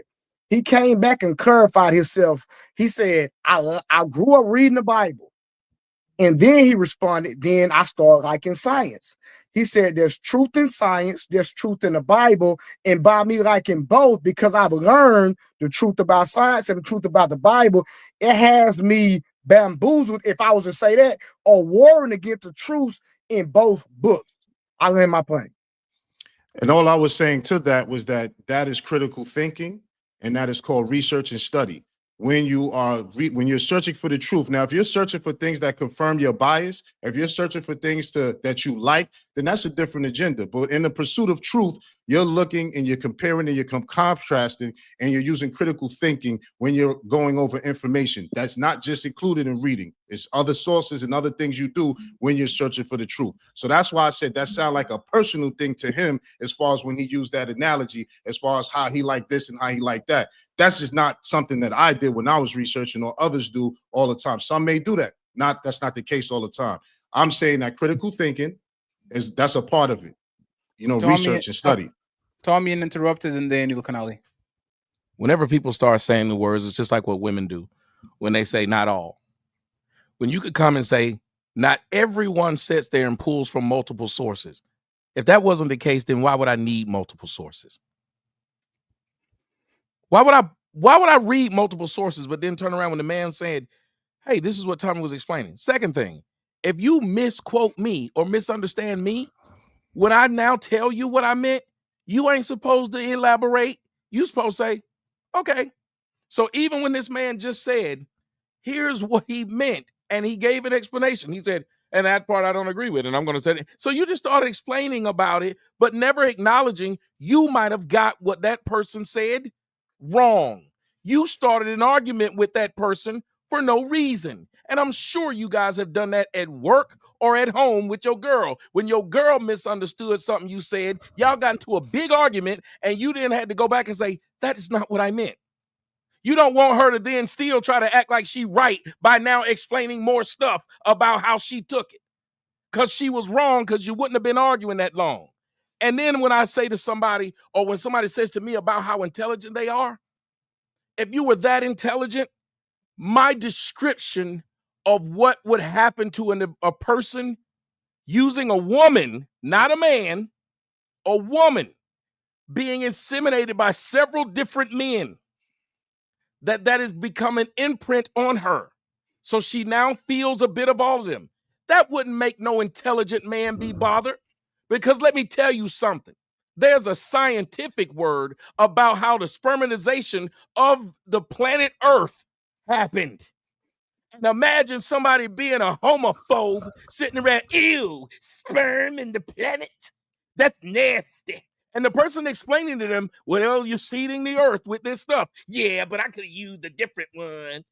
That ain't intelligence. Emotional intelligence will make you say, that's what that man said. I understand what that man is saying, and it has nothing to do with somebody screwing me. So I wouldn't keep talking about it for 40 damn minutes unless I really thought that I'm getting screwed. And I don't think I said a man, so I don't see how you'd be so offended. But you were, and that is a sign of non-intelligence, that you would be stuck on that thing instead of understanding. So my response to that is I actually could care less about it. I didn't say you denigrated me. I said you denigrated reading. So if I was offended, I would have took it personally and internalized it, which I didn't. I didn't say that you denigrated me. I said you were denigrating reading by comparing reading multiple sources to something sexual. That's the point I made. How is that denigrating? Because reading, if I said this food is as good as you pussy, responded. If I said this food is as good as pussy, am I denigrating the food? All I said was you were denigrating reading. You can take it So how I you want asked to. you, if I said this food is good as pussy, am I denigrating the food? Listen, I'm not answering that question. I wanted to respond to other things. If you keep asking me more questions, you're taking away from me my ability to respond to what you said. All I'm saying is, you said something that's not true. You just said yourself. No. I repeated what I said. You can't say that because you said that because I called it, equated it to sex, I was denigrating it. That's what you said. Listen, I was replying and clarifying on what I said about being personally offended. I was not personally offended. If I was, I would have said, you said this about me. I said you were denigrating reading. That's what I said. Now, if you feel you didn't or you did, that's another discussion.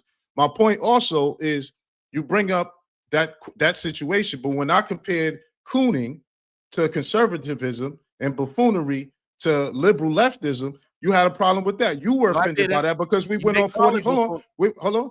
I said you asked me what word would you use for the right? Truthful and stop lying. What word would let him you? last so you can respond to him though. You asked me what word would I use to describe the liberals, since I didn't use coon to describe the liberals like I did the conservatives, and I said buffoons. The word that I would use for the left was buffoons. But we went on for 45 minutes about defining coon because you had a problem with it. And then I clarified with the origin of where coon comes from, the etymology, and the connotation. That's how that transpired. So at no point, probably the only time that I got a little bit ruffled was when the brother Mr. Fantastic came in and we had some words about who was going to speak. Other than that, I'm not personally attached to what you think. I could care less. The whole point is I was clarifying. Okay, so the reason I said, because you want me to answer this, the reason I said you were denigrating reading is because you compared reading multiple sources to a woman getting nutted in basically by multiple men. Getting nutted in by multiple men is a denigrating act. This is why there's a shame culture around women who have a lot of bodies. So if you compare it to that, you're putting reading multiple sources in the same category as a woman who has a high body count, who sleeps with multiple men, has unprotected sex, and has all of this sperm in her. And the whole point is, I don't see how that equates to someone who is studying and reading, because reading is a part of study and research. And to get to the bottom of truth, you have to read and study. Well, you don't only have to read, but reading is a part of that study and research. To me, they're not on the same level, and that is denigrating reading. Hey, Tommy, Tommy, in 30 seconds, please take us home uninterrupted. Take us home, Tommy. Well, show's over. Hope y'all enjoyed it. But nah, don't dip yet. We still got them final thoughts coming. Y'all really tore it up tonight, huh? But don't dip just yet. Let's hear them final words. Hey, that's it. Show's done. Now shut the fuck up and let the panelists speak. It's time for final thoughts.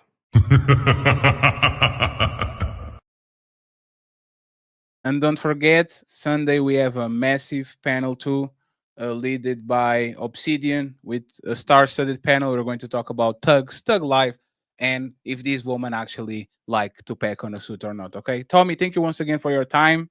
Appreciate you being here. Thank you very much, sir. You can reply to what he said and take us home. We're going to send everybody to Nino Nation. I just want to say I really appreciated the people who understood.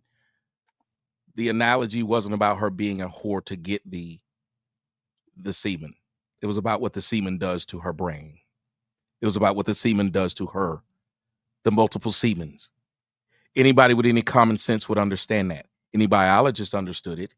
There wouldn't a biologist come here and hear this and think, he's denigrating reading. He's saying, no, the exact same thing that happens when this woman gets all of these different personalities in her, they start to become a part of her, which is why it becomes difficult for her to pick one. It's the same thing when you get a bunch. That's why a lot of people who study one religion don't want you to study a bunch of them, because they know when you study a bunch of them, you typically won't pick one. Anything that works that way, it's how it works. I'm a food whore. That's why when you ask me to pick one, I can't, because I've had a lot. When you read a lot, you become a part of the people who read it. Same way those people who become fans of mine. They repeat the things I've said. Look at how many people repeat Kevin Samuels. Like Kevin Samuels was God. And they'll repeat him to other people. And then they repeat other things that they heard from Now Fresh and Fit and from this person. And all I was stating was this is what can happen when you read. So please don't act like the person who read came up with those ideas themselves. They didn't. They came up with them ideas because somebody gave it to them. They just read it. It'd been no different than if a pastor says it out loud. If a pastor says it out loud and you say, hey, that makes sense. Then another pastor says something, you say, that makes sense too.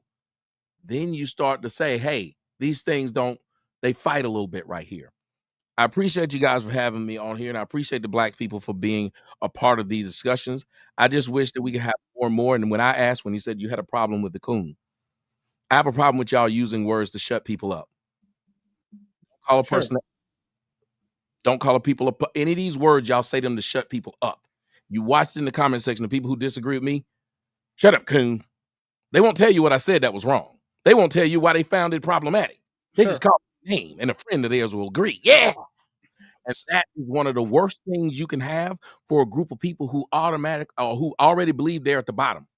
Because trying to shut down difference of opinion, Mansa, would be like me trying to shut down people reading different books. And that's exactly what Black people do, is if the opinion ain't the one I want to hear, I don't want to hear it, and I'm going to call it a name, which will shame, as you said I was doing with reading, which will shame the individual for having a difference of opinion. Yes.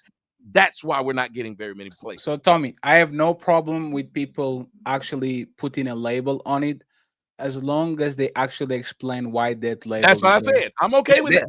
There's a difference between the ad hominem, you are a coon, and you are a coon because A, B, C, D, Thank C, you. and this is so. And that's like, all I've ever asked. And but that's what Tommy, I do. When you watch my show, what do? You don't see me just say, bitch. You ain't never seen me do that, because that's ignorant. And when you talk about somebody who read, I have a master's degree. So I'm big on telling people to read it. Read it. One of my shirts say, go look it up for yourself. Don't take my word for it. Because if I got it from somewhere, you can get it from the same source I got it from. But I will not afterwards say to people, if you didn't read my book, then you didn't get you didn't get knowledge. No, you didn't get my knowledge.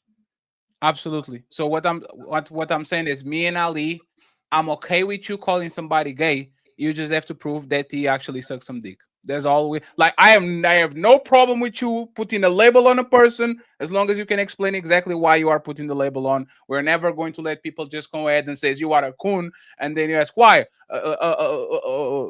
Right? We're not going to allow that. So that's what I want to make clear. And once again, Tommy, I truly appreciate you. Welcome back to the Untouchable Empire, Mr. Blu-ray and Mr. Mansa. You guys did great. I truly appreciate you, but me and Ali have to kick y'all out of our show. So I appreciate you, friends. I see you in the club. You can kiss your ass goodbye. Sing the song. Yeah. You can kiss your ass goodbye.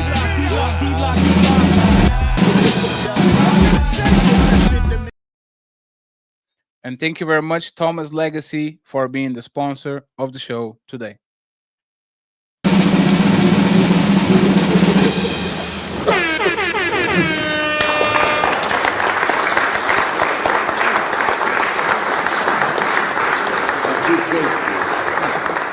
Ooh-wee.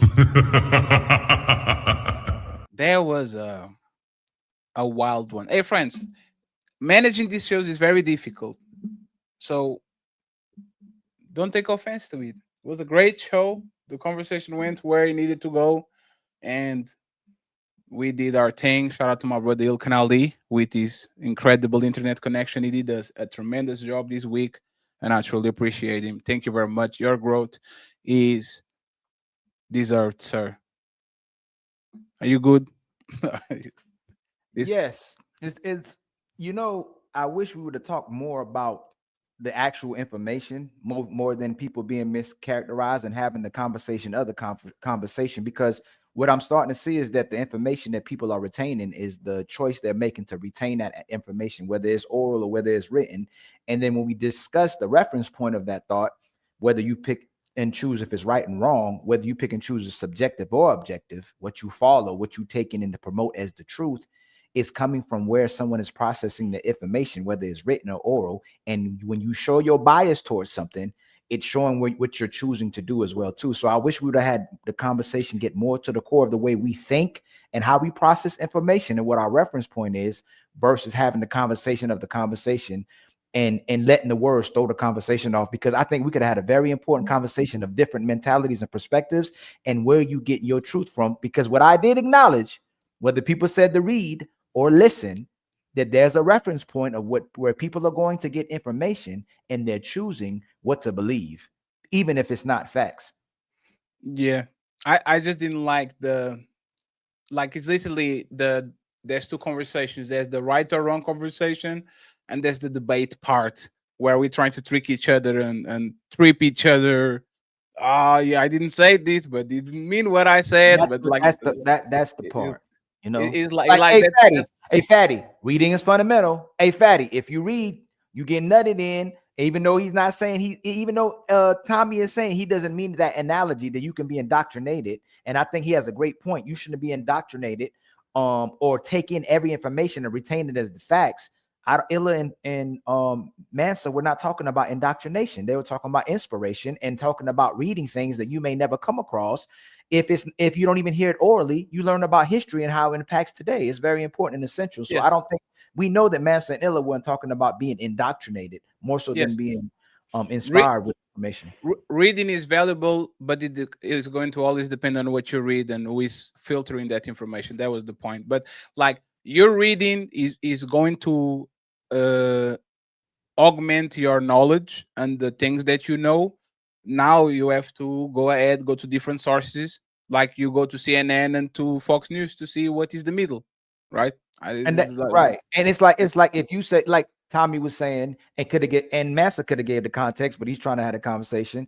If you're saying that this is good as pussy, you giving it a positive connotation. But if I say nigga, you pussy, it's you a negative pussy. Yes. So there's a connotation there. When it was said the way it was said, it could be used as negative, or if it's used, it could be used as positive. And the way someone could perceive that, yes, sir.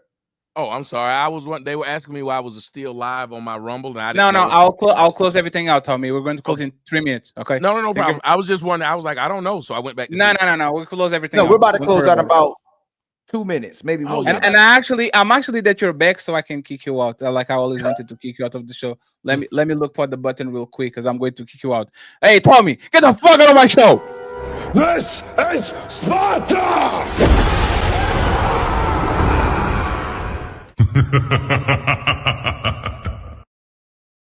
Hey, Clippers, go review these. Review these now, Clippers. You need to clip these. Team Fatty and Ali kick Tommy Sotomayor off their show. Yes, go ahead and do it. And shout out to JB for the $20. Ladies and gentlemen, make some noise for that $20 donation.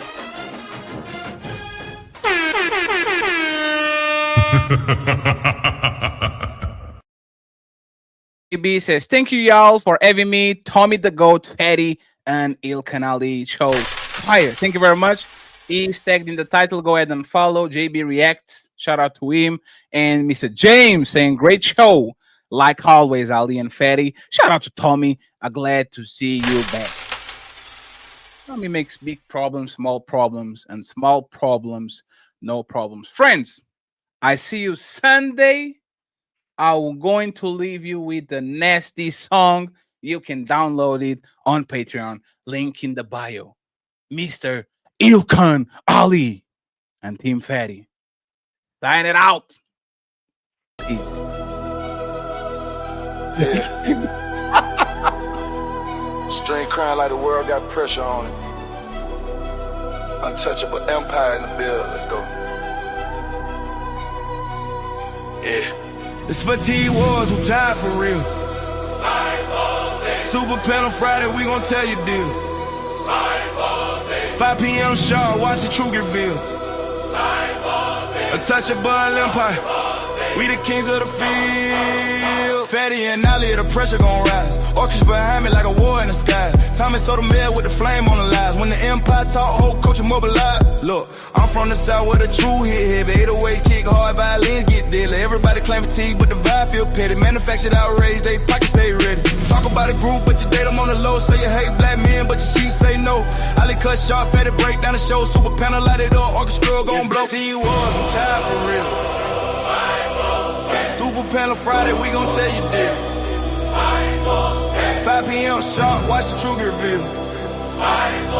Untouchable empire, we the kings of the field. Black fatigue, white fatigue, who faking the strain? Everybody point finger, but nobody explain. Culture looking drained, but the money still gain. Outrage sell fast, it's a political game. Timing with the heat, caught a lie what they are. Fatty with the smoke like a Tennessee bar. I lead, bring the fat, never lead them bizarre. Untouchable empire, old brand go hard. Fatigue on the rise, better tighten your stand. Friday 5 p.m., let the whole world glance. Empire too strong, never move off chain. Super panel on the throne, this the victory dance.